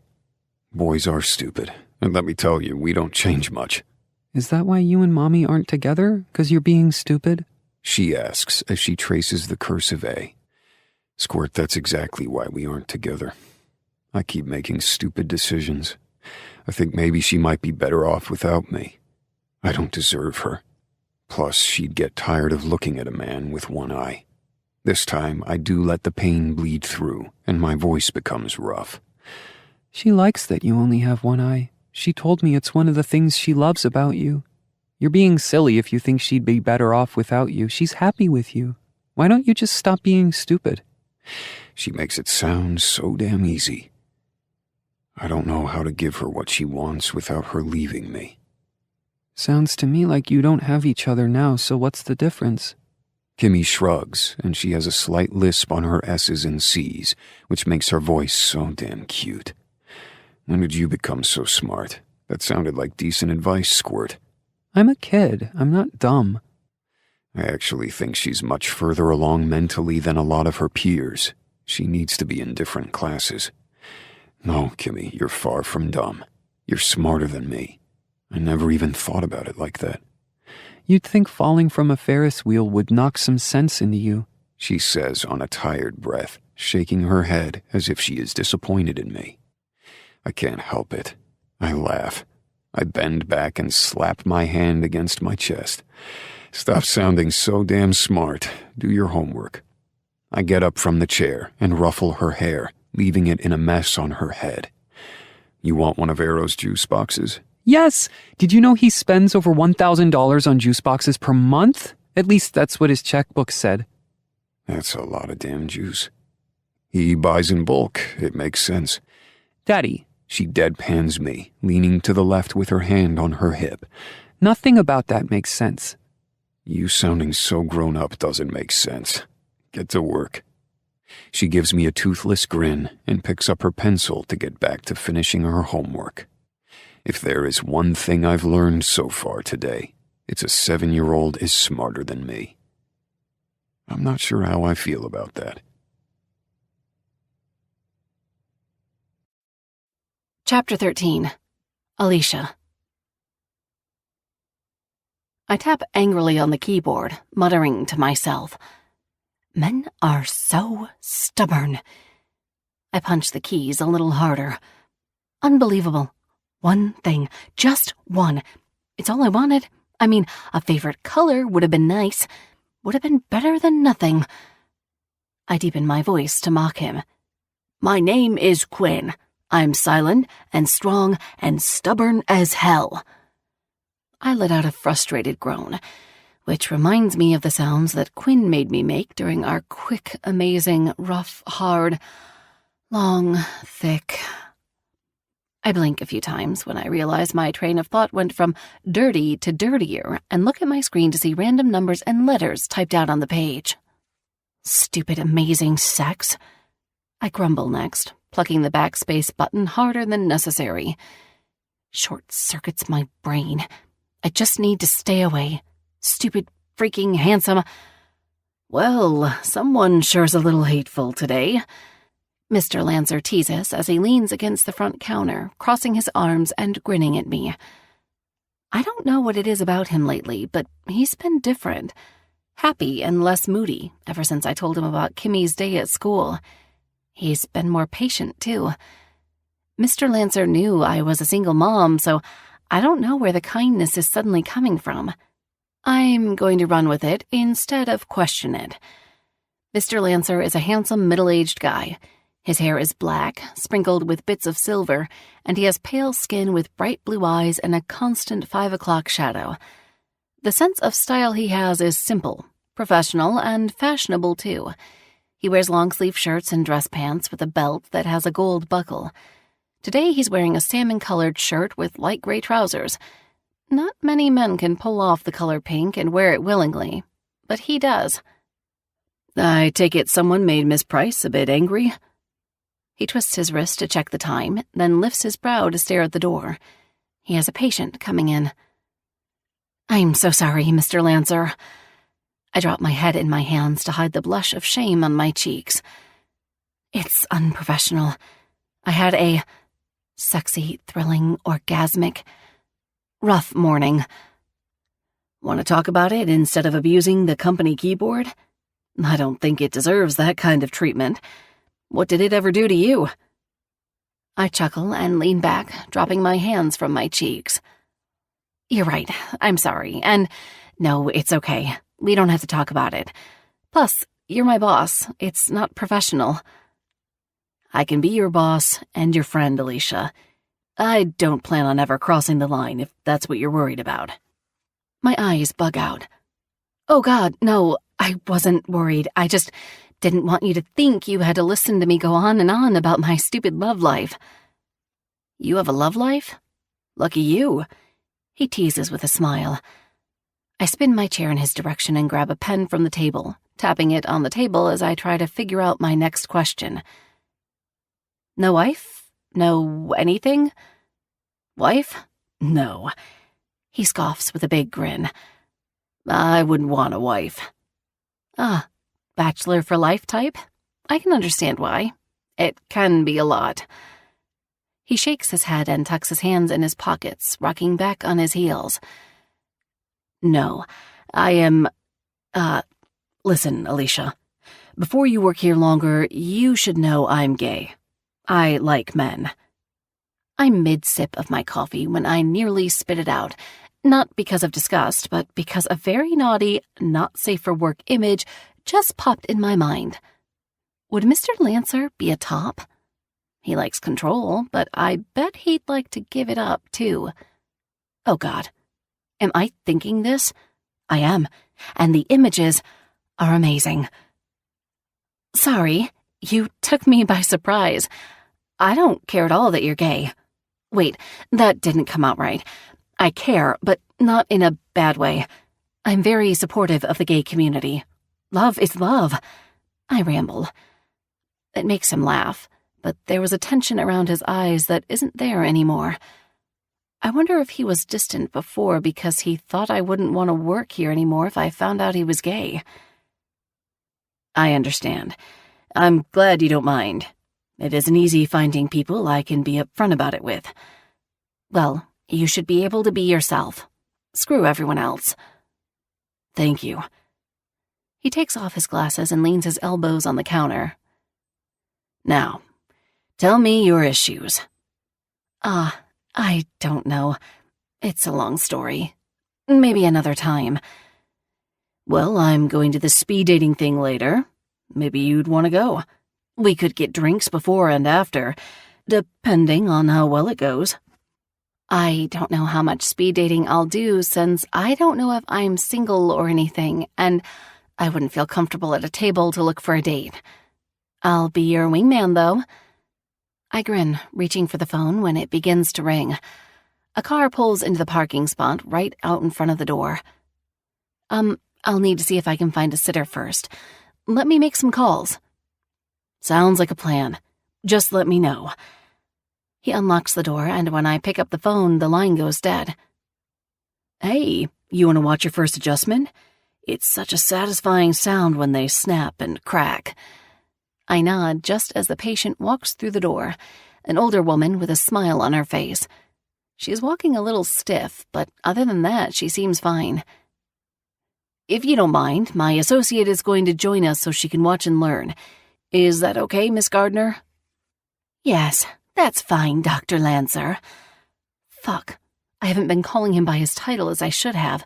He's a doctor, not just Mr. Lancer. I'll have to talk to him about it and apologize. I make sure the phone goes straight to voicemail while I'm away from the desk and follow Dr. Lancer to the exam room. I never really thought about learning to be a chiropractor, but maybe Dr. Lancer can guide me. Miss Price, if you'll take the seat in the corner so you can see the adjustments I'm making, you'll be able to get a better view. Sure. I shuffle to the seat and sit down, but on my way I take the coat from Miss Gardner and gently alight on the chairs against the wall.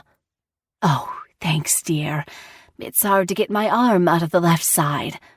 You really helped me out. Is that where your pain is? Dr. Lancer asks her. Yes, and it shoots down my back.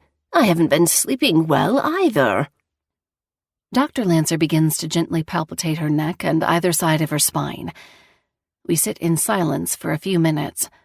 I don't do well in silence. My mind tends to overthink about certain things, like Quinn.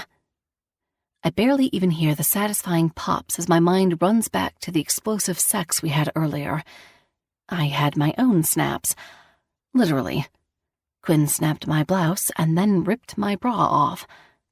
I had an adjustment all on my own.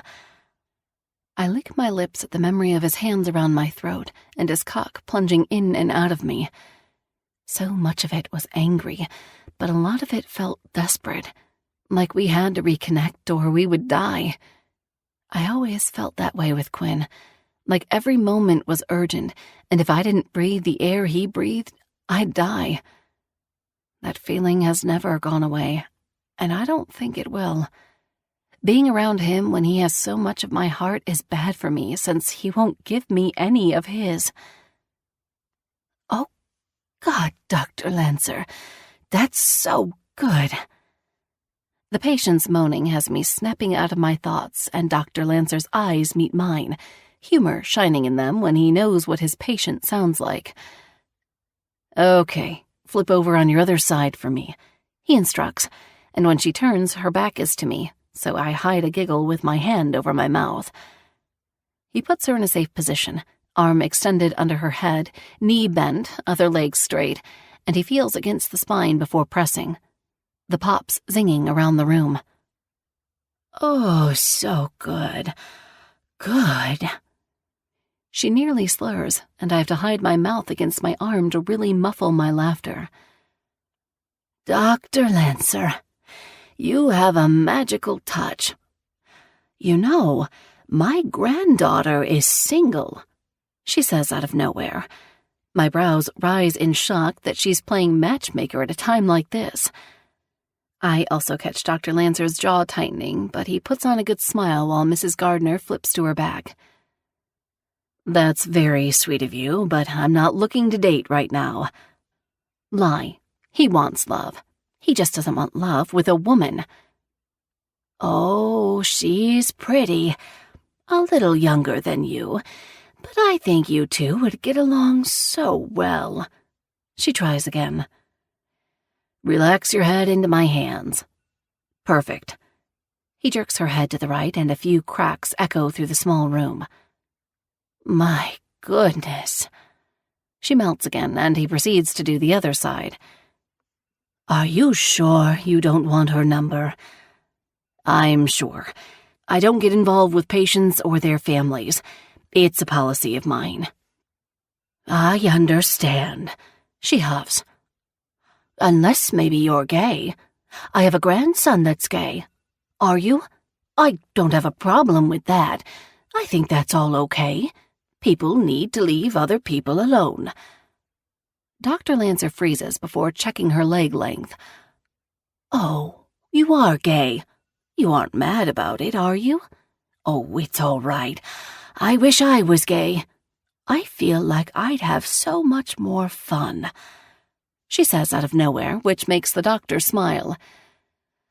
But I just can't seem to be, no matter how many times I try.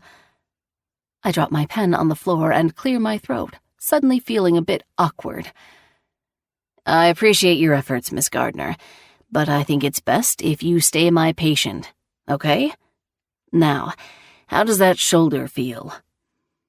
She rolls them and hangs her head. So much better. Thank you. I bet you make your men feel like jello with those big hands of yours.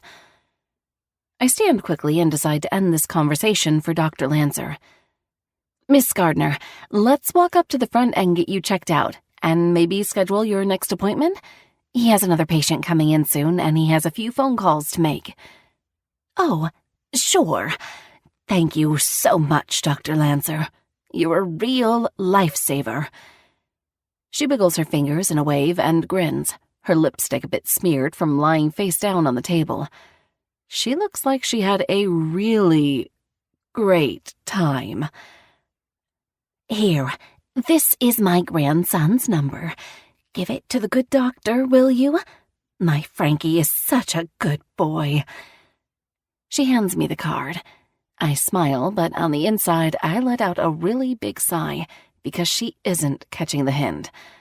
I know she means well, and I don't have the heart to get stern with her. I reach for the card and nod, but that's when I notice her handwriting. I can't read it. It's all squiggles. The F and R I can read, but everything after that doesn't look normal. Miss Gardner, are you feeling okay? Yes. Why?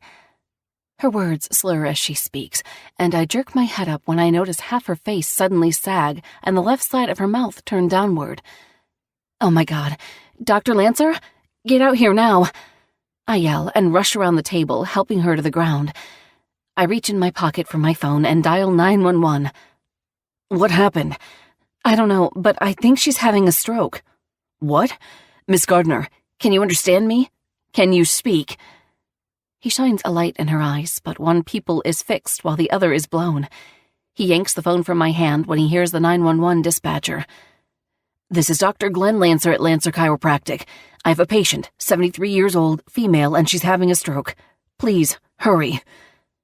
Miss Gardner tries to speak, but it comes out a slurred jumble mess, and I can see she's scared. Her eyes are round and her hand shakes as she reaches for me. I hold on to it tight. It's okay. You're going to be okay, Miss Gardner. Don't try to speak. Save all your energy. I don't think I did anything, Dr. Lancer whispers, his fingers tugging the ends of his hair loose from their perfect style. I have never done anything wrong. Ever. I'm sure it wasn't anything you did. Let's not think about that now. We will figure it out today. We'll go to the hospital with her, and you will call her family. I'm sure she has an emergency contact she put down on paperwork here. I go to get up, but her hold on me keeps me down. The doors burst open and the paramedics run in, the body board at their side. It doesn't take long before they are taking her blood pressure and heart rate, get her onto the board, and in only a few minutes, she's gone, the bell ringing above the door as they leave. My heart is racing, and I can hear the blood flowing through my body. I run around the corner and type her name into the computer to look up any information. Here it is. I print the patient demographics. I yank them from the printer, snag my purse and keys. Go get everything you need. I flip the sign over to closed. On our way, call her family. I'll drive. I'll drive. You call. We aren't taking that car. It's a death trap. Well, if I got paid more, I mumble under my breath, but add a smile to try to lighten the mood. After what happens today, both of us might be out of a job if the adjustment I did caused her stroke. What are the chances of that? Didn't she sign something that says anything that happens you aren't responsible for? He clicks the button on the fob and his Tesla roars to life. We hurry into the car and the tires burn against the pavement as he reverses. Sure, yes, she signed that. She is aware of the risks when it comes to an adjustment. I mean, the percentage of anything happening is less than 2%. If I'm the reason for this, I'll never forgive myself, he admits. What will I do, Alicia? I don't know what I'll do. I pause searching the document to place my hand on his while Glenn switches gears. Don't borrow worry just yet. Not until we talk to the doctor. I grab my phone out of my purse and type in her grandson's number since he is listed as the emergency contact. I know that's really hard to do right now, but I think it will work out better in the end if you do. Yeah, I know. You're right. You're right.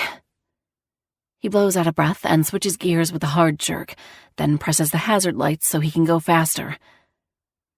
Hi, this is Jared. Sorry I couldn't come to the phone, but please leave a message and I'll get back to you as soon as I can. Thanks. The phone beeps and I begin to speak, trying to remain as calm as possible. Hi, Frankie. My name is Alicia Price. I work at Lancer Chiropractic. Your grandmother came in today and she appears to have had a stroke. She's in the ambulance now on the way to the hospital. Please get there as soon as possible. I don't know what else to say, so I hang up, leaving the message on an awkward note. It's not like I can say, have a great day, or see you there.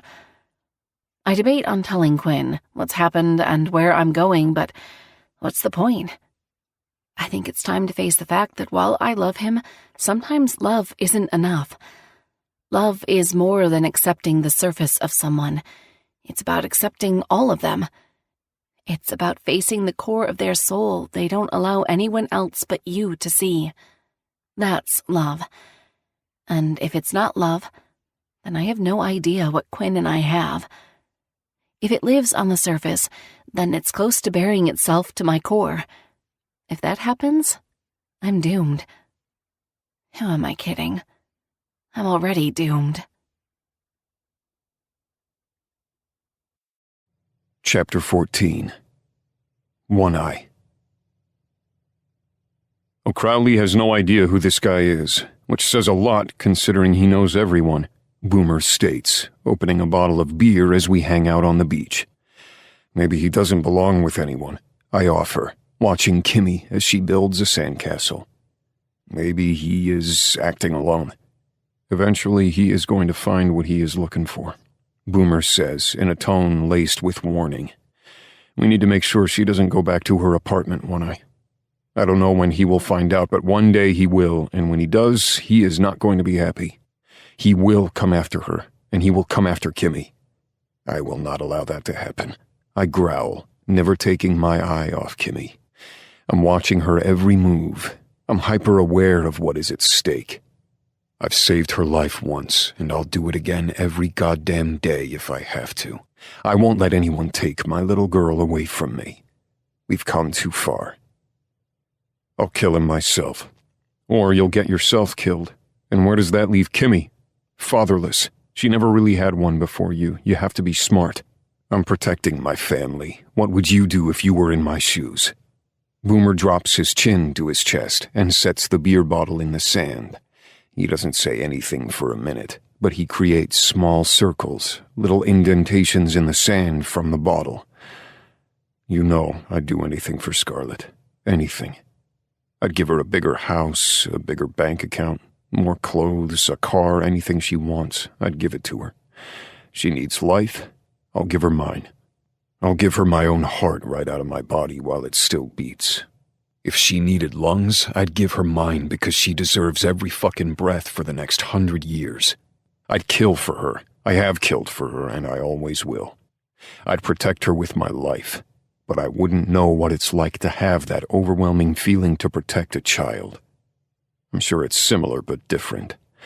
I hear loving a kid is a whole other level of protection that I can't even comprehend. Yeah, I nod, smiling as Kimmy's giggles echo back to us. She's playing in the sand, running away from Violet, and her sister's chasing her. I know Kimmy isn't really mine, but in my heart she is. She's mine, and protecting her is different. Like if it was me and Alicia on that Ferris wheel, I would have done everything in my power to save her, but I can guarantee she would have let go. Not because she would have wanted to, but because she thought she would have been saving me. It's a different kind of love. The kind that accepts, while Kimmy's love is different. It's one where acceptance and defeat don't even exist. As a parent, I have to exhaust all possibilities if it means protecting her. That sounds nice, Boomer says sadly, staring out onto the horizon. He chuckles when Kimmy slaps her hand down in the water and splashes Scarlett. Scarlett screams, then begins to chase Kimmy with a huge smile on her face. She'd be a good mom. I watch Boomer's expression, waiting for it to change, but I can't read him. Yeah, she would. She'd be fucking amazing. You know, out of all the things I can give her that I want to give her, I can't give her the one thing she wants most. Press, what are you talking about? You've only been trying for a few months. It'll happen. I slap him on the shoulder, and I swear his eyes become glassy as he looks back and forth to make sure no one is listening. No one is around. It's just us and Wolf, who is usually in his room these days, but he managed to actually sit on the deck. He isn't around us, but he is outside. Progress. No, it won't I? He guzzles the rest of the beer down and digs the beer bottle back in the sand. It creates a soft little scratching sound. This stays between me and you, okay? I swear, Press, I won't say anything. Hell, it means a lot that he would even trust me with a secret, like I'd ever fuck that up. The chances of Scarlett getting pregnant even with IVF are slim to none. I process this information for a second, still not connecting the dots as he vents to me. Price, how do you know that? Really, it's only been a few months. It's actually difficult to get someone pregnant. Fucking moons and eggs and witches and shit need to be lined up. That brings a small grin tugging at his lips. Yeah, I suppose. I know it was just paranoia, but because of my sister, Sarah, I wanted to make sure reproductively I was okay. Pulse took a sample, and because of a fucking accident I had when I was a kid with a firework, my sperm count is low. Really fucking low. Apparently I'm just a bunch of scar tissue down there, so... Yeah, I've taken a hit on my masculinity. What kind of man am I that I can't even do the one thing men are supposed to fucking do? He holds out his hands in a frustrated gesture. Scarlett is so hopeful. She doesn't care. She says it will happen or we can adopt. Either way, she just wants this life with me. And I want that to be enough, but it isn't. I know it isn't, not for her. She deserves what she wants. Prez, she wants you. Everything else is just a bonus. You know that. Have you talked to your sister? Maybe it would help to talk to someone who you can relate to. No, I'm too ashamed. If I could turn back time and stop being a dumb fucking kid, I would. One choice, and I did it on a dare. I fucking shoved fireworks down my pants because some guys at school were picking on me, calling me weak. I wasn't fucking weak. He pops open another beer and tosses the cap into the cooler. Boomer never litters. He recycles everything he can. I try to remember, but I'm nowhere near as good at it as he is. And my need to prove myself ended up costing the one thing I love most in the world. Her dreams. How fucked up is that, One-Eye? He turns his head to me, and he has this lost expression on his face that I've never seen before. His eyes dance over mine, not once lingering on the patch. You're a good dad, One-Eye. So when I'm telling you do not risk yourself to get your revenge, please don't. That little girl needs you. You've already gotten your revenge. The brother is dead. You have his girl, and his daughter calls you dad, not him. We will take care of the brother. When he lays it all out like that, it sounds so simple, but it's so hard to bury that emotion. That visceral need to get my retribution is strong. I've never had anything like I have now. A family, a real one. And while Alicia and I might be on the outs right now, she's still my family. And if there is one thing I've learned from this life, it's that the ruthless kings will turn this world upside down for family. Boomer, I know anything I say right now is going to go through one ear and out the other because you are thinking a certain way. What's going on does not make you less of a man. I see that, and I know Scarlett does. Life is screwed up. I have one eye, and that side that's hidden is ruined. I have insecurities too. You'll get through it. You'll get your family, because family isn't always blood. That's what I have learned since following you. Don't get hung up on this thought that a baby needs to be born out of your flesh and blood for you to love him or her. You're going to be a great dad one day, Prez, no matter what path life chooses for you. His fingers tap on the bottle, and that's when I see his finger missing, reminding me that all of us are monsters in some way. We're all scarred. We're all fucked up. We're all learning to live, too. You're pretty good at this, One-Eye. I felt like I haven't been able to talk to anyone about this. I didn't want to seem weak. I know it's the exact opposite of how I say we always have to be open here, but it's hard. It was hard to admit it to myself, much less be transparent with the guys. When Pulse told me he had to sedate me, I was so fucking mad I destroyed my bedroom. I became a danger to myself. I already have one danger. He taps the side of his temple. And then this. I felt so fucking useless. On a constant loop, all I heard was, "You're a sorry excuse of a man," or "What good are you to her? She can find a man that can give her everything she needs," or "You should kill yourself because you're useless." Prez, how long has that been going on for? You okay? Boomer made his mental illness clear when we chose him to lead us. He has obsessive, intrusive thoughts, and I can't imagine how the information Pulse told him sent him over the edge. They aren't on a loop anymore, but it was bad at first. It was hard not to take a hit to my pride, you know. I'm a man. I'm supposed to be able to fuck my wife and get her pregnant if I want. His crass words don't bother me any. I'd feel the same way if Alicia and I ever decided to have kids. I think it will happen. I have faith. It's a good thing you do, because I've just about lost all mine. His sadness vanishes in an instant when Scarlett begins to run to him, her long dark hair wet and sticking to her skin. She's smiling too, and it's like all the agony and anger vanishes from Boomer's face. His happiness is genuine when it comes to her, but damn, he masks his pain well. I guess that's the bitch about sadness, depression, or anger, or whatever else someone is feeling. If they are used to feeling it, they are used to covering it up. She slams into him, soaking wet from the ocean, and tackles him to the ground. He spills his beer, and I try to catch it, but it's too late. It's already pouring into the sand, right on top of a hermit crab. I snag it away so he doesn't drown in beer, but he's probably already drunk. Sorry, little guy. Come swim with me, she implores him, her voice sultry and promising a good time. You don't have to ask me twice. I'll meet you in there. He slaps her ass and she yelps, laughing while running away. God, my woman is fucking hot. He adjusts himself in his swim shorts as he stands. Thanks for the talk, One-Eye. I appreciate it.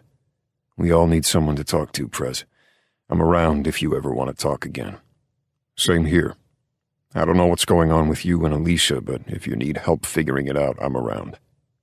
I lift my beer to thank him, and he dashes toward the ocean, joining his lady out in the deep blue sea. Sucks, don't it? Wolf asks from behind me. What? To miss someone so much, to want them so much, and to know you might not ever have it. I turn around to talk to Wolf, but he's already gone, probably to his room. He doesn't talk much anymore, so when he does, we always try to make him feel better. Nothing works. His grief is so strong, and I'm afraid his grief will be the death of him. Dropping the beer bottle, I pull out my phone and take a few pictures of Kimmy and send them to Alicia. My phone beeps. I'm not able to download anything right now. I'm at the hospital. I'm fine. One of the patients at the office today had a stroke, and we are sticking around to see how she is. Are the pictures of Kimmy? Is she okay? I'm sorry to hear about the patient. But who the hell is we? Her boss? I don't like that. Kimmy is fine. We're just outside playing on the beach. It's pictures of her. Aw, I bet she's having fun. And yeah, it's scary. Dr. Lancer is pacing a trench in the floor. He's so worried. I bet. I text the reply and press send. Dr. Lancer, I mock while Googling him, which was a fucking mistake. That good-looking bastard. Fuck no. No way in hell is my woman going to be stuck at the hospital all day with this guy. And I might be late coming home. Dr. Lancer invited me out. Is there any way you can watch Kimmy? I grip the phone in my hand so tight I hear it creak. I want to ask if it's a date and where, but my jealousy gets the best of me, and I don't. Actually, I had plans tonight, but if you're okay with it, I'm sure Boomer and Scarlett would love to watch her. I didn't plan on going anywhere, but I'm fucking furious. If I knew it wouldn't ruin everything between us, I'd march into that hospital and throw her over my shoulder. That would be great. I don't mind at all. I trust them. Where are you going? Hot date? Winky face. Something like that. When the hell did things become so unstable between us? I don't want another woman, but the thought of her with another man just makes me so spiteful. I know it isn't right, but what else do I do? How can I get her to love me like I need her to without telling her so much about myself? I wait for her to text back, but seconds turn to minutes, and I know she's not going to. She's probably busy with Dr. Lancer. Fuck him. I can give her everything he can, even if he does have a lot of money. It doesn't look like it, but I do too. And I bet he'd never even get his hands dirty for her like I would.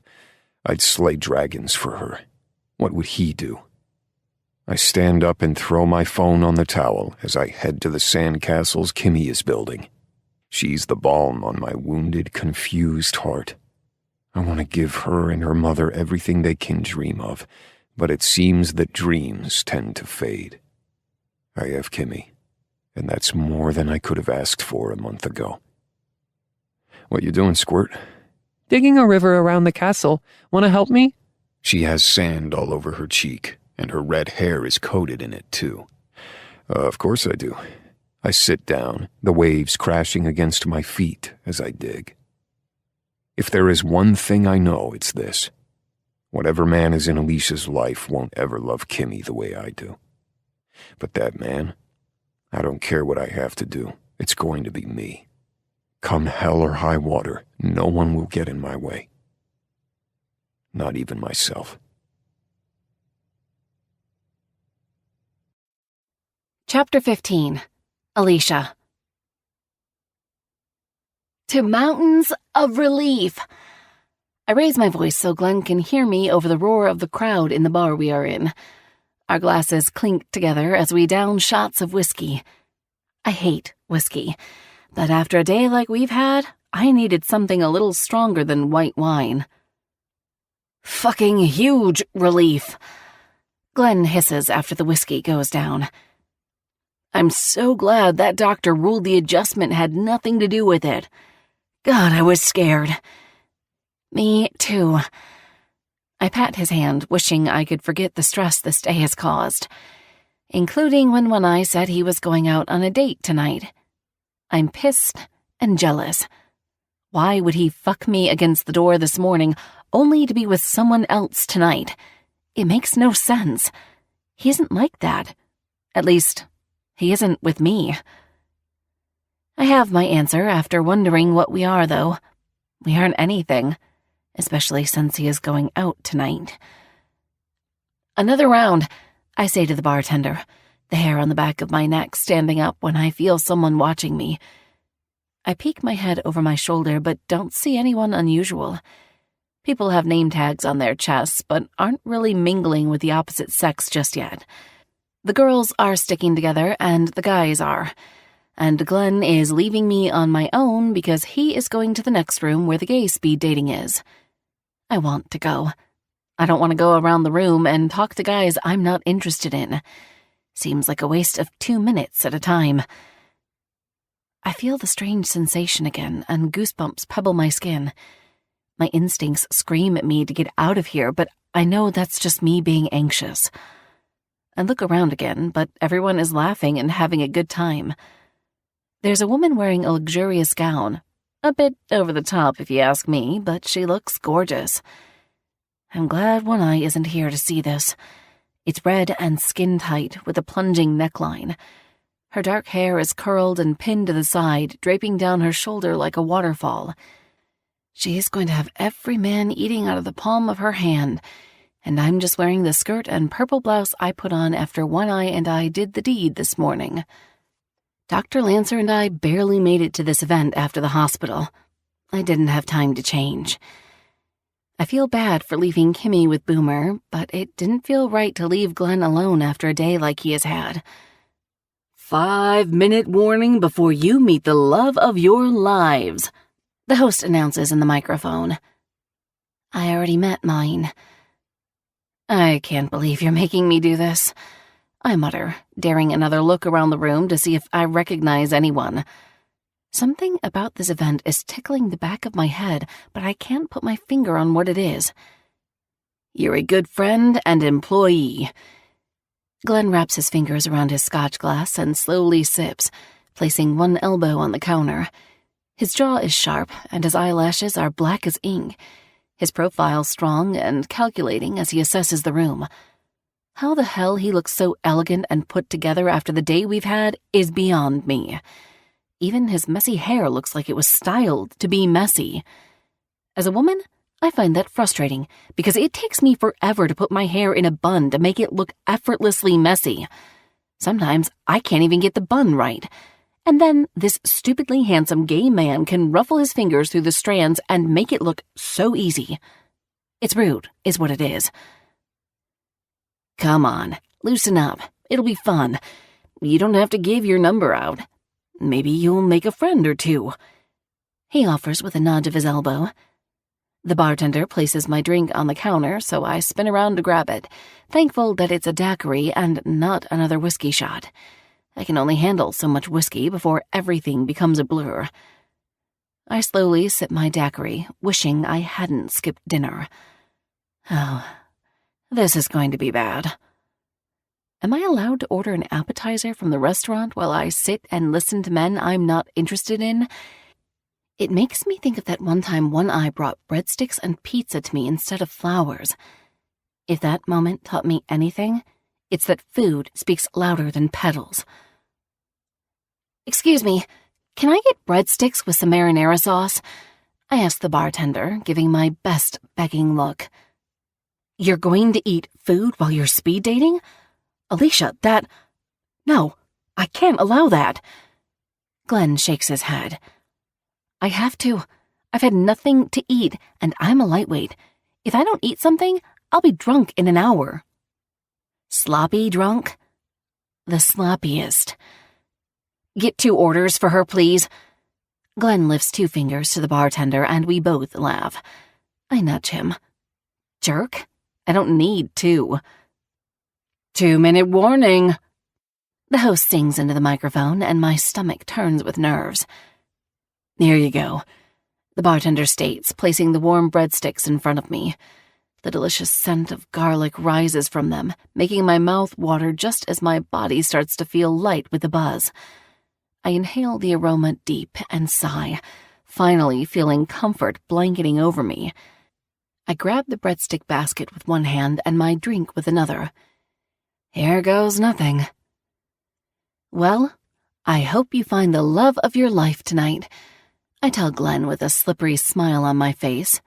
Yeah, my lips are tingling. I need a breadstick, pronto. You too. Unless you scare them away with the breadsticks, then I'm just going to say, I told you so. But you didn't tell me so. Cheeky. I take a step to go sit at my assigned table when the front door opens. My eyes drag across the room and my breath hitches when I see Quinn walk through the door. And wouldn't you know, he doesn't have on his cut. He is dressed to impress. My cheeks heat as I look him up and down. He's wearing a freshly pressed black button-up long-sleeve shirt. It stretches across his firm chest and hugs his shapely arms. The cuffs are rolled to the elbow, showing his strong forearms, and it's tucked into a pair of dress pants. Dress pants that don't leave much to the imagination. He's wearing his formal eye patch, the kind he only reserves for special occasions. Even his hair is combed. God, he looks amazing. And who is that rugged drink of water? Glenn whispers into my ear. That is, that's the guy I was grumbling about this morning. That's the guy you're dating? I don't know if I'm dating him or not. My God, Alicia, if you don't know, you need to have a talk with him because someone is going to snatch that beautiful man up.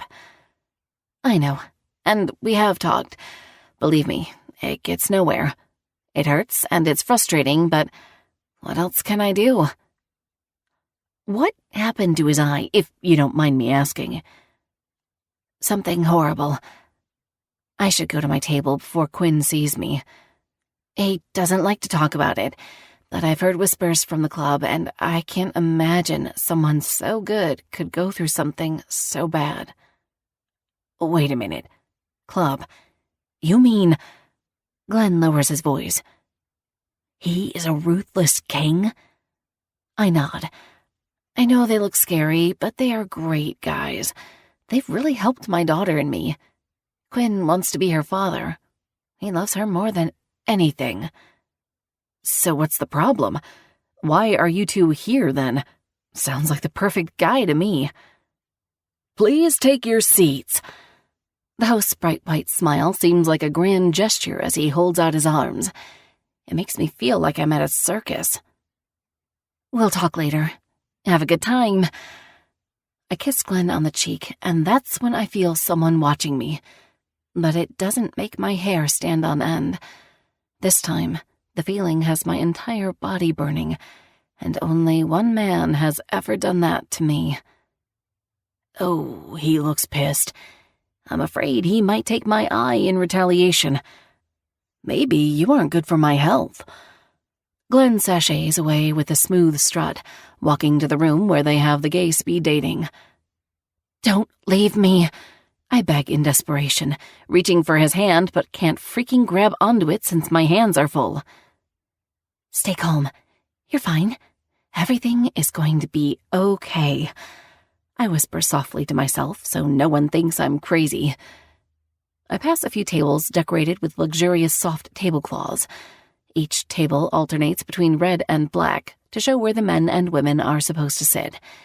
In the center of each table is a fancy centerpiece with a candle, a few flowers in a vase, and a set of pen and paper. That's where my breadsticks are about to go.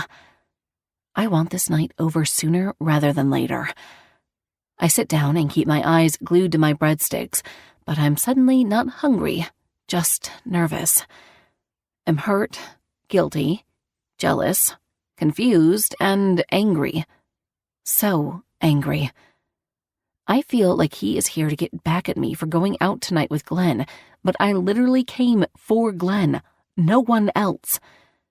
Unlike Quinn, He is dressed to prove a fucking point, and I swear if I see one woman put their hands on him, I'm going to throw my breadsticks at them. And I hope it leaves a breadstick indentation on their whore face. Okay, I didn't mean that. Maybe. I take a long gulp of my drink. It's so cold, I feel the freeze at the base of my skull. Blood is pounding through my body, the rush deafening the noise around me. I turn my head ever so slightly to the right and see Quinn sitting with a beautiful woman. She has long blonde hair and her eyes are so blue I can see them from here. Debating on launching that breadstick. Hi. A handsome man sits down in front of me. He's wearing a gray suit and blue tie paired with a white shirt.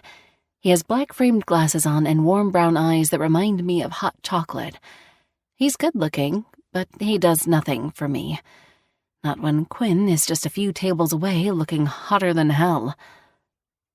Hi, I say weakly, rubbing my hands together under the table.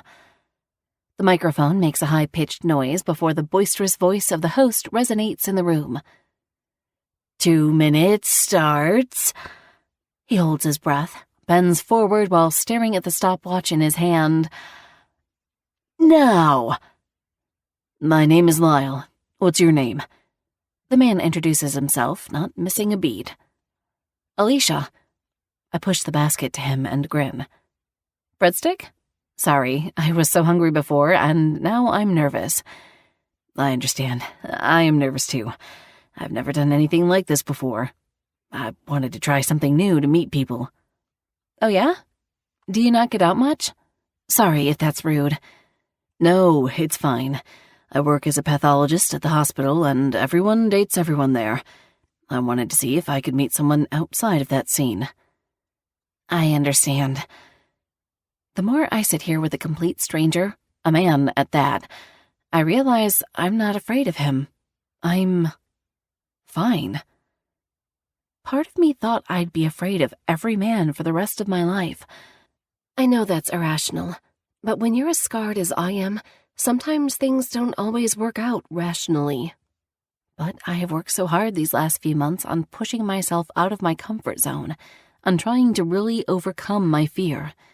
I knew I was making progress, but meeting a stranger and being comfortable, that's huge in my book. And what's a beautiful woman like you doing at an event like this?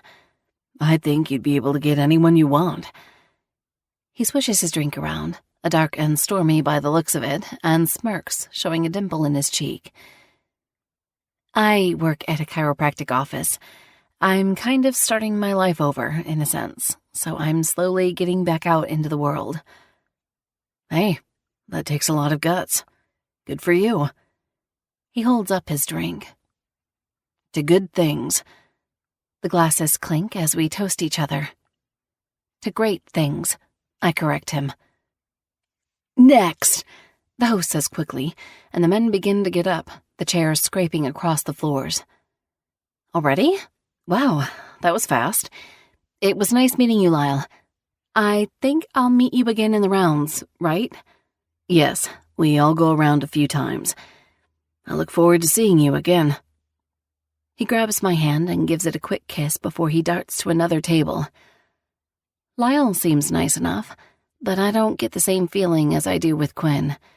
His lips don't bring me happiness or comfort, and the thought of Lyle's lips on mine almost repulses me.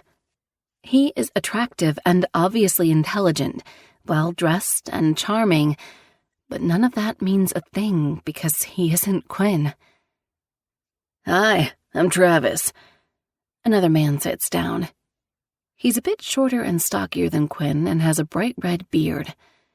Yet again, a handsome man falls into my lap, and I can't even bring myself to care about him at all. My thoughts are still on Quinn. I'm starting to feel like I'm on that Ferris wheel, but one made of men. We are going to be whirling round and round, and by the end of the night, I'm afraid it's going to come crashing down. And it's going to be me that ends up getting hurt. Chapter 16. One Eye. When I get to that table, her ass is fucking mine. I didn't plan on coming here tonight, but I may or may not have tracked her phone. The address was too familiar, and I remembered it from the pink flyer. I didn't come here for another woman. I came for her. And I'll fight every man in this room if it means I get to walk out of here with her on my arm. I'll start with that fucking guy who kissed her hand. No other man will be kissing her anywhere. Every part of her is mine. Every inch of her skin, every sound that leaves her lips, every blink of her eyes, everything. It's mine. And it's time I start acting like it. It's time for me to get my shit together. She wants to know me. She'll know me by the end of this stupid thing. And I was like, oh my God, Trisha, you can't just be doing a line of coke off some guy's cock. He might have an STD, ew, imagine sniffing herpes up your nose. Yuck. Stay patient, stay calm, breathe in and out. This lovely woman in front of me is, I'm trying to find a kind word. Annoying. There, I did it. So, is the patch a fashion statement or what? She sips on her martini while giving me a look that promises a good time later. And if I wasn't in love with someone else, I'd have no problem fucking her over this table just to have a wet hole. But no way in hell is this woman long term. She has a lot of growing up to do.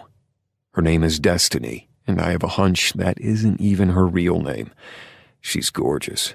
She could have anyone she wants. Long blonde hair, blue eyes, fake breasts, and big lips with filler. She's not my type in the slightest, but I see the appeal for some men. Not me. I like my women red-headed with porcelain skin, a dash of freckles, round, natural tits, and an attitude that burns hotter than the devil himself. Next. It was nice meeting you. See you around. I say as nicely as I can. I don't even think I told her my name. I sat down and she started going on and on about herself. I didn't get one word in except to say goodbye. I sit down at another table, and a slightly older woman is sitting there, maybe in her 40s. She's out of my age range, but she's still gorgeous. She has black hair with 2 white stripes framing her face, her hazel eyes popping against the lack of color. The effect is striking. She's wearing a long, elegant blue gown and heels to match. Honestly, I'm wondering what the hell this woman is doing in a place like this. She looks like she should be running some high-powered fashion magazine in New York or Paris. I'm Zoe. She introduces herself with a slight accent I can't place. Definitely European. One Eye. I don't want to give my real name. I only want one woman to call me Quinn. She leans back and stretches her arm over her chair, lifting her brow in curiosity. One Eye. Interesting name. I'm assuming it speaks for itself.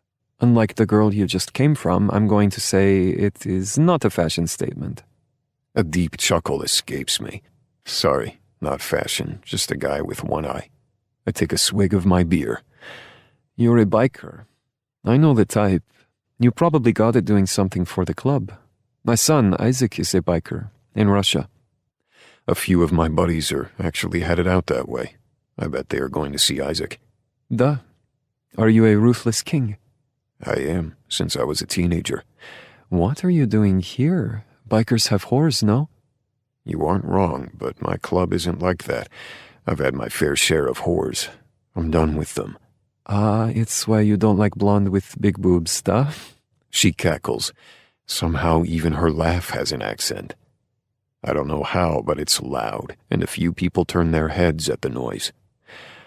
I have someone in mind. I just need to convince her to be with me. You are too young for me. You are my son's age. I'd feel like your mother. She winks to reassure me she's kidding. Oh, is she? Is she here? I nod. I came for her.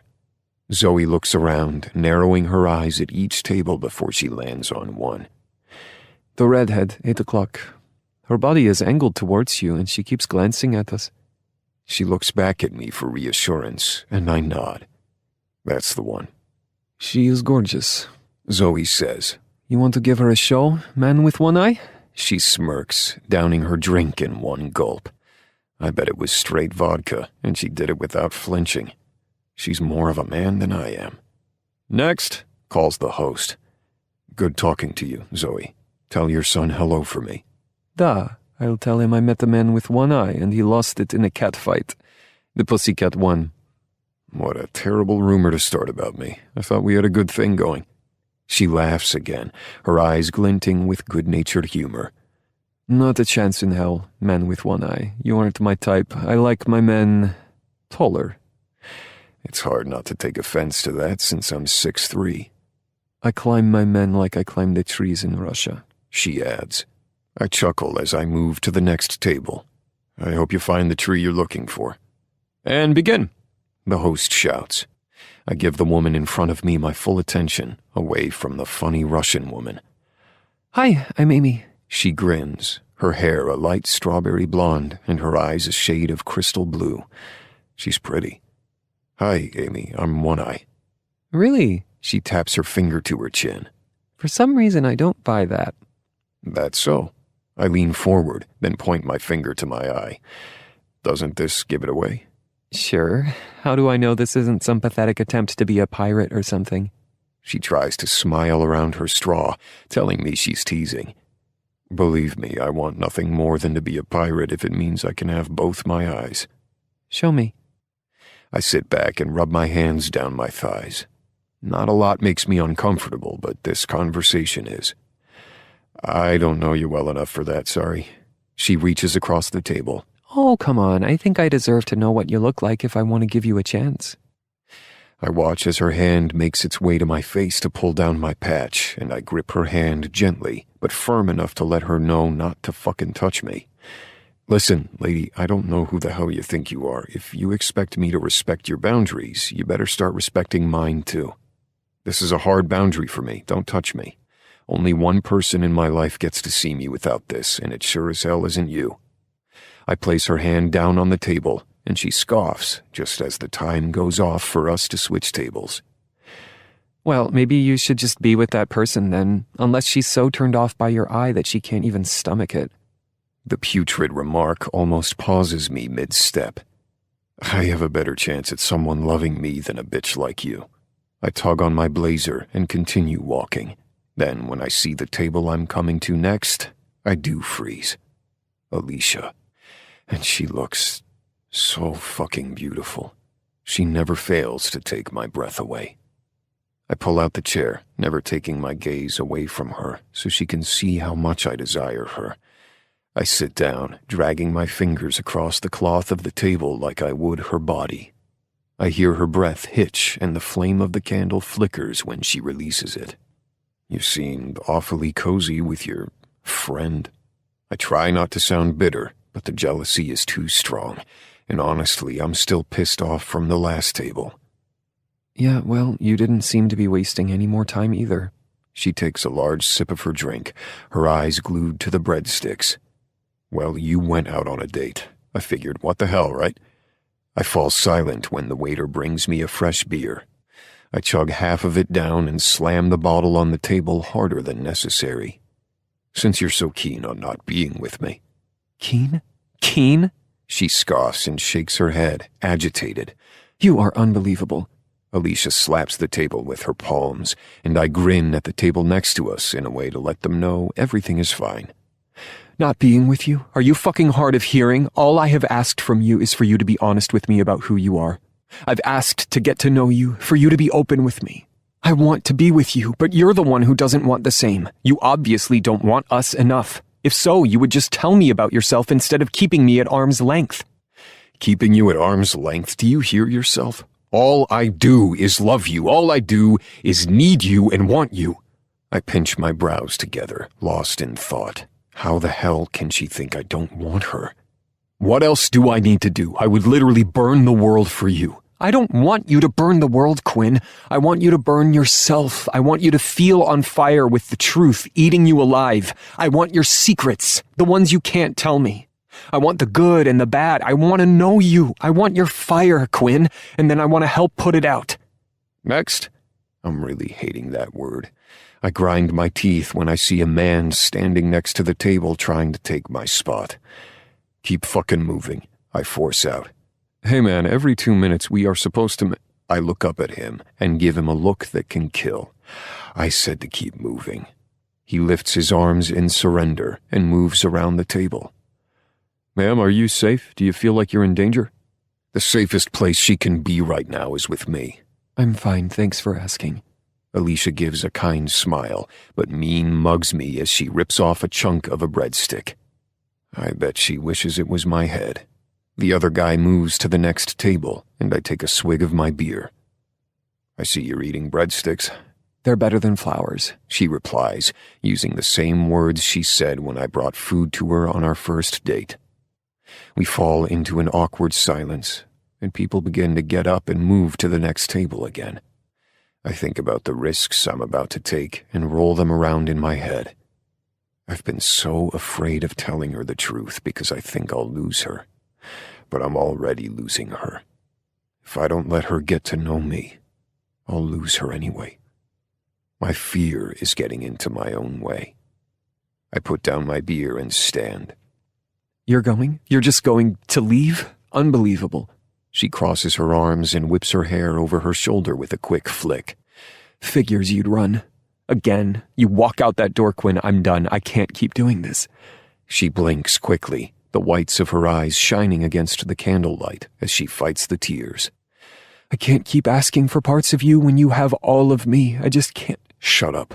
I grumble before jerking her to her feet and crashing our lips together, the world finally righting itself on its axis. She exhales slightly as she leans away, her eyes closed, and I notice the light coating of mascara on her light auburn lashes. I love when she dresses up, but her natural lash color makes her green eyes pop. I'm addicted to her eyes. They're the color of four-leaf clovers.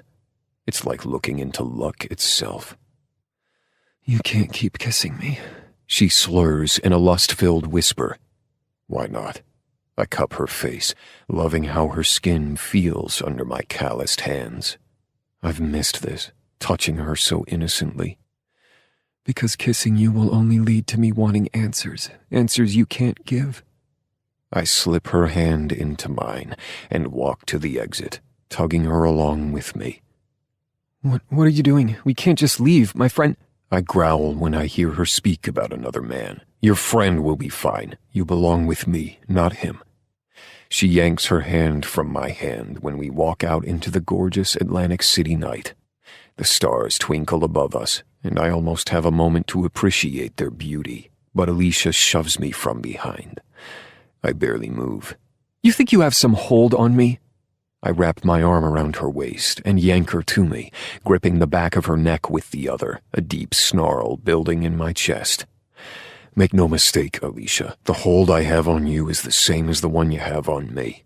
It's impossible to let go of no matter how hard you try. I will never let you go. I won't allow you to. And your friend? The distaste is clear as I say it. Your friend will never have a hold on you like I do. She fights me, trying to get out of my grip, but I constrict my hand around her neck, and she gasps for air, her pupils dilating with desire. Yeah, I know what Mama likes. She fucking loves being manhandled. My friend is gay. He is in the room where the men are, you fucking caveman. The laugh that escapes me is dark, tinged with a hint of delight.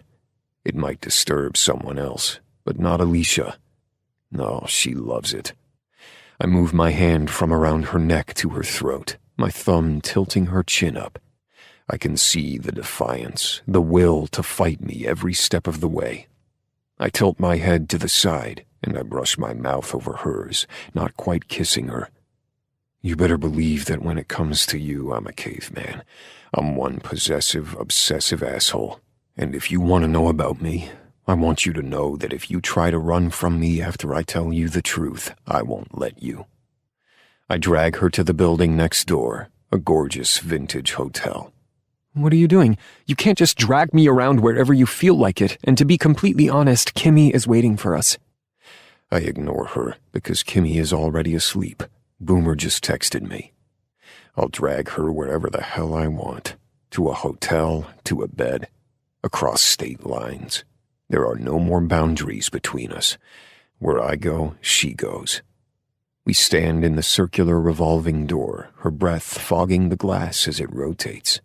We enter the lobby and gasp as we marvel at the classy decor. The chandelier shines like stars against the blue marble floor, dazzling us with light. I head straight for the elevator. Before the speed dating, I stopped by here and grabbed a room. Call me stupid or hopeful. Either way, I knew I wanted my night to end with Alicia.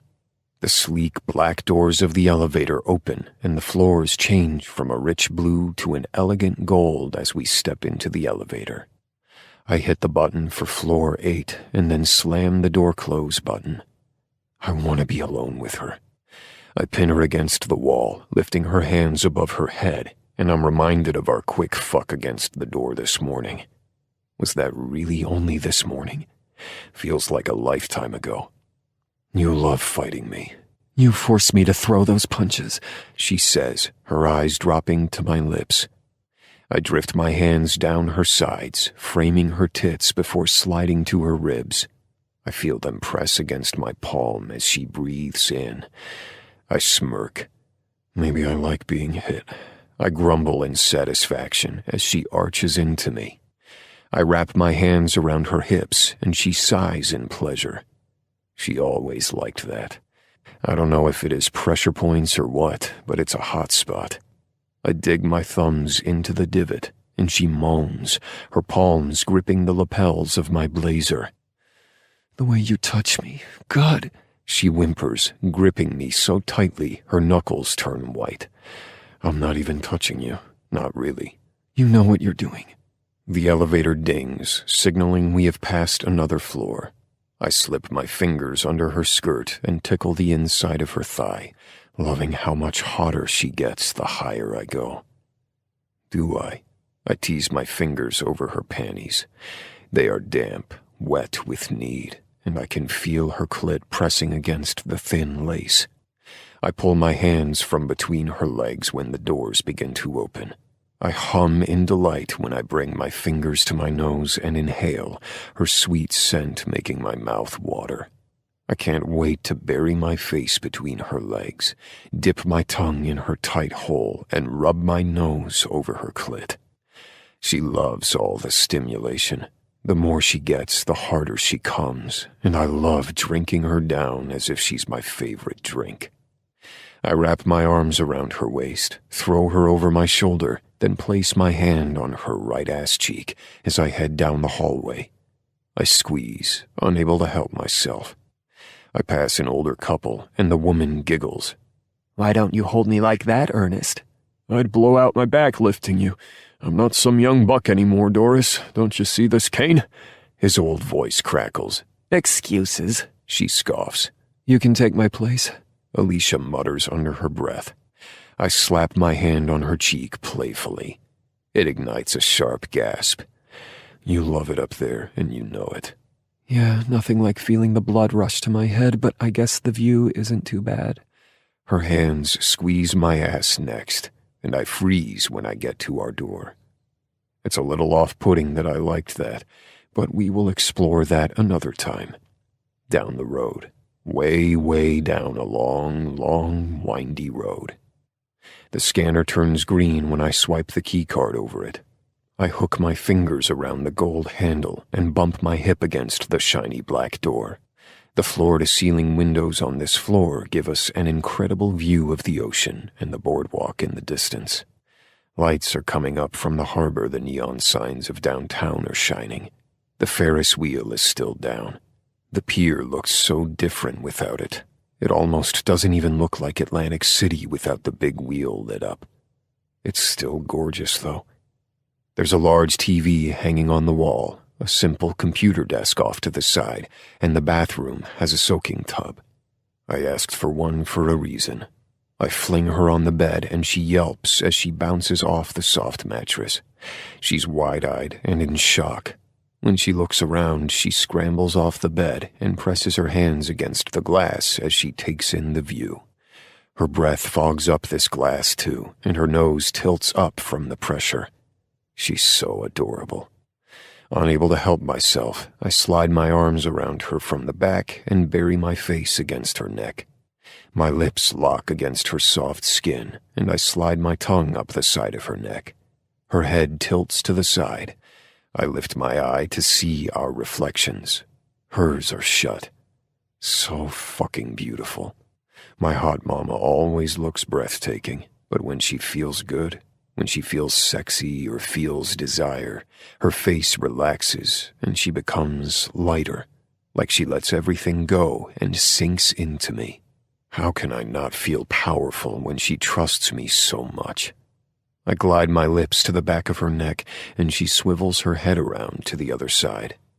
"I've missed you," I whisper, and the sound of my voice must yank her out of her lust-induced haze. She slips out of my grip, leaving the space in front of me cold. Alicia shakes a finger at me. No. You do not get to puzzle my mind with your lust. I refuse. Not until you spill. Spill? She gives a curt nod and blows a piece of hair out of her face, seeming a bit disheveled. Yes, spill. You don't get in my pants until I learn about you. I grumble in disapproval and press a hand to my aching cock. You're bribing me. Information for your body, isn't that? I prowl toward her, and she backs away until her back hits the wall. I cage her in with my arms.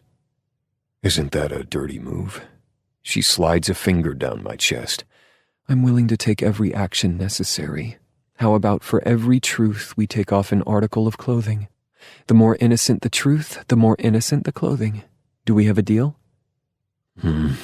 Reverberates in my throat as I think on it. I'm going to lose her anyway if I'm not honest. I might as well spill as she wants. Fine. You have yourself a deal, Miss Price. I tug her by the hips, and my cock rubs against her thigh. Seal it with a kiss. She wraps her arms around my neck and grins. No way in hell. She dips under my arms and laughs, heading toward the minibar to pour us drinks. Go on, I'm waiting. The scotch glasses clink together when she grabs them from their home on a shelf. My favorite color is orange. Orange, really? She smiles. You don't have anything orange. Because the guys would give me a hard time. Orange isn't a manly color.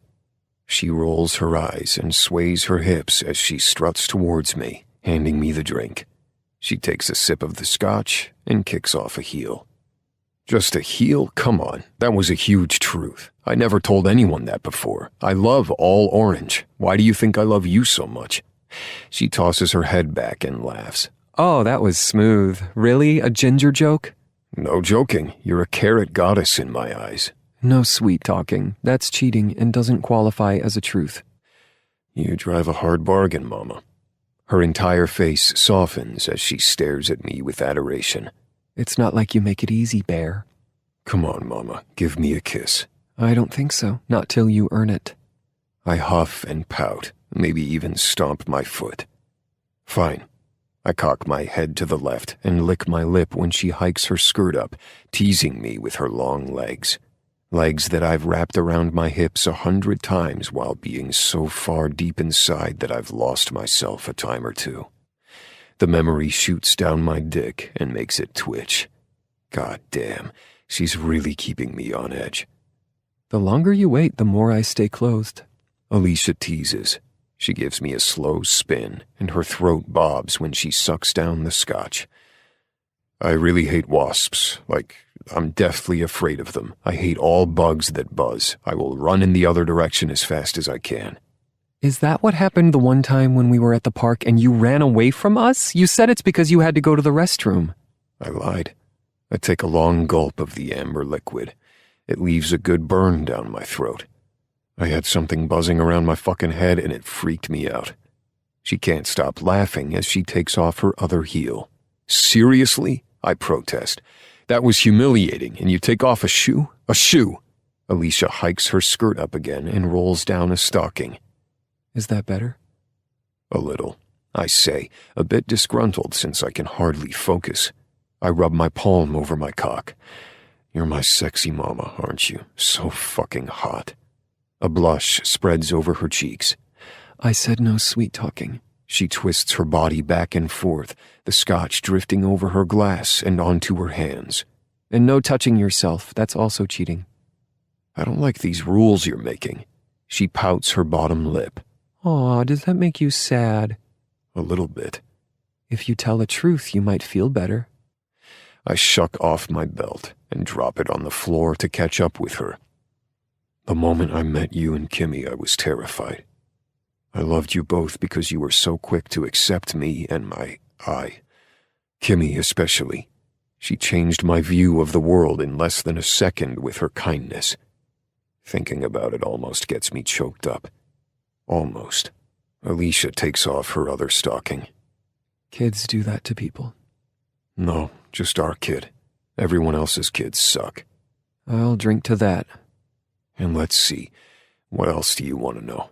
I brainstorm as I unbutton my pants. I bounced around foster homes a lot as a kid. I lived on the streets, and my old Prez found me and took me in. I remember him, she says disapprovingly, and immediately I'm afraid she won't give me a chance to explain. I jump in and take a step forward. I was just a kid.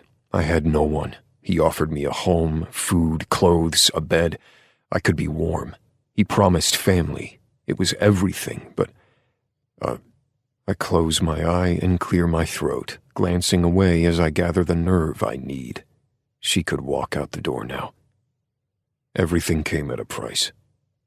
I down my drink and snag the scotch off the minibar and pour it to the rim, then set fire to my throat with as much liquor I can fit in my mouth before swallowing.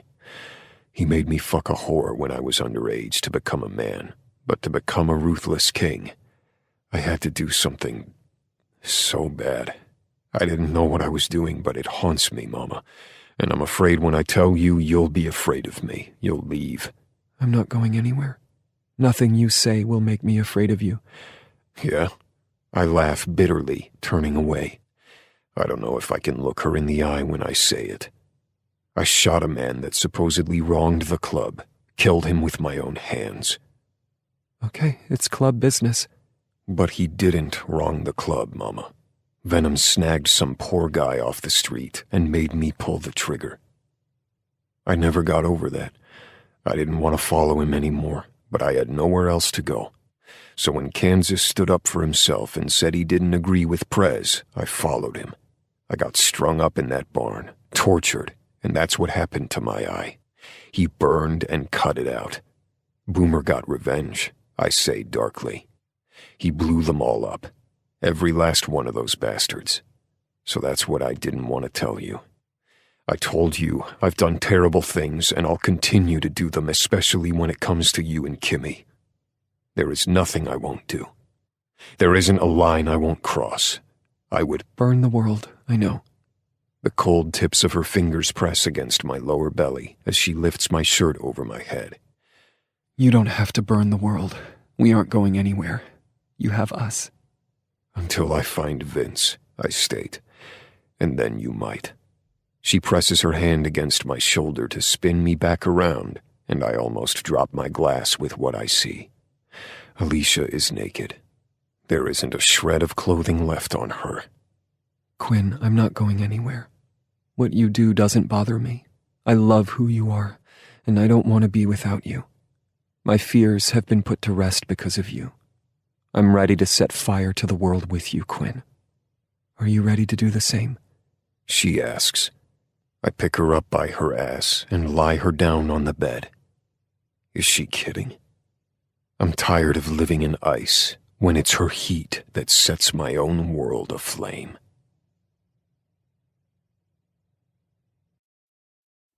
Chapter 17. Alicia. He hovers over me, and I lift my hand to brush the tear off his cheek. I'm so proud of him for telling the truth. I know it wasn't easy. He's been keeping it from me for so long. I honestly didn't think he'd ever get around to finally saying it. But I could not be more grateful.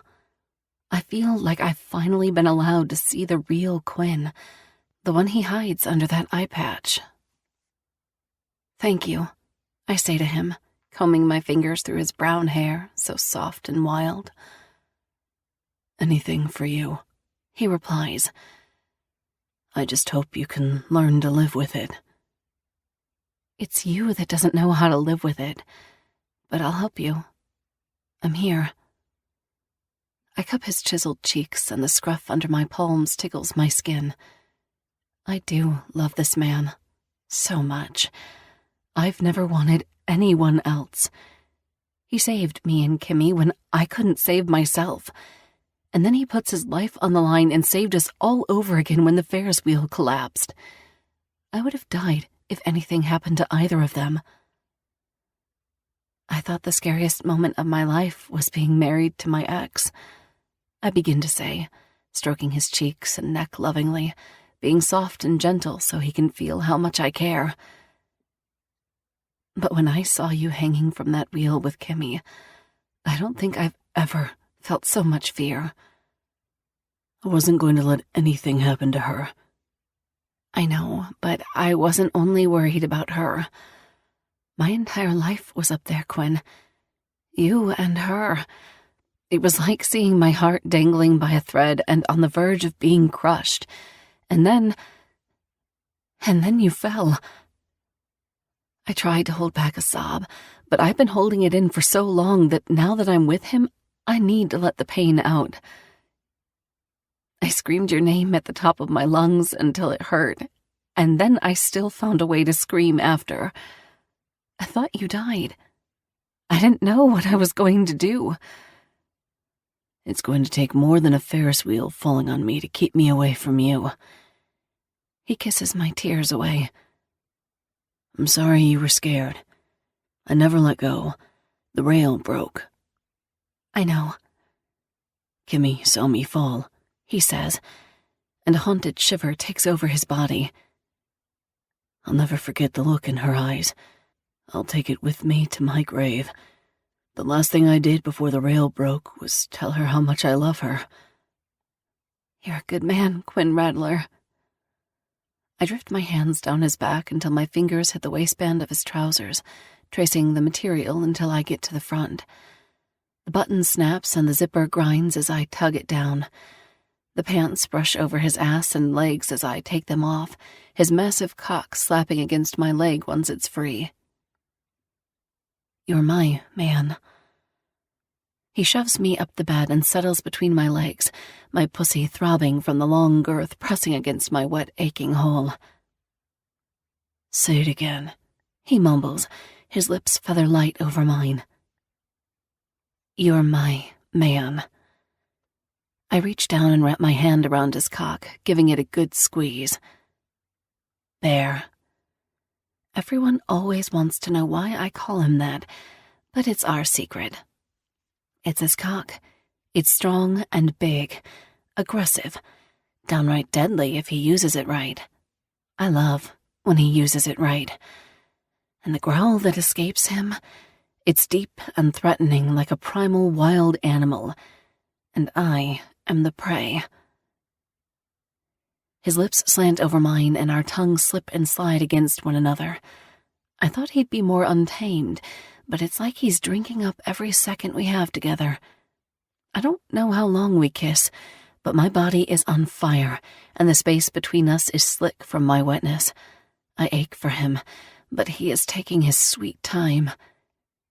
He glides one hand down my body, cupping my tit and pinching my nipple.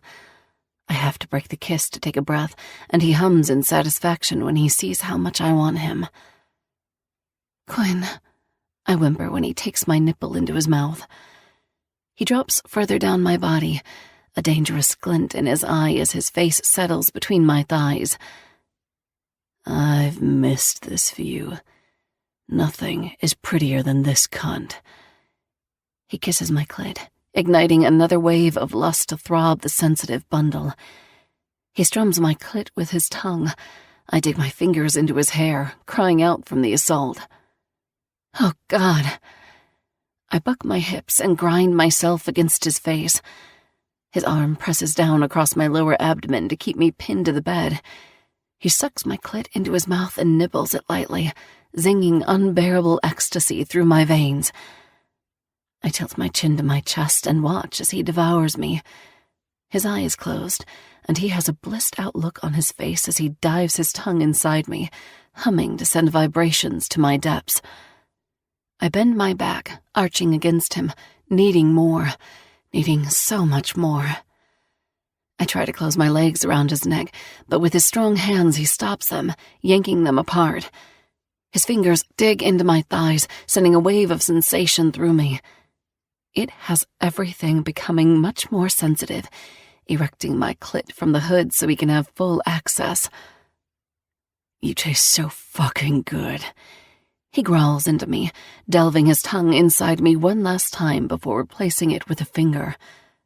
There's no caress. He's knuckle deep. I need my breast, loving the way the pleasure ripples through my body. "Quinn, yes. Oh God, yes," I moan, rocking against his finger. "You're so tight. You like being finger-fucked, don't you?" He slips another finger in and curls them at the last minute. I jolt when he hits that special spot inside me.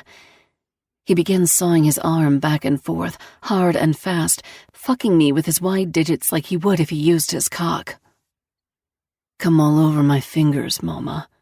Show me how much you like being torn apart from the inside out." He slides in another and I gasp, struggling to catch my breath. "Fuck my fingers, Mama," he growls while his other hand grips my ass.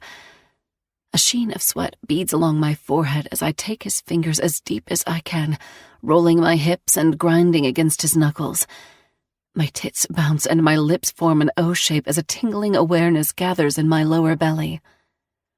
"Quinn," I grip his arm. I'm getting close. Too close. "I feel you squeezing me, fucking me like a toy. Get yourself off, Mama. Come on, show me how much you want me and need me. I need to see it. I need to feel it." And I always want to give him what he needs. He bends down and bites my nipple, and a kaleidoscope of colors bursts all around me as I come, crying out his name. Yes, Mama, just like that. You're so fucking wet. I can't help myself." He pulls his fingers out of my body, leaving me open and empty. I miss him already. He dives down and laps at my petals, licking me clean of my orgasm, moaning in delight. When he is done, he lifts himself up and throws one leg over my body, straddling me. "Taste yourself," he orders forcefully. He shoves his fingers into my mouth and my salty sweetness bursts across my tongue. "You love how you taste, don't you?" I nod eagerly, swirling my tongue around him to make sure I get every drop. In a quick motion, he rips his fingers out of my mouth, grips me by the sides of my head, and rams his cock down my throat. The intrusion is a welcome surprise. I love sucking his cock. Well, I love him using my mouth with his cock. I don't do much, but let him do whatever he wants to me. The tip of his cock hits the back of my throat and I gag. My eyes water from the inability to breathe, but he doesn't let up. He fucks my face just like he fucked me with his fingers, brutally, and with one goal in mind. I grab onto his thighs for leverage, the burst of his pre-cum dancing over my tongue to work its way down to my belly. He stares down at me while I lift my eyes, drifting over his abs to stare over the ridge of his pecs. "I love it when you cry for me," he states, wiping a tear off my face to bring it to his mouth. "I swear I can taste how much you love my cock in your mouth." I reach down to play with myself, my pussy pulsating with need, but he bats my hand away and yanks away from the tight suction I made with my cheeks. He pulls away and I moan, feeling empty. His cock shines with saliva, a string of spit still connecting us, and I notice how angry it looks. The tip is red and the vein is bulging with the need to come. His sack is pulled tight to his body, the large orbs full of cum I want inside me. I can't help myself. I palm the orbs, rolling them in my palms as if they are a pair of lucky dice. I blow on them for good measure. I need all the luck I can get, right? I lean down and lick one, then suck the ball into my mouth, moaning when his soft flesh dances over my tongue. Fuck, he groans out, fisting my hair. You have to stop. That's going to make me come. I pop the orb out of my mouth and grin. You mean this? I latch onto the other one and circle my tongue around the ball, reminding me of how I would suck a jawbreaker, the candy that never quits. Yes, that, he shouts, curling the top half of his body over my head. He rips his cock from my mouth again and wraps his fingers around the base, squeezing until the vein looks like it's about to pop. I don't want to come until I'm inside you, he struggles to say between breaths. His hand presses against my chest to flatten me against the bed. He situates himself, spreading my legs with his knees. Quinn hovers over me, his gorgeous brown eye glossed over with need. Starting from his ass, I drag my fingers up his body, around his shoulder, up his neck, grazing his cheeks, and then I slip my fingers under the patch. He jerks his head away. What are you doing? I want to see all of you. He shakes his head. Not like this. Not when you want me. I don't want you to look at a monster. I slip the patch over his head and toss it across the room, dragging my fingers along that side of his face. I feel the ruined skin, the rough patches gliding against my fingers. I apply pressure to his temple to force him to look at me, and he closes his good eye so he doesn't have to see me. Quinn, look at me, please. The desperation in my voice must have won him over, because he opens his eye. He doesn't seem happy about it. He has wrinkles forming between his brows, and his cheeks become red with a hot flush. I touch every part of his face, every gorgeous inch. I stretch my neck and lift my head, kissing the place where his eye used to be. His breathing is quick and ragged. His fingers grip my arm so hard I almost yelp, but I know this is him holding on for dear life. Again. If he falls, he wouldn't get back up this time. I love you, I whisper, kissing the orbit of his eye. You're beautiful. I wouldn't have you any other way. All of you. All of your scars and insecurities. All of your pain, Quinn. You're the only man that does this to me. I take his hand and press my head against the pillow so I can see him. He's as white as a sheet.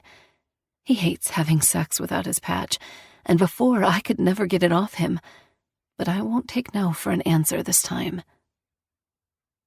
Feel that? I hold his hand against my chest so he can feel my racing heart. Do you feel what you do to me? His confused expression eases, and he lifts his gaze from my chest to my face. Bud, no buts. Your one eye is better than any two-eyed man I've ever been with. His lips part in shock, and then it hits me with what I said. Oh, God. I begin laughing, and so does he, his perfect white teeth shining bright as he brings his face closer to mine. I get to see something no one else does. I get to see a permanent inflection of what the past did to him. One side of his face shows who he used to be, while the other shows who he is now. Never breaking eye contact, he sinks his wide cock inside me, parting my folds for his length. My breath is stolen, and my lungs scream for air as he kisses me. The bed shakes as he pounds in and out, taking me higher. Nothing is said anymore. There's no need. This is it. We're bound. We're owned. We're claimed by one another. He grips my hands, and we clutch as hard as we can. Our gasps and groans mix as the bed slams against the wall, shaking the lamp on the nightstand next to us. Every drive of his cock becomes harder. I'm about to lose him to lust, and I can't wait. I love it when he becomes unhinged. You feel. He ends on a violent-sounding growl, propping a hand on my hip. He looks down, watching himself disappear inside me. God damn it, I can't get enough. I need to be deeper. He hooks my legs over his elbows and tucks me toward him, his cock sinking another inch. Yes, he hisses. Just like that. Fuck, Mama. He tosses his head back and shouts as he fucks me harder, his sack slapping against my ass. Yes. Oh, God. Yes. More. I beg, clawing at his chest as he ruins me for anyone else. He drops my leg suddenly and flips me over, shoving my face into the pillow and straightening my legs. Oh, God. This position. It makes me come over and over again. I'm not ready for the onslaught of fireworks about to take over my body. Quinn, I plead, but I don't know what for. I want him to take me, and I don't want him to at the same time. Fight me, he whispers in my ear, slapping his palm against my right cheek.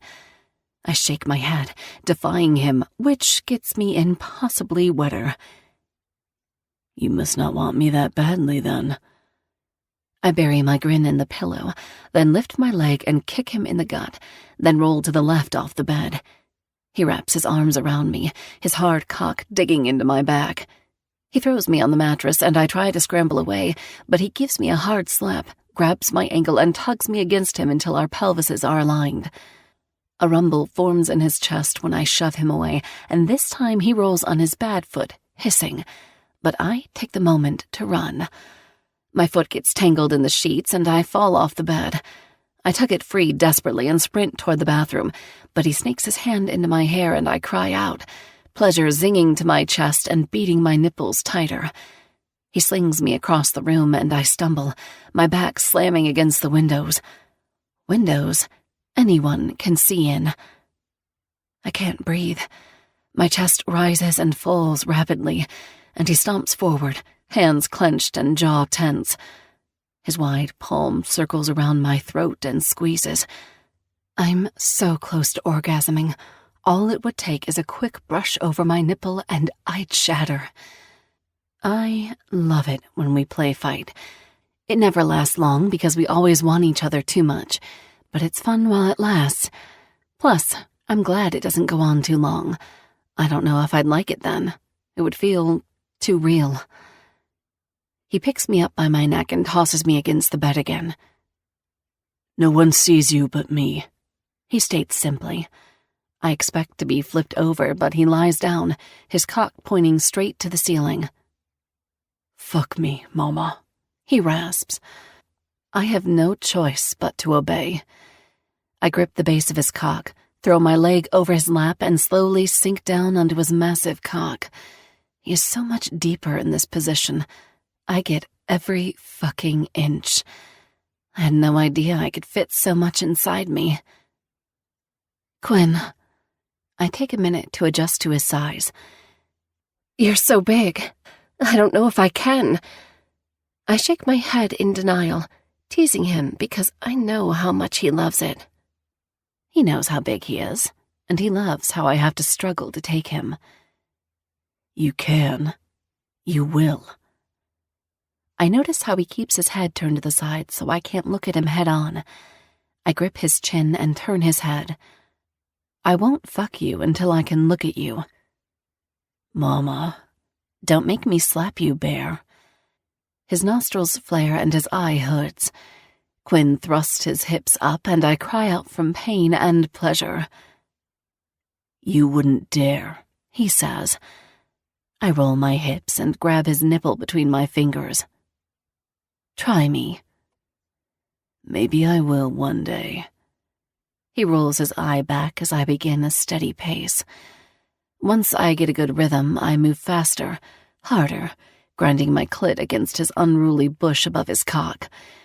He clutches my hips and helps me move quicker, at a pace that isn't possible by myself, and it gets me to the breaking point fast.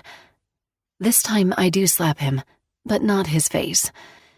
I hammer my palms against his chest as I break apart, coming relentlessly. I barely have time to focus when he jackknives and pushes me down and flips me over again, my face smothered against the mattress once more. He loves fucking me from behind because he can get me to come back to back until I'm a worthless rag doll. Quinn keeps one hand against the back of my head, keeping me pressed down, then rams inside me with a brutal thrust that has me screaming. He doesn't let up. He doesn't stop. He pegs my G-spot over and over again, stimulating me from the inside while the mattress rubs against my clit, stimulating me from the outside. Mine. You're mine, Mama. Mine. He plants himself as hard as he can to make his point. I hold onto the blanket while he takes me for the ride of my life. All yours. I barely manage to say before my orgasm tips me over the edge again. My mind is reeling and my body is exploding with pleasure. That's it. Milk me. Squeeze my cock, Mama. He hums in approval, slowing his pace. Look at all your cream coating me.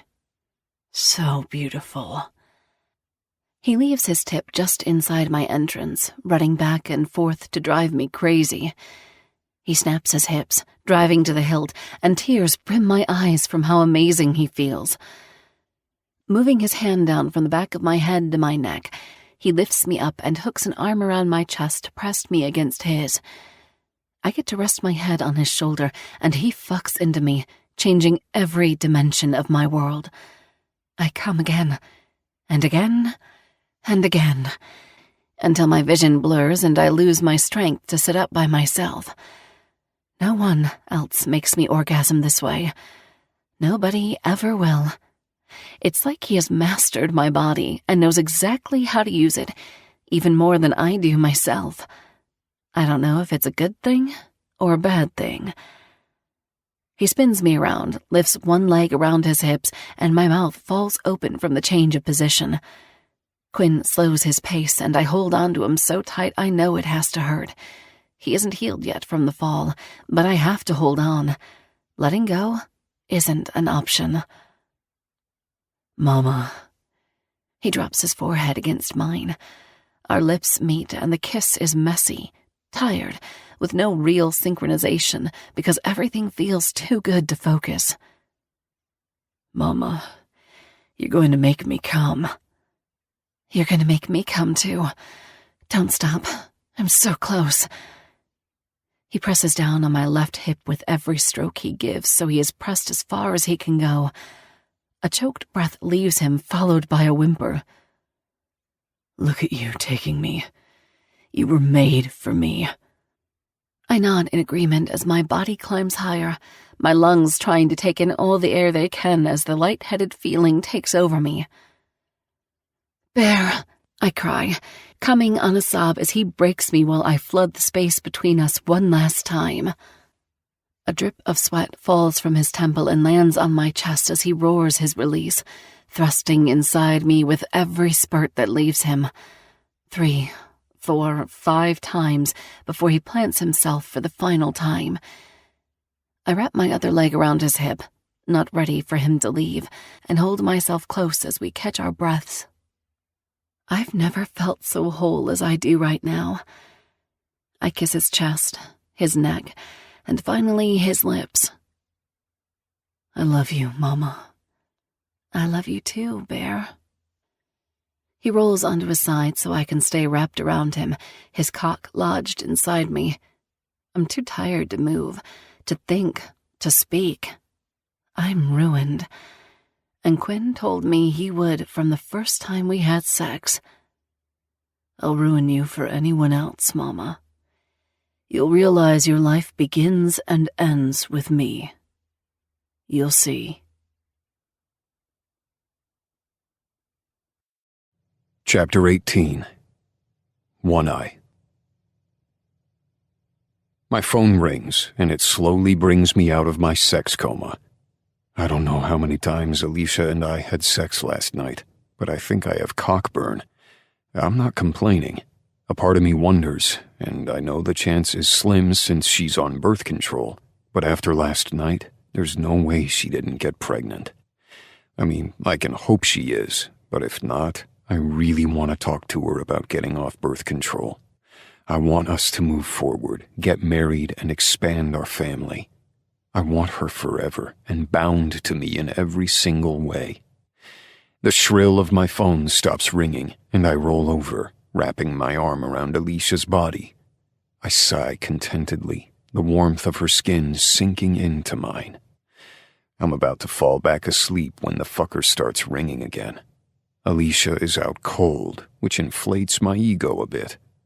I smirk to myself, thinking about all the positions, screams, moans, and orgasms that were shared last night. My hand slaps the nightstand, and I search for my phone. When I finally have it in my grasp, I slide the green button to the side without looking at the name. Hello? I mumble, my voice sleepy and hoarse from all the shouting last night. Well, sounds like someone had a good night, Boomer teases, and he sips something, probably coffee. I take it your plan worked since you aren't home. I look over to see Alicia, her red hair fanned across the white pillow. You could say that. Good, I'm happy for you. Thanks, Prez. I swing my legs over the bed and rub my eye with a yawn. I need to piss. I stand to walk to the bathroom, and my fucking foot hurts so bad. I may or may not have taken my brace off for the night. Luckily, I have it with me in the bag I left in the room before heading to the speed dating event. I limp to the circular table, snag it from the duffel bag, and put it on, letting out a relieved breath from the extra support. I hate to rain on your parade or cut your sex fest short, but I need you to meet the guys at the store to help unload the product. I know you aren't in the best condition, but if you can just help sort the different flavors where they belong, that would be great. Yeah, Prez, it's no problem. I'll bring Alicia by first so she can be with Kimmy. It's the longest they have ever been apart. Well, Kimmy is still sleeping. She's zonked. After the beach, we went to bounce, and she must have jumped on those trampolines until they closed. Then we went to the park and got hot chocolate, and then we played on the playground. She was asleep in the truck before Scarlett even got her seatbelt on. I appreciate it, Boomer. If there is ever anything we can do to repay you guys, just let me know. Nah, we are glad to do it. We're family. Homer, what the fuck did you do with my juice boxes? Boomer exhales at the same time I laugh. I stabbed every single one of them, drained them, and threw them away. I'm going to stab you. I have to go. I don't know why they decided to stop here before heading to the shop, but I wish they hadn't. I knew if Arrow and Homer saw each other, it would be a fight. Good luck, Prez. Just give Homer some weed. He'll be happy and chilled out then. Boomer mumbles something about, I doubt it because the old man is a grump, before hanging up the phone.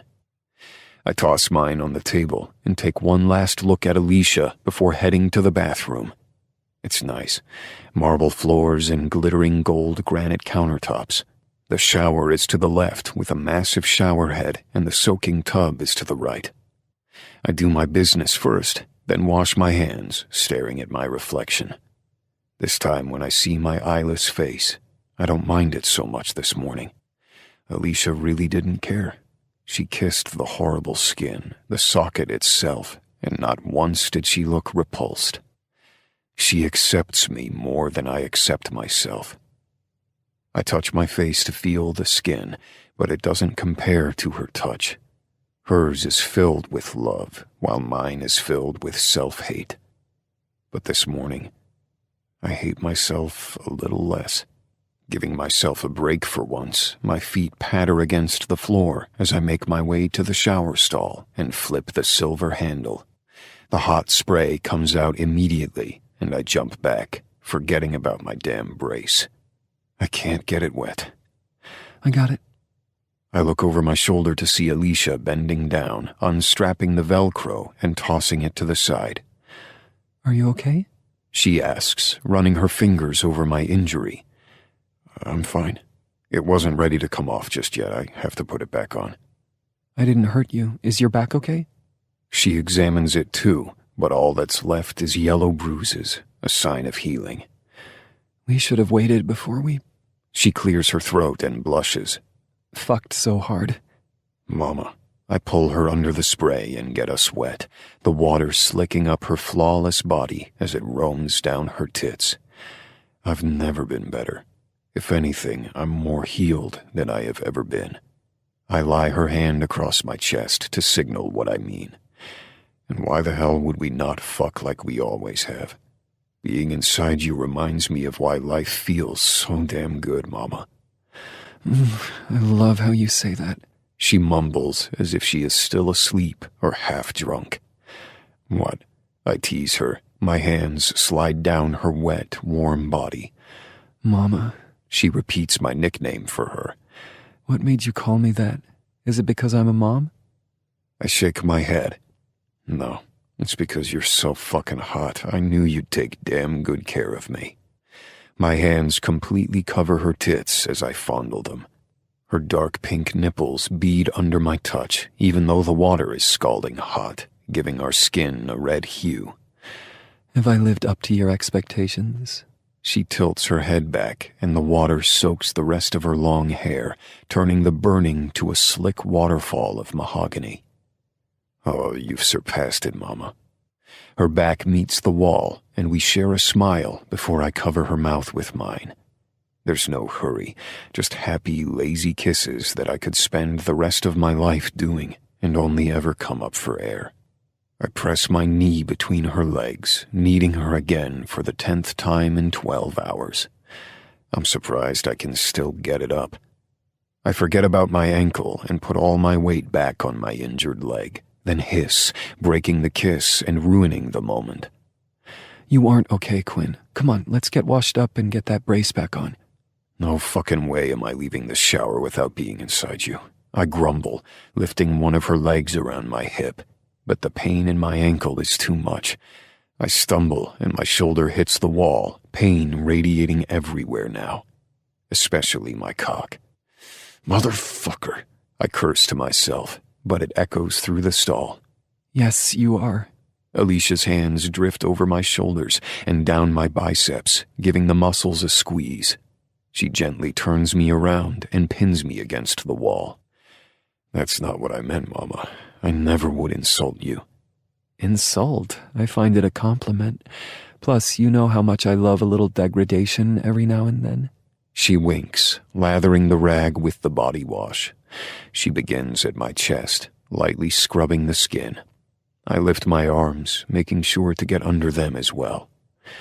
You better stop talking like that or I'm going to spank the hell out of you, I warn, not wanting her to stop. I want to bend her over my knee and make her ass red. She drops to her knees and slides the cloth down my stomach, the suds building in the ridges of my abs.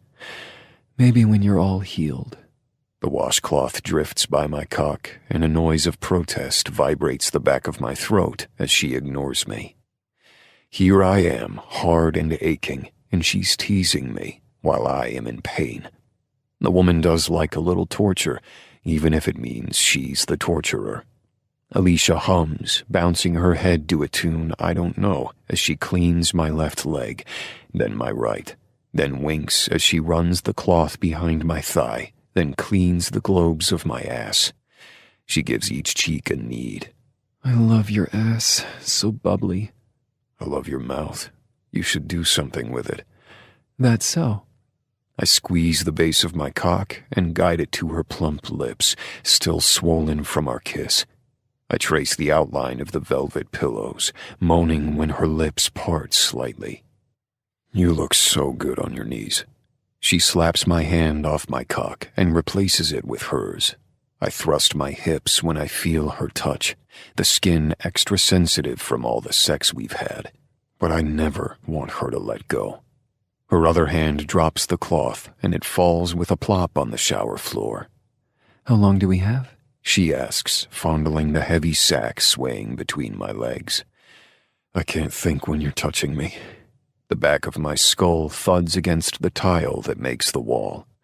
Suddenly, her hands are gone, leaving me throbbing. A bead of pre-cum pools along my slit, but she doesn't lick it off or rub it off. I'm left alone. I'm not touching you now. She smirks. How long do we have? I'm assuming you were talking to Boomer earlier? Don't talk about him when my cock is inches away from being shoved down your throat. I bite, not liking another man's name on her lips. And I have to meet the guys at the High on Life to unload the merchandise. I have plenty of time. So maybe another 5 minutes before your phone rings again. That's okay. I can do this in under 3. She says with confidence, taking my cock in her hand and then sucking my length down her throat. Fuck, god damn it, Mama. I grit, leaning back to enjoy the ride. My fingers run through her hair, keeping a gentle hold on the wet roots close to her scalp. That mouth, the sound that escapes me is one of pure primal need, a deep ache that only she can fill. I watch her, hypnotized by how amazing her mouth feels. In and out, my girth fills her mouth, stretching her to the point that she struggles to take me. I know her eyes are watering, but the tears mix with the droplets of water. She moans as she sucks me fervently. She is on a mission to make me come in less than 3 minutes. I grab her hair in my fist and pull her down, moving faster the way she likes it.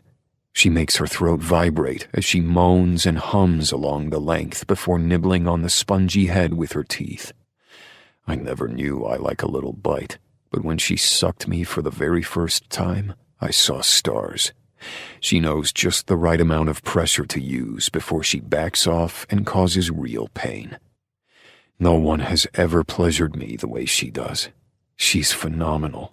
Not only sexually, but mentally, intelligently, emotionally. She's the strongest woman I've ever met. My hips thrust of their own accord, and the tip hits the back of her throat as I begin to lose control. I know how much she likes sucking me. It always sets me off. I want to fuck her face every single time. With a deep growl, I hold her jaw open and ram myself inside. The choking and gagging starts my orgasm tingling along my spine. With a tug on my sack, I shove myself as deep as I can and come, choking her once more. She licks me clean, and she's so thorough I become too sensitive and begin to tremble. So good. I sag against the wall, the shower spraying warm water down the right side of my body. Alicia grins, wiping her lips clean. Definitely under 3. You say that like it's a good thing, and while it strokes your ego, it does nothing for mine. I hold my hand out to help her to her feet and notice her knees are red from kneeling. Mama, why didn't you tell me it was hurting you? I don't mind a little discomfort when it comes to you, Quinn.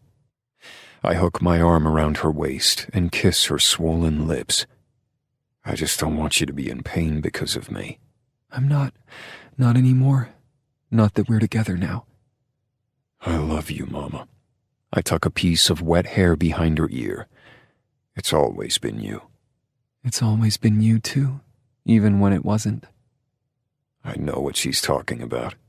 When she was married to that piece of shit ex of hers. It's because you were born to be mine.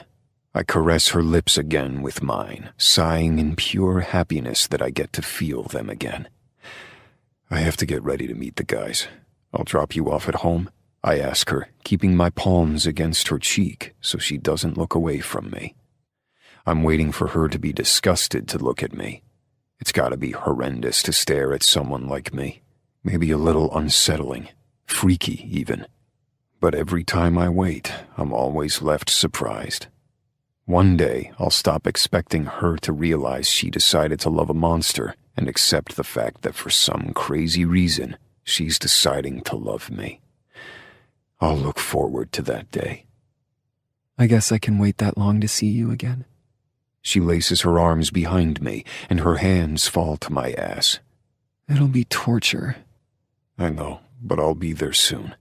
Not going to let another day pass where you aren't glued to my side. I like the sound of that. She grins, showing off her perfect teeth. I need to wash up too, you know. She stands under the spray and begins to wash all that gorgeous hair.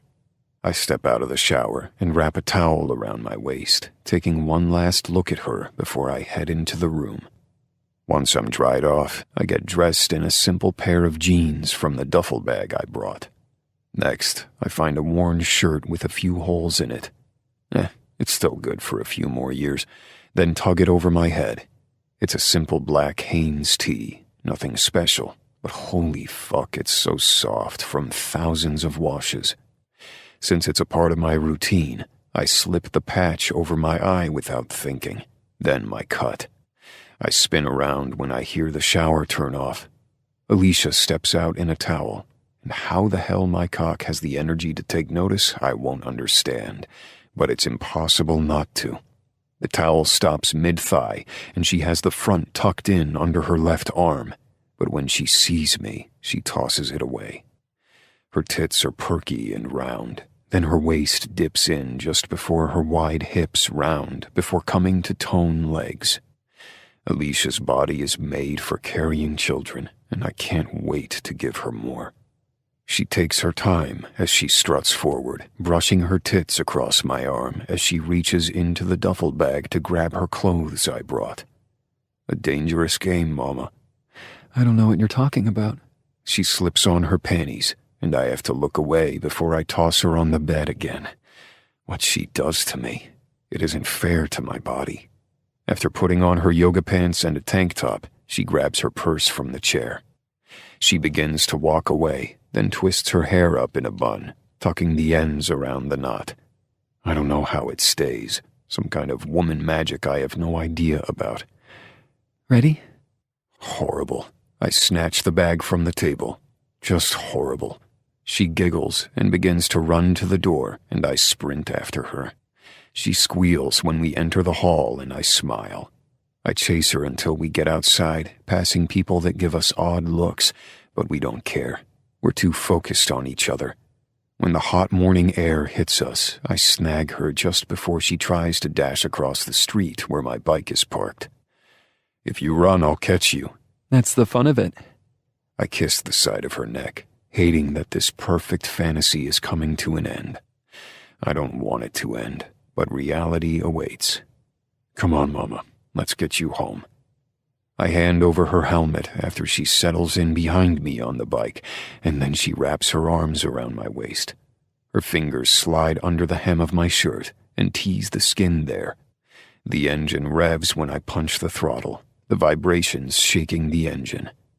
Alicia's chin hits my shoulder, and I hear her gasp from the feeling of strong steel between our legs.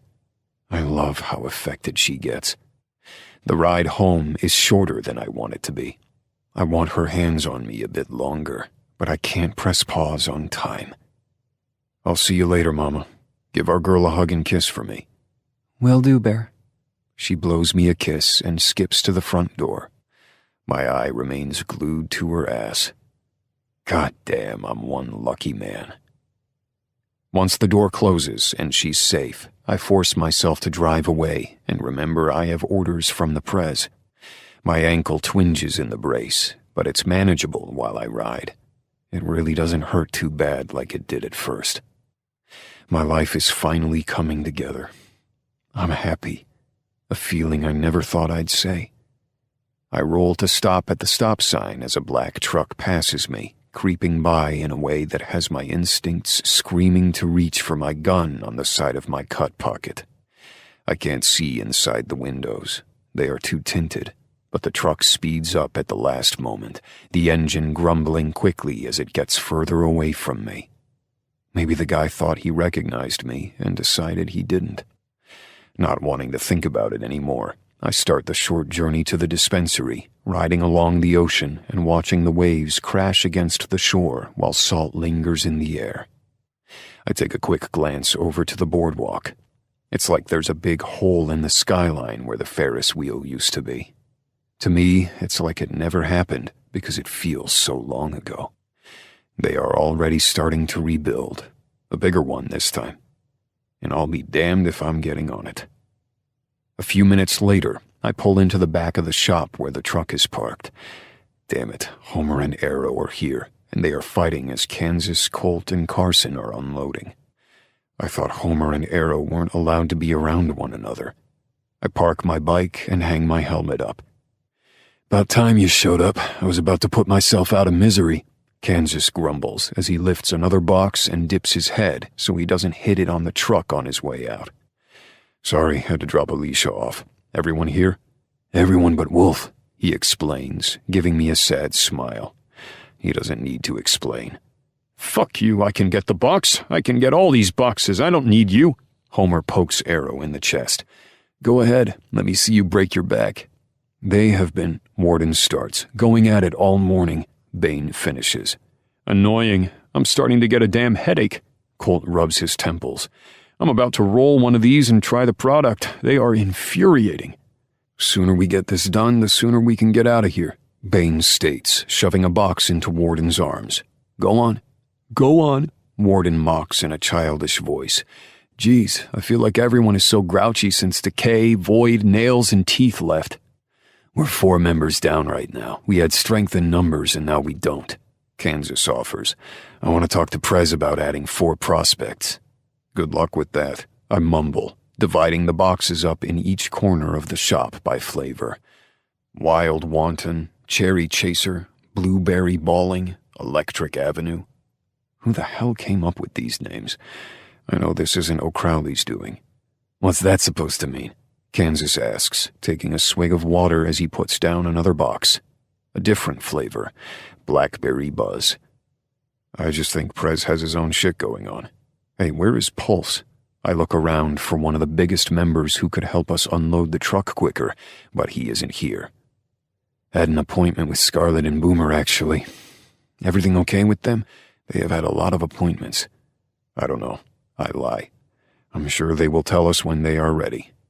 Old man, I'm warning you. I will turn your bones to dust. You owe me $1,200 for draining all my damn boxes. Call it collecting insurance for dealing with you, Homer spouts. They are in the truck now, and there are only a few boxes left. Let's go break them up. I want to go home, I say, slapping Kansas on the chest. I limp toward them, trying to get their attention by stomping my good foot against the metal floor of the truck.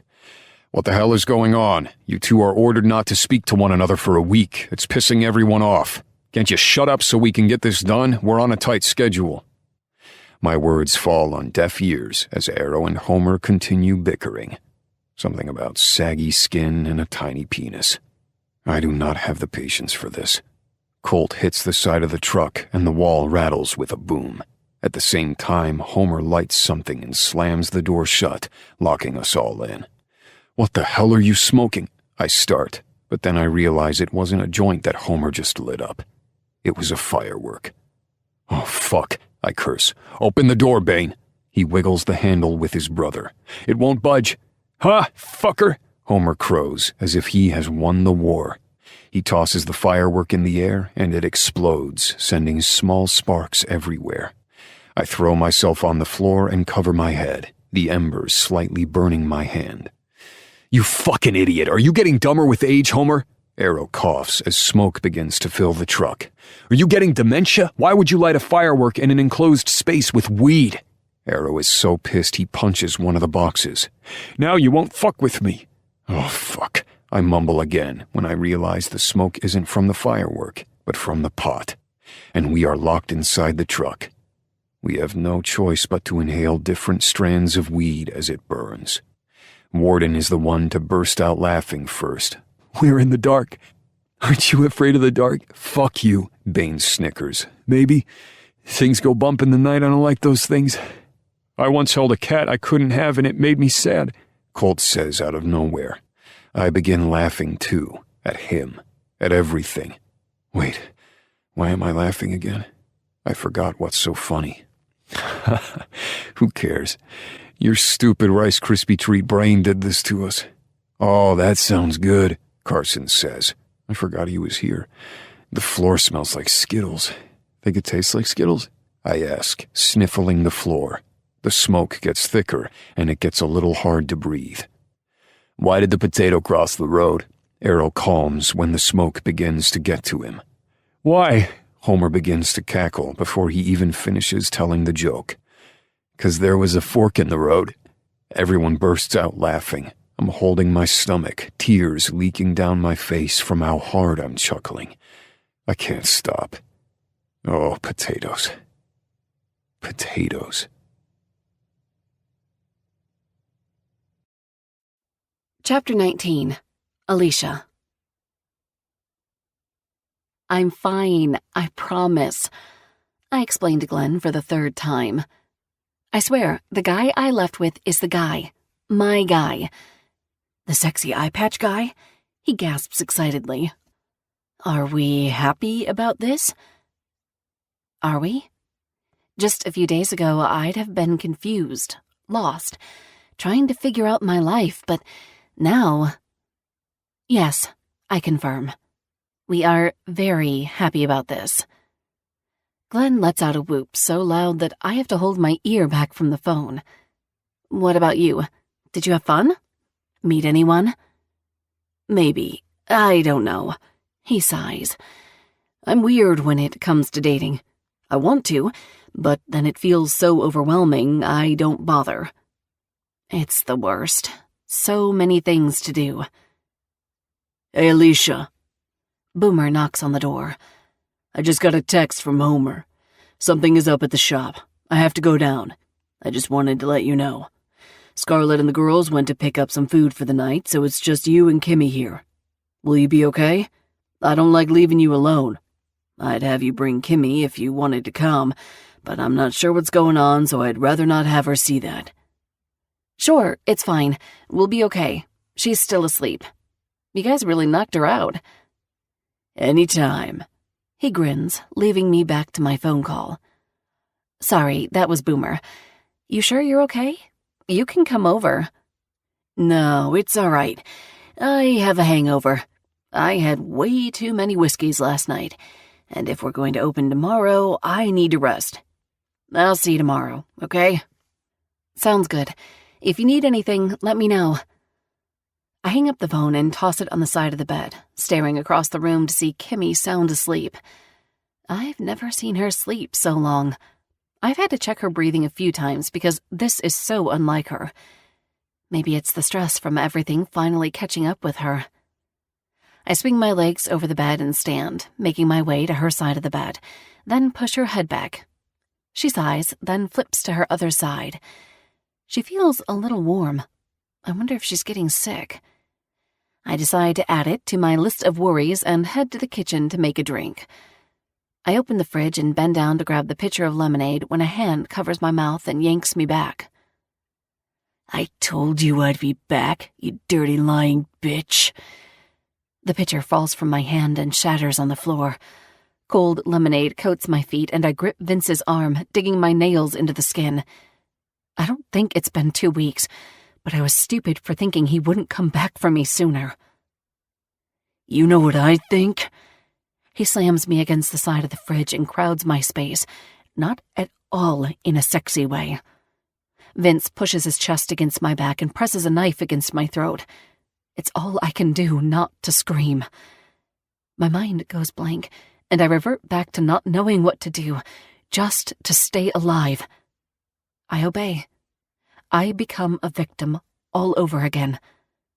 I tremble against him, and big fat tears roll down my face when I look down the hall, praying Kimmy stays in the room.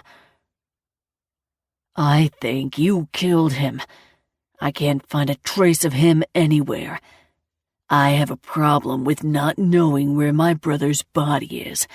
He deserves to come home, to be buried with his kinfolk, but you took that from him, didn't you?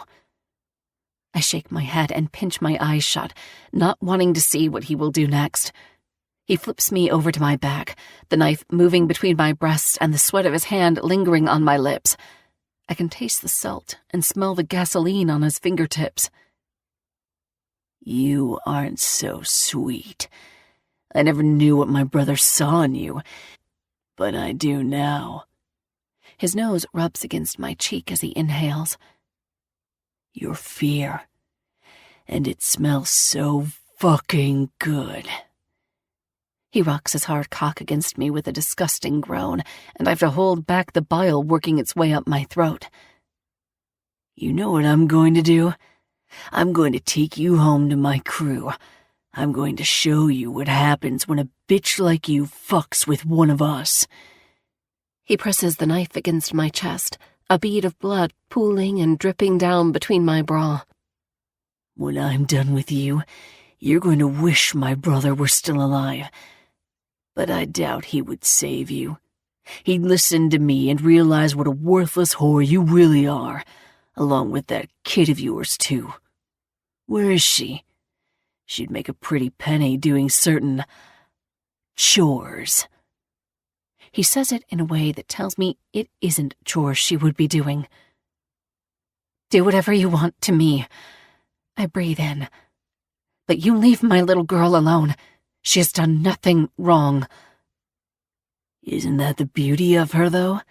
So sweet. So innocent. He whispers, dragging the knife across my chest as he clicks his tongue. Maybe that's just what we need, right? Something untouchable.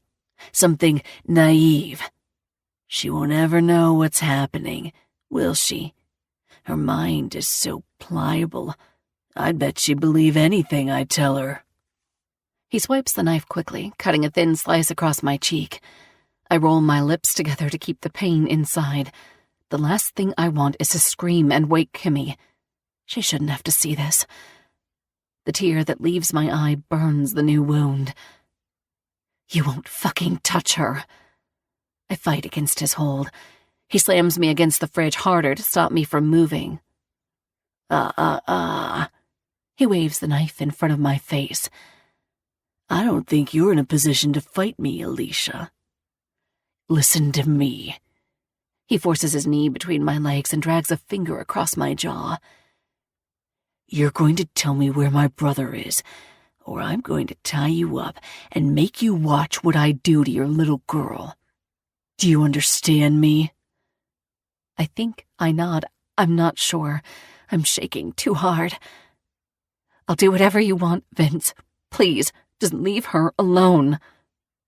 Where is she? And maybe I'll think about it. She isn't here. I lie, hoping we can get out before she wakes up. Where? She's with her babysitter. I was supposed to work today, and I told the sitter she didn't have to come, but she scored tickets to Frozen on Ice, and Kimmy really wanted to go, so it's just me today. I forgot how good I am at lying on command. I always had to do it with Vince's brother, and while it hardly ever worked, lying helped me stay alive. He stares at me for a minute, tilting his head left and right, his blue eyes brimming with pure evil. It must be the entire family. I'm so glad Kimmy is nothing like them. Fine. My business isn't with her anyway. It's with you. He tucks the knife into his pocket and gives me a shove. I stumble onto the broken glass from the lemonade pitcher and hiss in pain. I can feel the warm trickle of the blood leaving my foot and dribbling on the floor. Come on, let's go. He grabs me by the shoulder and pushes me toward the door. Mommy? Oh no. I close my eyes and curse myself for thinking I could ever get away with Vince. No one can ever leave without something holding them back. I was never able to leave Vince's brother. The only way out for either of us was death, and by some miracle, he was the one who died. Well, well, well. Look who isn't seeing Frozen. Vince whispers in my ear. I can hear the sinister smile on his lips. Mommy, what's going on? Vince spins around and grins at her. Hey, you. Do you remember me? From behind Vince, I lock eyes with Kimmy as she sleepily walks down the hall, rubbing her eyes. She still looks exhausted. No, she says sweetly. Who are you? It's been a while. I'm your Uncle Vince. Your daddy's brother? It takes her a while to think about what he means. In her mind, Quinn is her father. She never liked her biological dad. Kimmy knows Quinn doesn't have any brothers. He doesn't have a family. Me, her, and the club, that's his family. Why is Mommy bleeding? Oh, sweetie, I'm fine. I dropped the pitcher and Silly me, I stepped on the glass. You know how clumsy I am. I cut in. I'm not clumsy at all, but Kimmy is smart. She'll understand that something isn't right. Do you need a Band-Aid? I can go get you one. She's fine. You two are coming with me. Vince wraps his fingers around Kimmy's wrist and hugs her forward. She screeches, and I reach to take her from him, but he hides her from me by stepping in front of her. Give me my daughter, I seethe. Now. How about when I get my brother? You can get your daughter. He slams his fist against my cheek.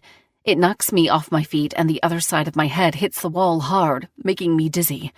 My vision starts swimming. Mommy! Shut up, you fucking brat! Vince backhands her, too. I launch myself at him for daring to lay a hand on my daughter, but there are two of him. I can't tell which neck I'm trying to wrap my hands around. With an evil chuckle, he dodges my attempt and grabs me by a handful of hair, squeezing tight. I let out a pained scream, trying to yank away from his hold. Then I realize Kimmy isn't moving. She isn't crying. Oh my God, what did you do to her? What did you do? I scream a cry as I try to reach for her. Kimmy, baby? Kimmy, wake up! I don't have time for this. Vince leaves Kimmy on the floor while he tosses me over his shoulder. We're going on a road trip. Get your hands off me! Put me down! Kimmy! Kimmy! I scream at her, but she lies lifeless on the floor. No, Kimmy! I slam my fist against his back, his head, every inch of him I can reach. I hit hard and fast with every ounce of strength I can muster. You fucking bastard! You're just like him! Worthless piece of shit, just like your brother! He brings me to a black truck. The windows so tinted I can't see through them. He opens the passenger side door and slams his fist against my mouth, effectively shutting me up as blood pools across my tongue. My head swims and a cloth is put over my mouth. Something chemical invades my senses, and the dizziness gets worse. And you're going to take me to him, and then finally you're going to get what you deserve. He shoves my legs in the car next and drops the cloth. Weren't you passing out? He mumbles. I try to get a good visual of him, but I'm too lightheaded.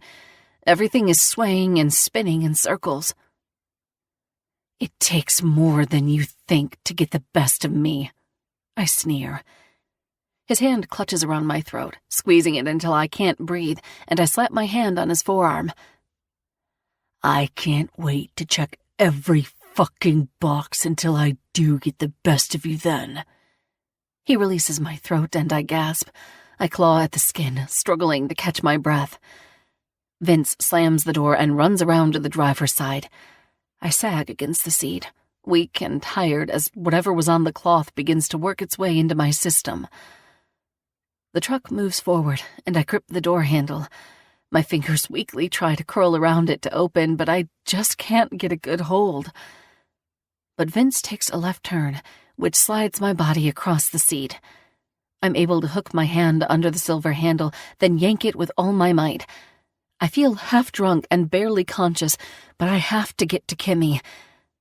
The door swings open and I roll out, falling through the air and landing right on my damn back before rolling into the ditch. I hold my hand to my side, the air knocked out of me. I'm stinging all over, probably scratched to hell. Dirt digs under my fingernails as I pull myself up the small slope, the hot, dry dirt crumbling beneath my palms.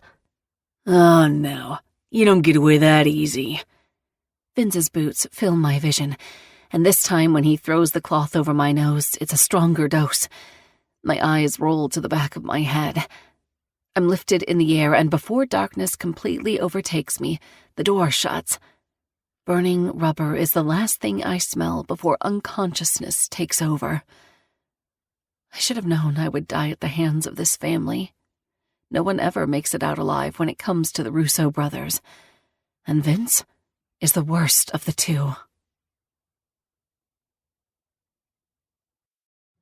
Chapter 20. One Eye.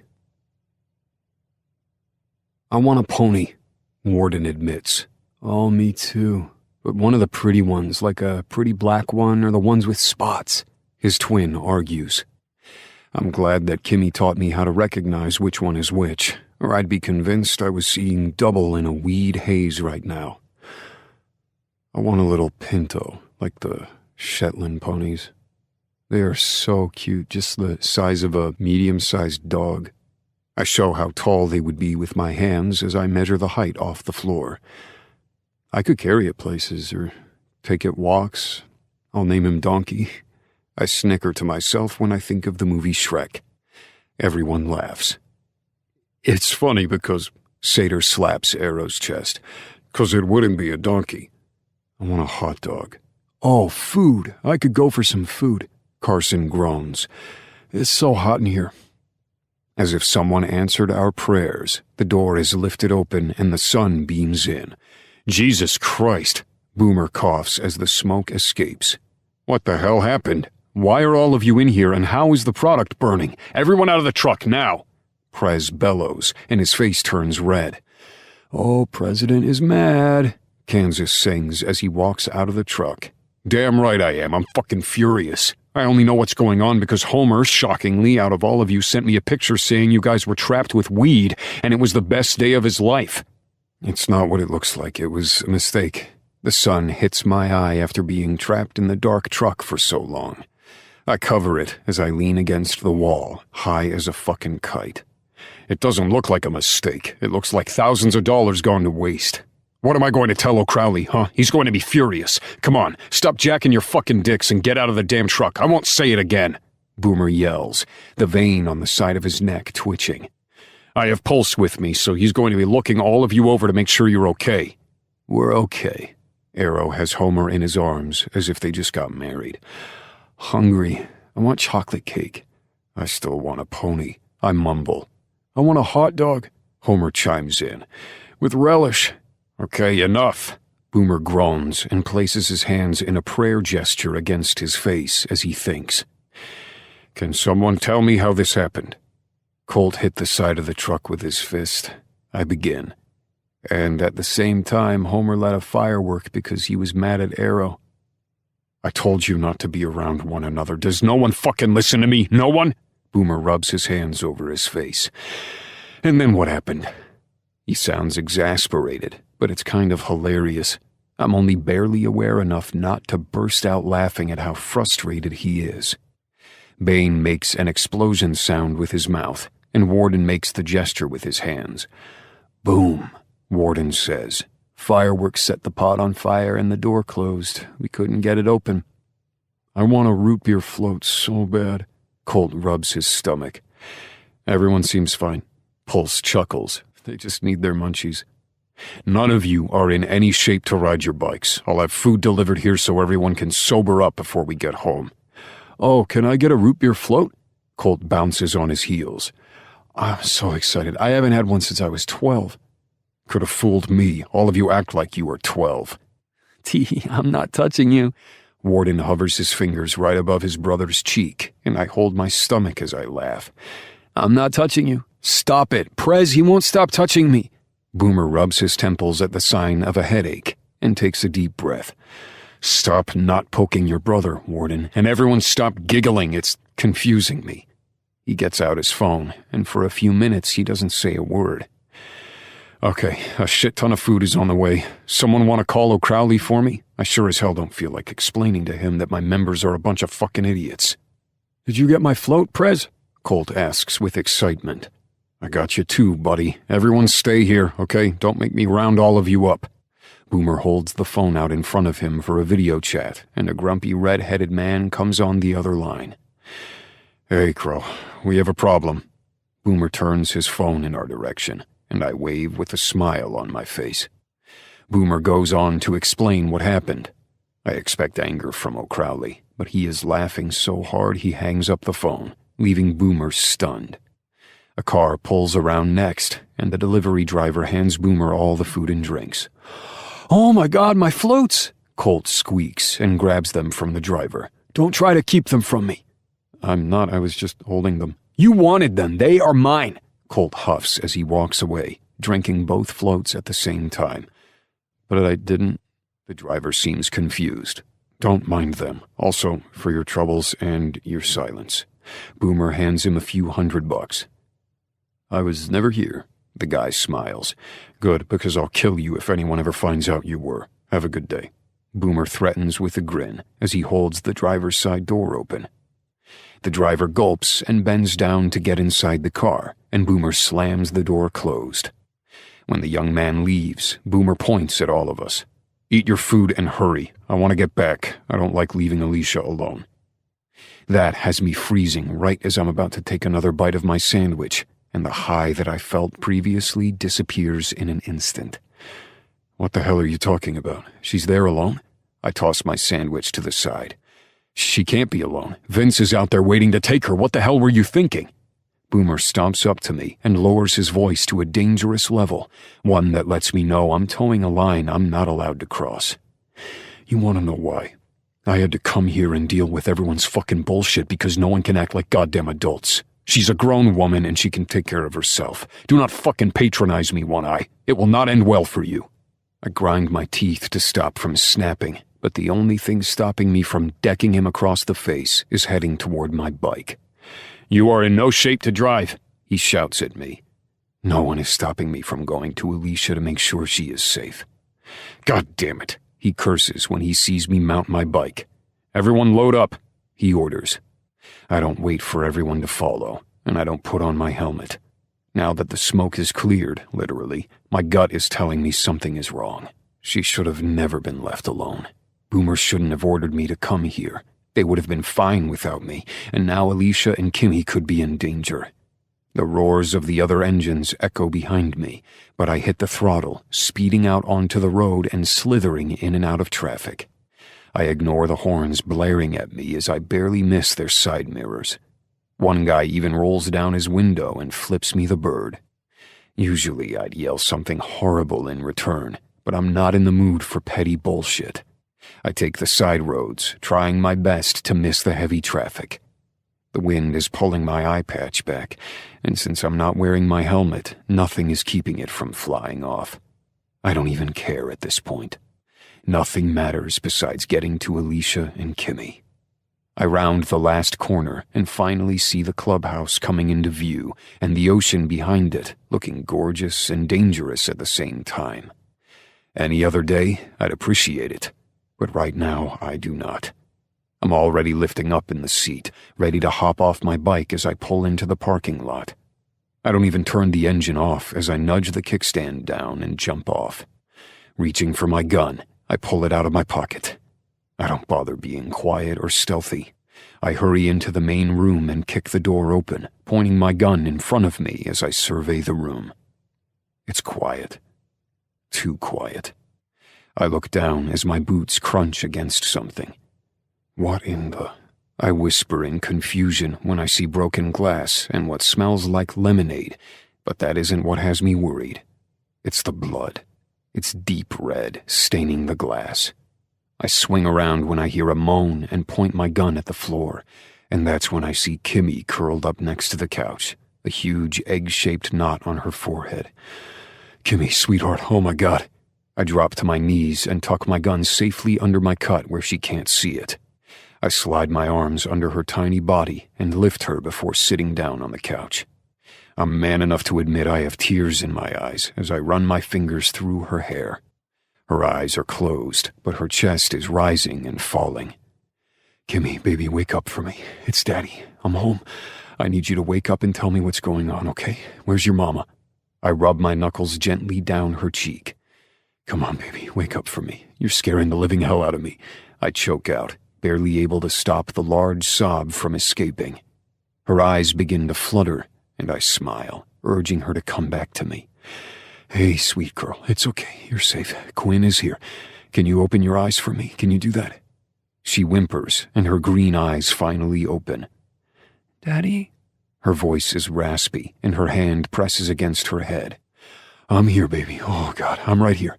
I hold her to my chest and wrap my arms around her in a tight hug, clutching onto her as if she's about to blow away. I might let out a sob or two when she begins to cry. It's okay, I'm here. I'm right here, baby. She leans back, and her cheeks are red from crying. He took her. He woke me up from all the yelling, and then he hit me. I don't remember anything else. Mommy is gone. He took her. Her mouth frowns as she begins to cry again. He tried to get me to go with him, but he got annoyed with me. He hit me too. I'm going to kill him. I'm going to skin him, and then I'm going to rip his bones from his body one by one. Was it Vince? Was that who was here? She nods. He said he was my Uncle Vince, Daddy's brother, but I had to think for a minute because I know you don't have brothers. I hate that I'm not her biological dad. I hate it. I push her hair back and smile, cupping her face. You did good, Squirt. You did so good. You're so brave. What if he hurts Mommy? He won't, I promise you. I'm going to get Mommy back. Nothing will stop me from bringing her home. She nods and places her head on my shoulders. Don't go to sleep, Squirt. I need Pulse to check on you.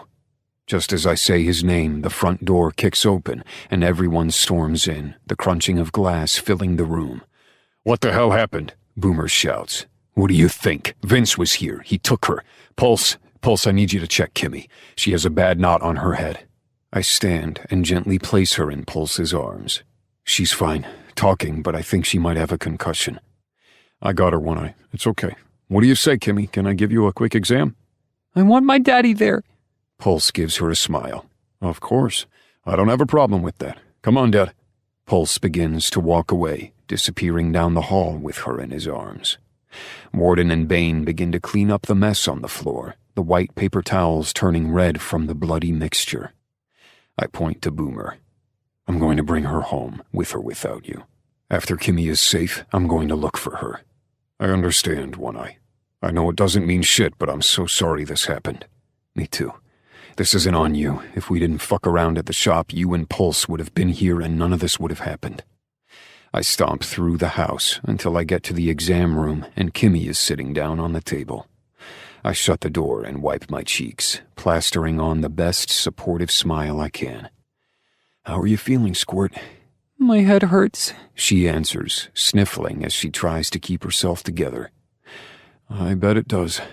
My voice is unrecognizable as I speak to her as calmly as I can, trying not to lose my shit. I need to stay calm so she doesn't get scared. I rub her back just as Pulse checks her arms and legs for any other bruises, then hits her knee with a funny-looking triangle instrument, and her leg kicks up. That's good. Does it hurt anywhere else, Kimmy? She shakes her head. Just here. Real bad, Uncle Pulse.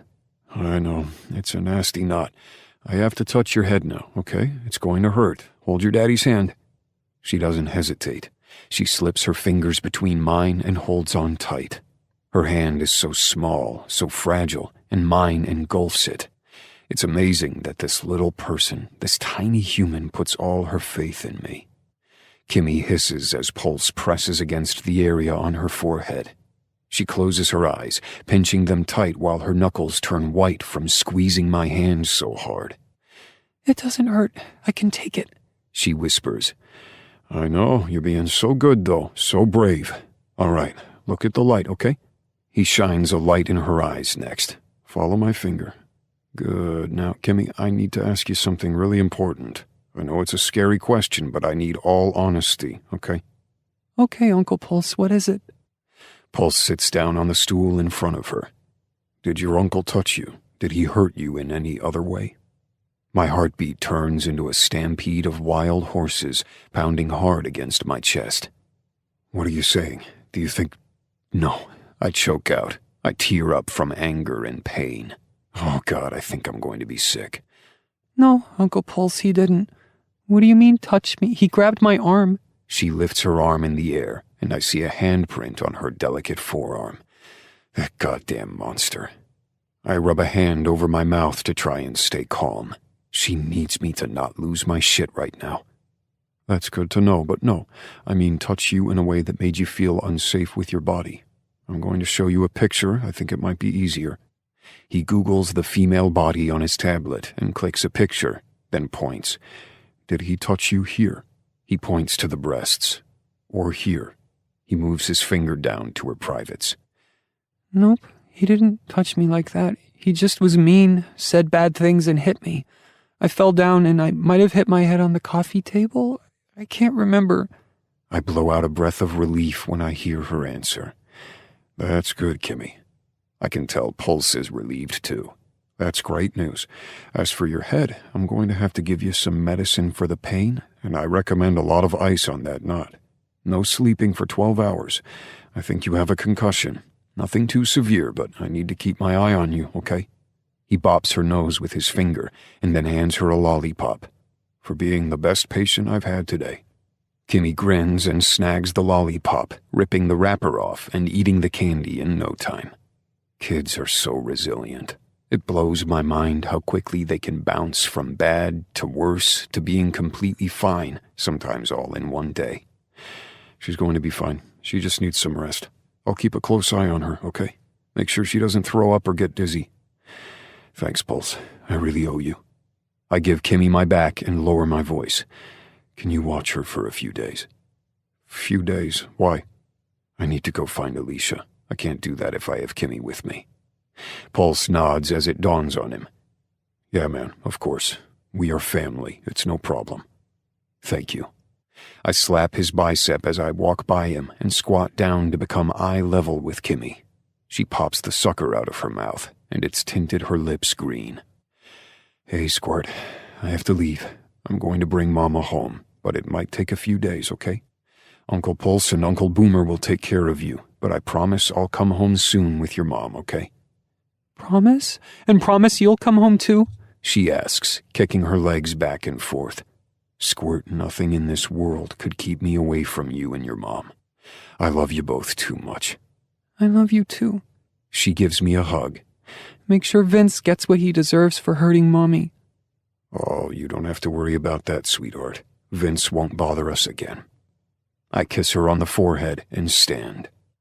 As I pass Pulse, I say one last thing to him. You keep her safe. And if anything happens to me, which it won't, but if it does, I have a safe under my bed. The combination is 034727. Everything in there is for Alicia and Kimmy. Their entire lives will be set, okay?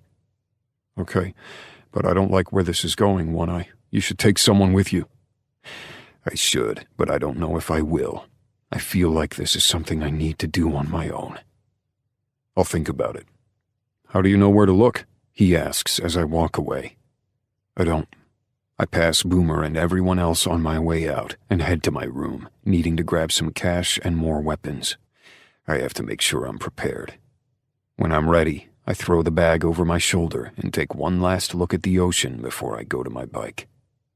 It's who I see when I get to it that has me stopping in my tracks. It's everyone. What are you doing, One-Eye? Prez asks. I'm bringing my girl home, and there's nothing any of you can do about it to stop me, so don't waste your breath. You don't even know where to go. You have no idea where she is. No, but I have connections in the police department. I know people. I'll find her. I lift my leg and mount my bike, and I notice it's still warm from when I didn't turn it off. Someone did. Whoever it was, I'll have to thank them. Okay. He gives in a little too easily. I get it. But if you need anything, you let us know and we are there. Sure, no problem. I say my goodbyes to everyone, but there is one guy that hangs back. He tosses his own bag on his bike, strapping it down. Wolf, what are you doing? I'm coming with you. No, you aren't. I love you, Wolf, but I need to have my head in the game. And you will. One-Eye, please. I need to get out of here. I can't be here anymore. I'll have your back, just please.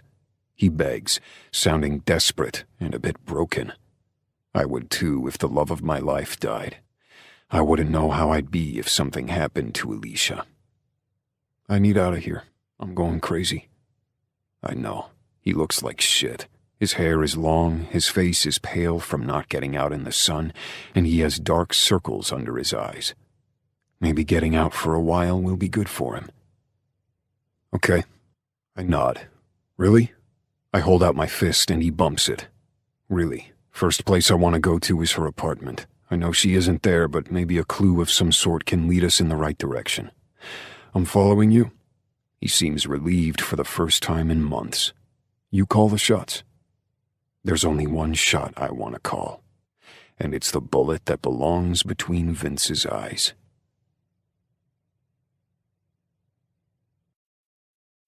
Chapter 21. Alicia. Who the hell is this? I hear whispered from somewhere in the room. My head is killing me, and I can't open my eyes just yet, but I know I don't recognize the voices. Hell, I don't even know where Vince took me. I could be in Europe by now for all I know. That is the bitch who knows where my brother is. I'd know that voice anywhere. It's Vince. You shouldn't have brought her here. You know Malcolm won't be happy. I don't give a fuck about Malcolm. He might be in charge, but he can't dictate if I can or can't find my brother. He's been missing, and this bitch knows where he is. She's a pretty thing, Vince. Another voice drawls in a deep, resonating tone. The kind that surprises you when you hear it in the dark and can't tell where it is coming from. It haunts the nerve and causes panic.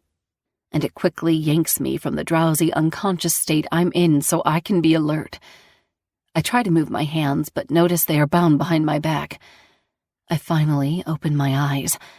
The first thing I notice is that I'm in a large cage. Not a cell, but an actual cage.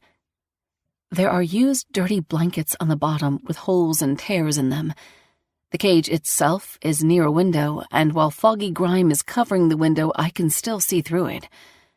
When I look out, I can't see anything but tall buildings. New York City, maybe? I know that's where Vince stayed before he went to prison. She is pretty.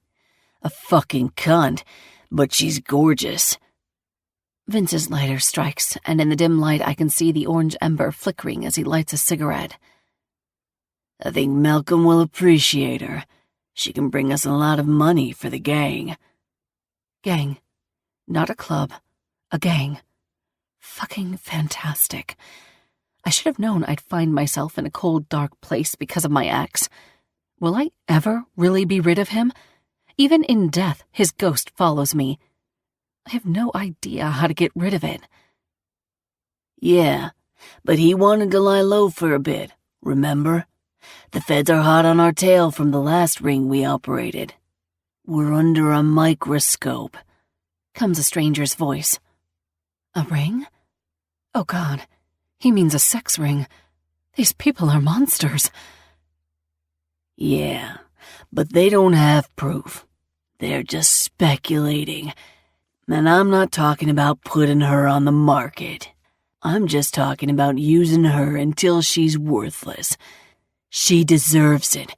Whatever happened to my brother, I have no doubt she's behind it. I don't know why I laugh, but I do. It's an ironic chuckle laced with dark hues. I must have a death wish, but I'm really sick and tired of hearing about his brother. I press my head against the bars. The metal is uncomfortable but manageable as I try to find the right words to say. He stomps over and punches the cage, rattling the rusted metal bars. It only makes me laugh harder. What the fuck are you laughing at, slut? He squats down and blows a cloud of smoke in my face. The smell of nicotine doesn't faze me.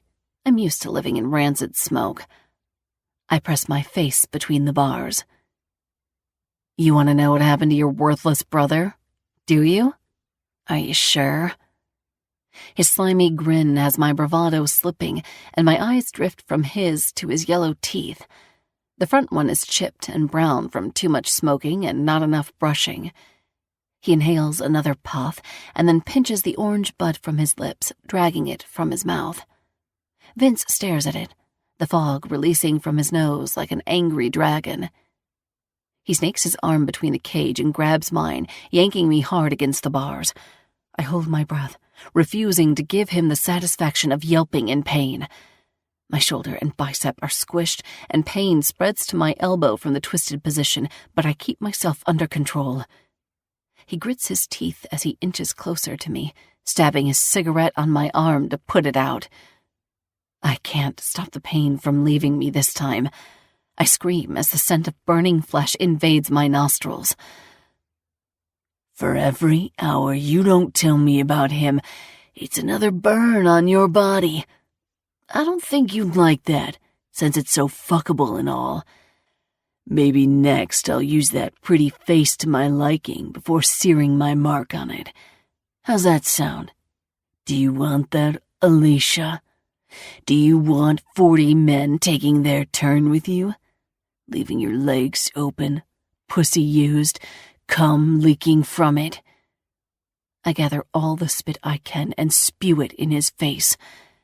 He closes his eyes and runs his finger through the saliva dripping down his cheek, then sucks the digit into his mouth, making my stomach turn.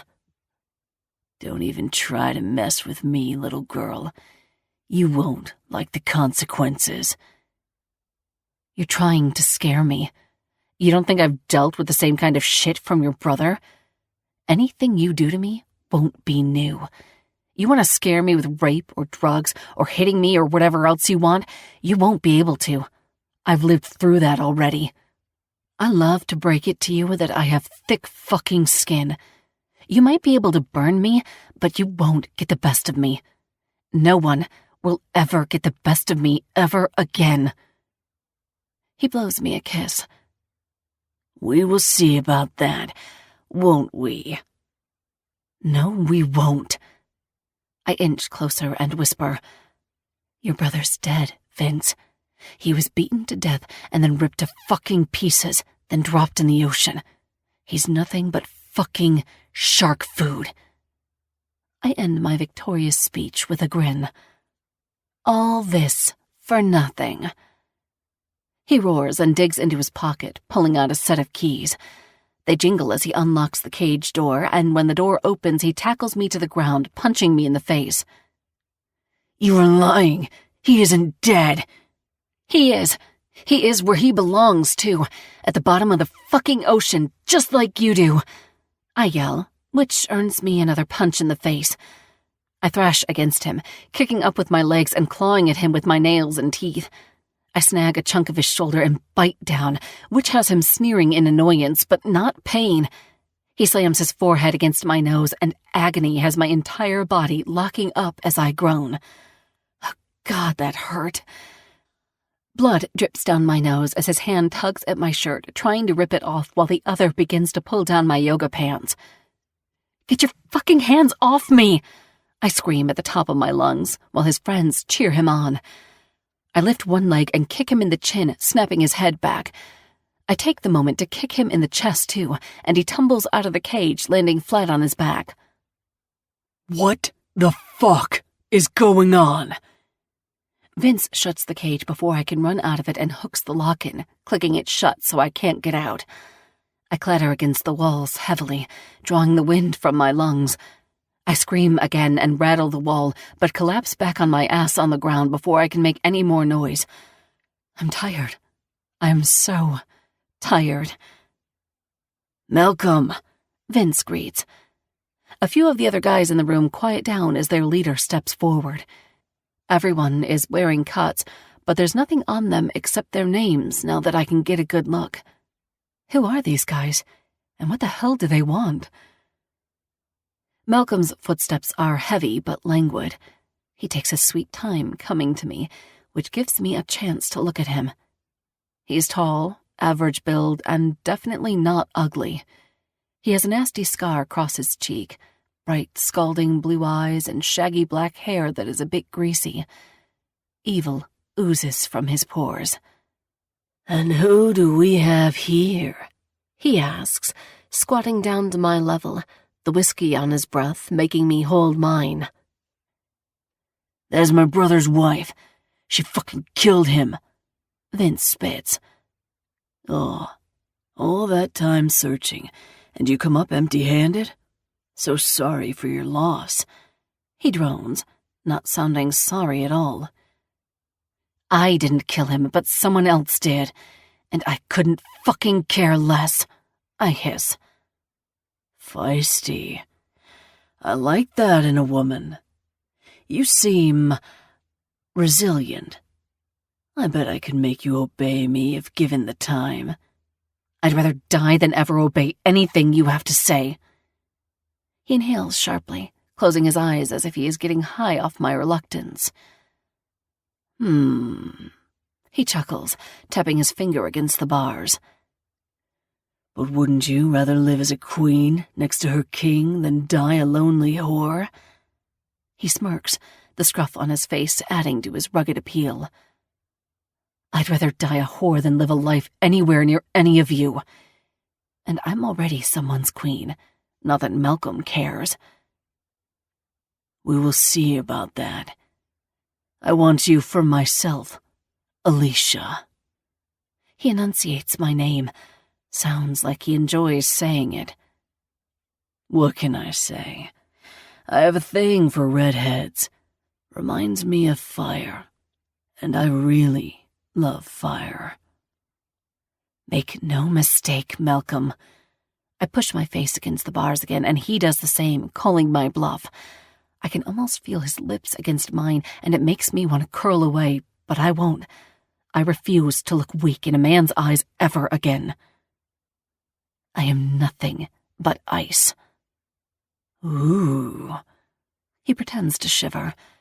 He dips his head down and brushes his lips across mine, his clear eyes reminding me that his favorite beverage just might be iced. I'm intrigued. Great. A psychopath. It must be in my blood to attract men who are fucking out of their minds. No one is to touch her. Do I make myself clear? He announces, and I sag against the bars with relief. She's mine. I want her brought to my room later. Tomorrow, we will have a ceremony. A ceremony? Vince asks. Malcolm's finger slides under my chin. Oh, yeah. Get the word out. We're getting married. Dread, cold and stagnant, settles into my lower belly. What? No, you can't marry her. She's the reason my brother is dead. Vince protests. For the first time in my life, I agree with him. And I swallow. And I have a daughter. You wouldn't want that. To have an heir to take over my empire that I've built underground? I'd want nothing more. I want her fed properly. Don't touch her. Anyone who touches her will answer to me. And don't think I don't see the bruises on her face, Vince. No one touches her besides me. I swallow, already feeling my happiness with Quinn quickly becoming a faded memory, like something from a distant past. I know when Malcolm says only he gets to touch me, it isn't going to be how Quinn touches me. It's going to be borderline hate and pain. Men like Malcolm and Vince don't love easy. They don't have the soft side that I love so much from Quinn. I'll be lucky if I make it out of here alive. I grip the bars desperately and charm him with the best smile I can. Malcolm, can't I just go with you now? I'd love a bath and new clothes. I'm starving, and my head is killing me. I hold my hand to my head and wince. The pain is real. The show isn't. Are you hurting, my love? My love? Fucking psycho. I nod and give him the saddest eyes I can. Absolutely. You don't have to be with these animals. He snaps his fingers and Vince hands him the keys to my cage. I might be free of these bars in a moment, but I'm smart enough to know I'm trapped in something much bigger. A prison. And I'm not sure of the way out. Chapter 22. One Eye. I've checked her apartment and came up clean. Wolf didn't find anything either. We are stumped. I found a few letters that said New York City signed by Vince, but no address. And while having the city is great, having the address would be a lot better. Where the fuck do I start in a city of over 8 million people? You okay? Wolf asks, lighting a smoke as he leans against his bike outside of a small deli shop. What I love about New York City is the fucking food. It's best. What I hate is that I've lost my appetite. I haven't eaten since yesterday when we left. No one in my network of connections has heard one fucking thing about Alicia or Vince. It's like trying to find a needle in a haystack. I'll be okay when I have Alicia back. I bite into the Italian sub, the salami bursting across my taste buds and waking them up. I guess I am hungry. I know it's tough, but we will find her. At least she's alive. You have that to go on. Maybe. For all I know, she's dust in the Hudson River by now. He shakes his head and wipes his hand on a napkin as he chews. You'd know if she's dead. You'd feel it. People know. People hold on to hope, but deep down there is always something telling them that the hope is pointless, because the one they love is dead. Do you have that feeling? Look past all the other bullshit, the fear and uncertainty. What does your soul say? I concentrate on what he is talking about and clear my mind with a deep breath. There is a huge knot of anxiety in my stomach, but it isn't one of mourning. I think she's still alive, I say, tossing my half-eaten sandwich in the trash. So much for fueling up. I can't stand the thought of eating more right now. That's what you go by. He takes a sip of his Coke before taking another big bite of his Philly cheesesteak. Is that how you knew about Abigail? He stops chewing, and immediately his face saddens at the sound of her name. I'm sorry, man. I didn't mean to piss you off or put you back in a depression. No, I don't mind. He blows out a breath and stares up to the sky. I miss talking about her. I've stayed quiet so long trying to process my grief. He tosses his garbage in the trash can. My situation was a little different. I always knew I'd lose Abigail one day. I knew. I didn't want it to happen. I prayed it wouldn't. I begged, I cried. I did anything I could think of to keep her with me. Deep down, though, I knew I was on borrowed time. And when she passed, I woke up and saw how still she was. Something woke me up. It was like suddenly something was missing. It changed me forever when I won't ever be the same after that. I do something I've never done with him before. I invade his space and give him a hug. He's shocked for a second, and his arms hang loose at his sides, but then he clutches onto my back with his hands.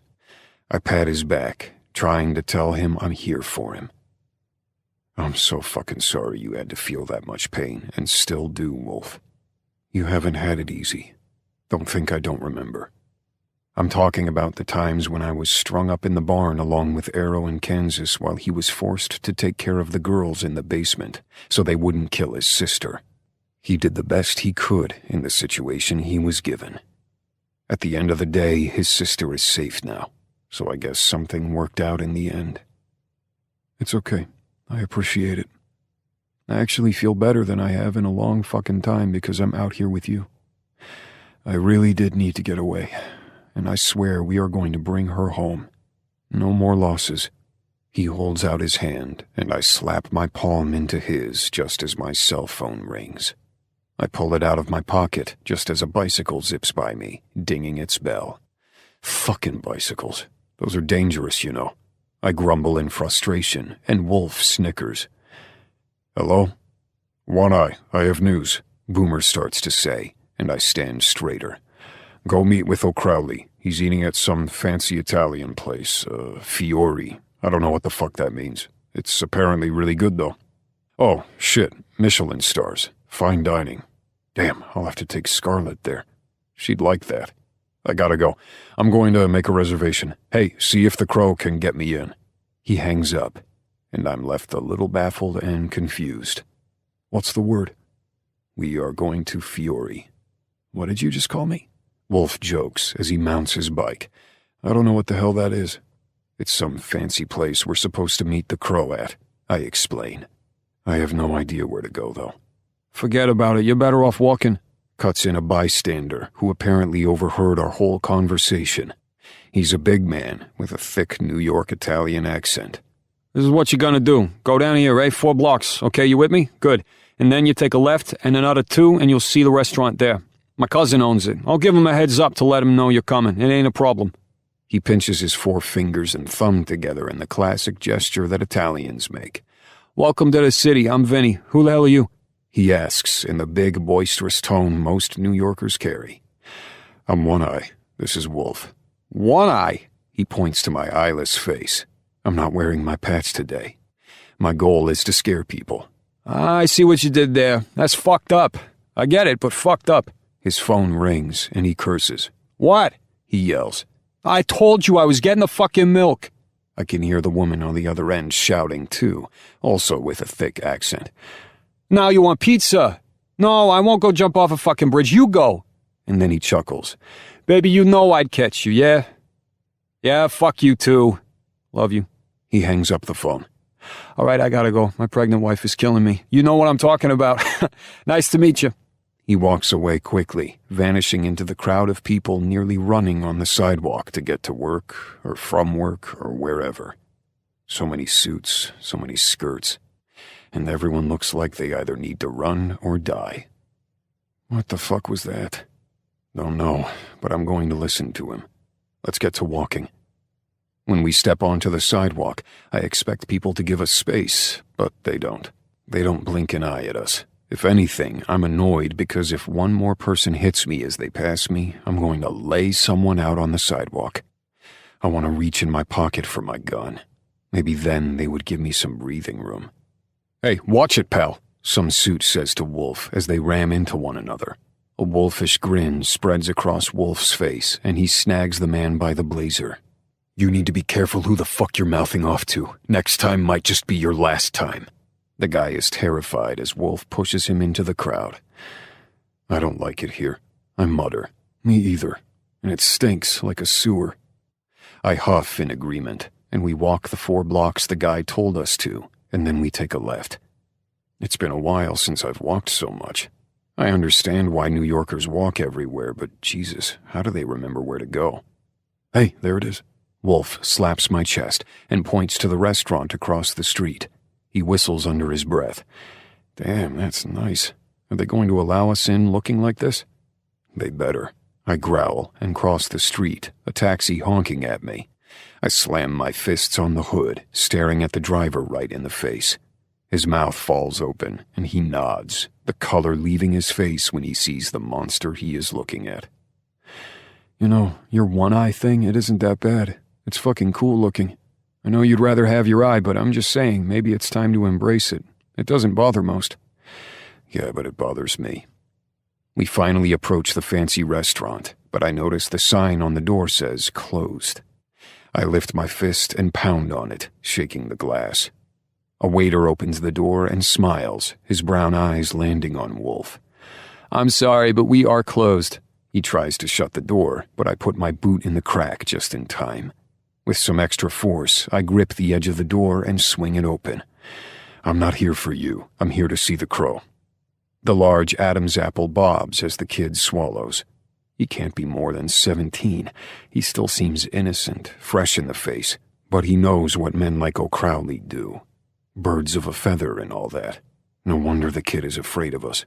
Of course, I'm so sorry. I didn't realize he had guests. Please, follow me. He closes the door behind us and locks it again, then squeezes by us awkwardly. He accidentally rubs against me, and he yelps. I'm sorry, I'm so sorry. He begins to fast walk in front of us, and Wolf chuckles beside me. I love it when they freak out, he says. You're fucked up.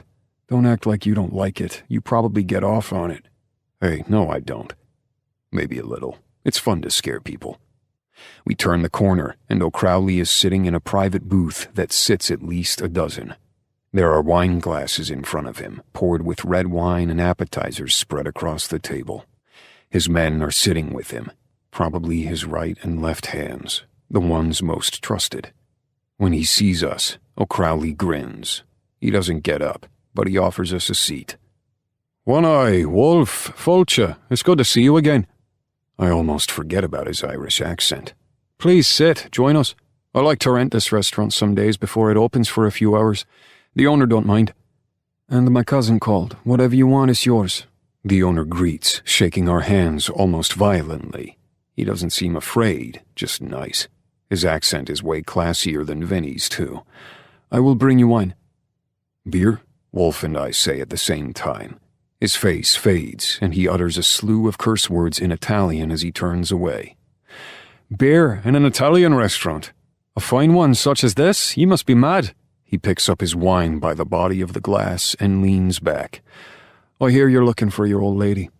That's right. Boomer said you had some information. Aye, it ain't information you're going to like, lad. But before I give my information, I want something in return. Name your price. I've no need of money. I want something better, something priceless. He takes a sip of his wine and then swishes the liquid in the glass. Get me in touch with Sear, the one in New Orleans. My brows raise so high, I bet they touch my hairline. What do you want with him?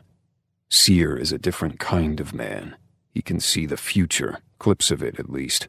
He can tell people their fate. And he is almost never wrong. That's my business.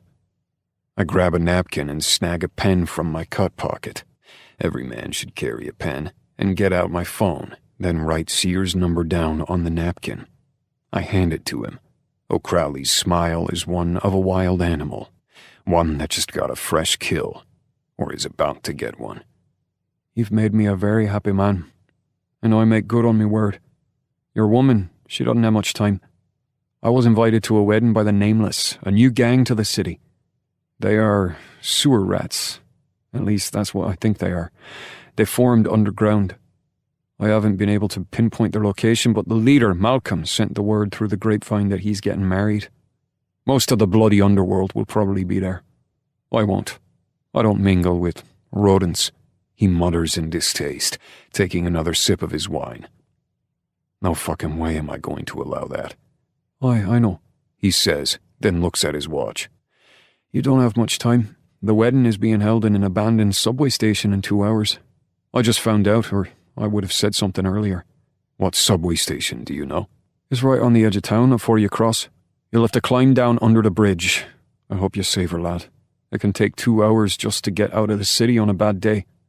The owner brings us our beer, and I chug mine down in 3 big swallows, as does Wolf.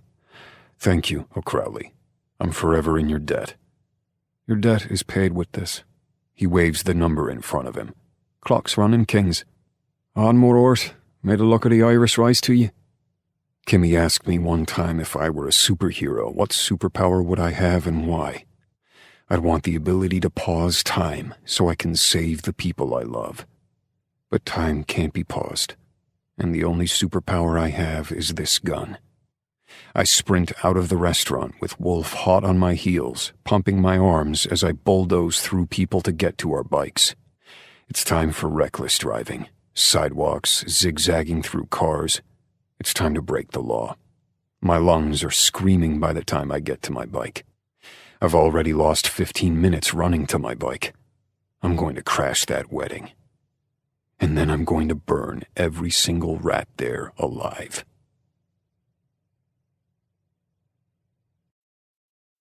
Chapter 23. Alicia. This cannot be happening.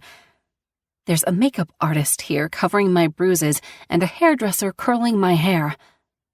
This is actually happening. I'm being forced to get married to some fucking guy named Malcolm, and I don't even know why. He doesn't gain power or money. There's nothing beneficial for him being married to me. I think he might really just want me. He saw something he liked, and he decided he wanted it. I don't understand. It confuses me. He must have women in his bed constantly. Are you bitches almost done? Vince yells from behind the door before swinging it open. He stops in his tracks when he sees me, a look of surprise on his face, and for a moment I'm taken back to when his brother looked at me the same way. A time that I loved a man before he changed for the worse. I meet his eyes with a steely glare of my own, and the shock disappears, along with the resemblance of his brother. We're almost done, I state, Since the girls were ordered not to speak a word to me, I'm assuming they are getting paid a pretty penny to keep their mouths shut. I have to say, I don't blame them. It wasn't so long ago that I'd have done anything for money. Vince slams the door shut, and the women help me to my feet. The hairdresser sprays my hair and then grabs the pink bag hanging on the door. I feel like I'm in some underground castle of sorts, or maybe an abandoned prison. I don't know, but everything is made of stone and the few windows are dusty and broken. It's cold, drafty, and the smell of the sewer isn't far behind. There's always a rotten smell in the air. I can't tell if it's bad intentions or dead bodies decomposing in the actual sewer beneath me. Probably both. The sound of a zipper lowering yanks me back to the present, and a simple white gown hangs there. Nothing special. Nothing I'd ever pick out or wear. I'm not wearing this, am I? There has to be a way out of this without my life being at risk. The woman who did my makeup unties my robe and it drops to the floor around my feet. I step inside the gown, the satin form fitting as if it were made for my body. The sleeves hook around my shoulders and the neckline is modest, forming a simple V. I hate it. I hate everything about my life right now. Yeah, I'm going to cry about it. It's my party. I can do what I want. The door swings back open and Vince is there again, but this time he's in a nice suit jacket. Huh. Looks like this is the real deal. I don't know how that happened so fast. Ready? Good. I barely have time to slip my shoes on before he drags me out the door. My heels click across the stone floor, echoing through the prison. I may not be held in a cage, but I know this place will cage me for the rest of my life. If I could turn back time, I would tell my old self not to be afraid, to not waste time not being with Quinn, to hold on to him with both hands and never let go. I won't ever get those months back that we spent apart. I only got to rejoice in his touch a few times. It wasn't enough. I have many regrets, but all of those pale in comparison to the only two I care about. Not being with Quinn, and Quinn not being Kimmy's biological father. That's it. Don't look so sad, Alicia. It's your big day. He slams me against the wall and tugs my lips into a smiling position. I get to fuck with you for the rest of your life, and I promise, every single day, I'll find a way to get my revenge. Not if I kill him first. If I didn't have Kimmy, I'd risk my life to get out of here. I refuse to miss out on any time with Kimmy because I didn't think things through. I could try to run now, but there's no guarantee I'd get out of here alive. I have to bide my time. I have to plan this very, very carefully. I don't care if I have to get married. I don't care if I have to poison every single person in this gang over a long time. I don't care if I have to pretend to be happy if it means getting out of here alive and getting back to where I belong, with Quinn and Kimmy. But I will get there. Nothing will stop me. I'll burn the world if I have to. The door opens and a black sedan is waiting at the bottom of the steps. Will you stop? This dress is long and the heels are hard to walk in. When we get to the bottom of the steps, he opens the doors and shoves me inside. Like I care. I don't know what the hell Malcolm sees in you, but you better be glad it's him and not someone else. He's the only one out of all of us that will treat you halfway decent. Yeah, somehow I doubt that. The door slams shut, and Vince runs around to the other side of the car and jumps in the driver's seat.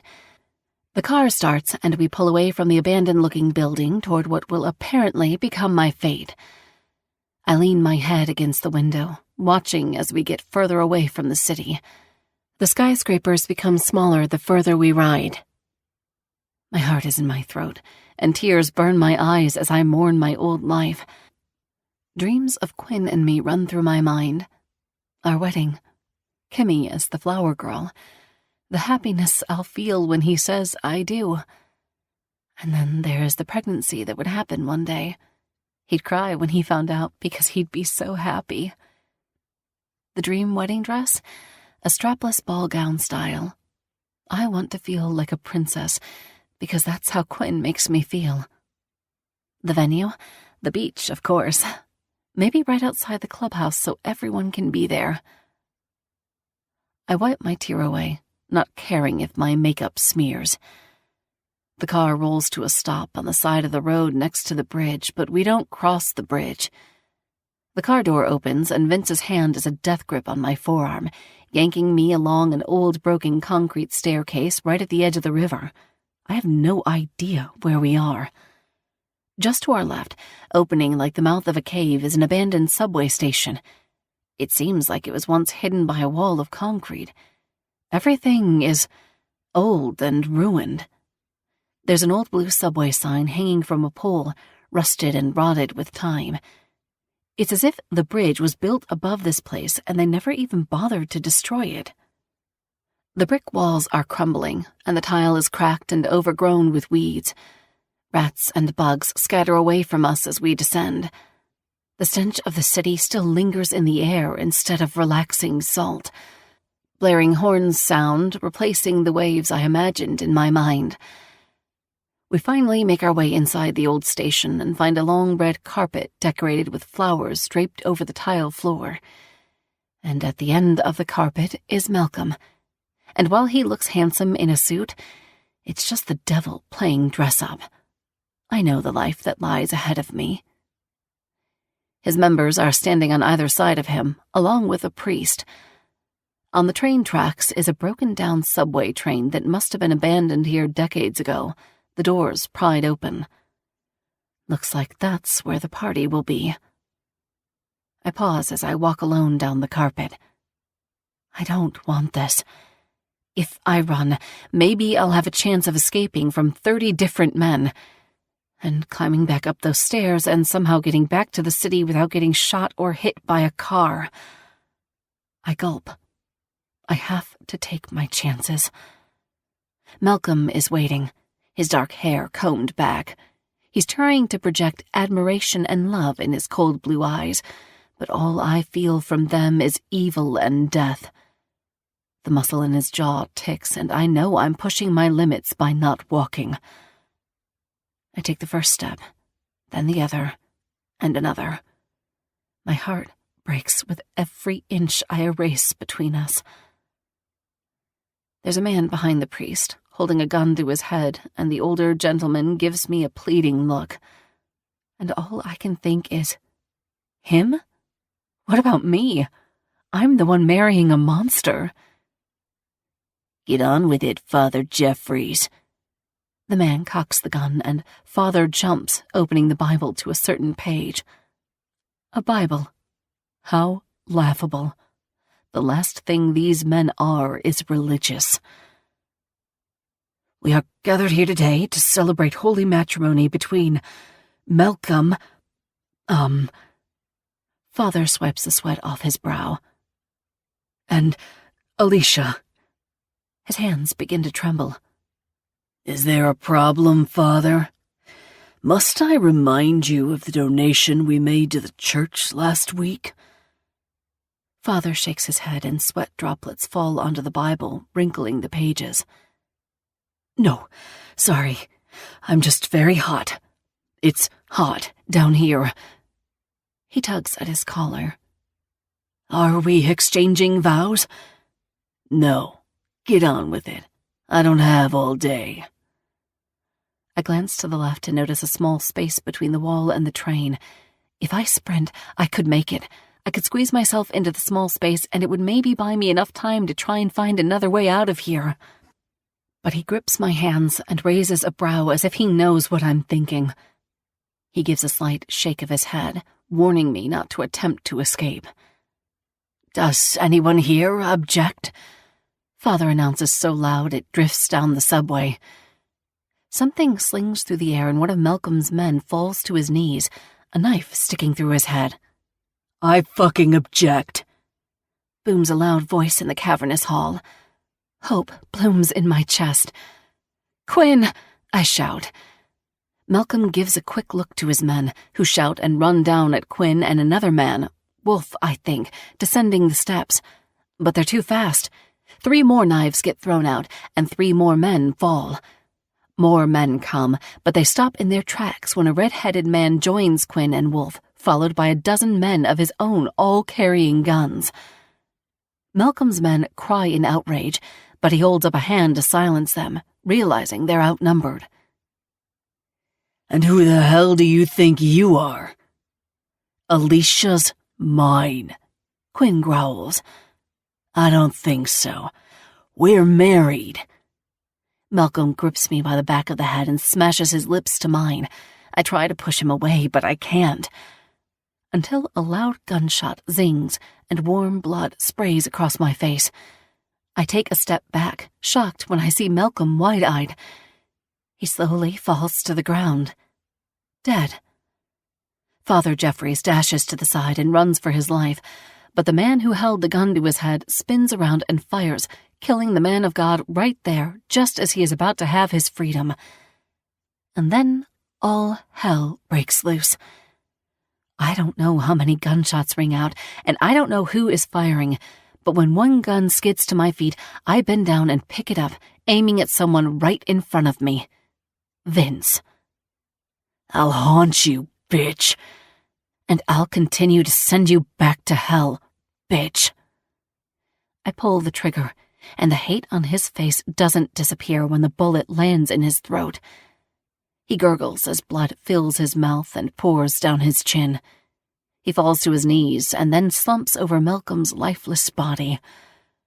Quinn and the red-headed man make quick work of the rest of the gang, and before I know it, the last few members of the gang are placing their hands above their heads and kneeling. But Quinn shows them no mercy. 4 shots later, and we are the only ones left standing. I'm shaking. I'm covered in blood, and I drop the gun onto the ground. "Mama." Quinn catches me before the strength leaves my body. "I'm here, Mama. I'm right here." He kisses me, his lips erasing the memory of Malcolm's mouth on mine, almost as if it never happened. "I was so fucking worried about you. I was so scared. I love you. You hear me? I fucking love you." He begins kissing me again, and I don't complain, running my fingers gently down his face. "You came for me. You're really here." I begin to sob. I thought my life was over. "Never. As long as I breathe, your life will be with me." "Aye, that's so fucking cute," the Irishman awes. "You know, I'm ordained. Who wants to get married? It's just a few bodies and a little blood. What the hell, right?" "I do," I whisper through the blood, the bodies, the fear. "I do, always. My life is more than fear and pain. My life is love. My eyes were closed before. I never thought it could be this way. But it took a man with one eye to open both of mine. I'll be your eyes, Bear, if you'll be my heart." His face softens, leaning his forehead against mine. "I do." No 2 words have ever sounded sweeter. Epilogue. One Eye. December. Okay, no, don't leave me. Don't let go. You let go. I don't know what I'm doing, I yell, staggering on ice skates in the middle of the frozen pond. Breathe in, breathe out. I'm fine. I can just stand here and it will all be fine. Pulse does fucking laps around me doing double axles and backflips. Whatever, fucking show off. Daddy, it's easy. It's just like rollerblading. Kimmy laughs at me, skating backward, and Alicia is next to her, covering her mouth as she laughs too. I don't know how to rollerblade, I gripe, which only brings more laughter from the 2 of them. This isn't funny. I'm bent over to try to keep my balance, and my arms are spread out like an eagle. Boomer is in the same position as me. Wolf is casually skating with a few mishaps, but he is doing better than all of us. Warden and Bane are tackling each other on the ice. It's only a matter of time before someone loses a finger. I guess that would make it easier to tell them apart. Unless the other one cuts off his own finger to match his twin. That's the kind of thing those two idiots would pull. If you can try to skate, I'll go get you a big and dirty, Alicia offers. I'm not fucking skating, put me down, Homer bellows. Afraid you'll break those fragile bones? Arrow jabs. I'll outskate you any day, bring it on, whippersnapper. For one of your stashes? Arrow bets. Oh, you're on. God, even the old man is lapping me. I shake my head. I can't do this. I don't know why you talked me into it. I hate to admit it, but I'm a little scared. The skates are sharp. What if I fall and someone accidentally cuts my throat? I don't want to die. Not when I finally have everything I've ever wanted. Alicia grabs my hands and begins to skate backward, which pulls me forward. Whoa, whoa, whoa, pump your brakes. Oh, God, this is too fast. It's so fast. Sloths move faster, but that's not the point. Just look at me, Bear. Just watch me. We can do this. It's okay. I stare into her big green eyes and find comfort and safety. As we lock eyes, I notice I'm gliding easily, smiling when I realize what I'm doing. I'm skating.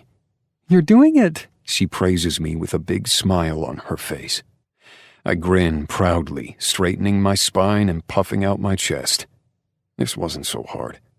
I'm doing it, I cheer. Everyone claps, at least everyone except Boomer, who is currently windmilling his arms to try not to fall as Scarlet is cracking up next to him.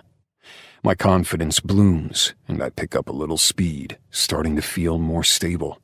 I even let go of Alicia's hand and do a lap on my own. Sure, Kimmy comes around and laps me twice in the time I go around once, but hey, I'm skating. I think I've got the hang of this, I tell Alicia. I don't think anything could make me fall. She gives me a grin. I'm pregnant, Quinn. I slip and kick my legs out as I lose my footing, hitting the ice right on my back. You're what? I groan.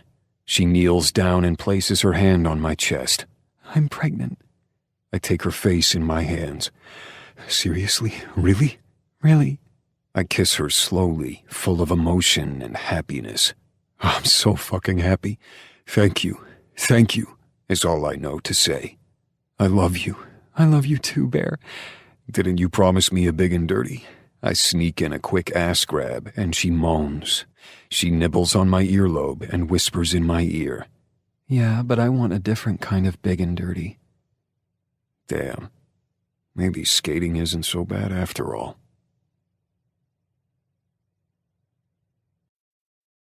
Thank you for listening to One Eye, Book 1 in the Ruthless Kings NOLA series, written by 𝐂𝐮. Narrated by Jason Clark and Avery Reed, both members of SAG-AFTRA. Produced by Blue Nose Audio. Production coordination by Candace Lawrence. Post-production by Ron Lipkin. Copyright 2021 by Ruthless Underworld, LLC. All rights reserved.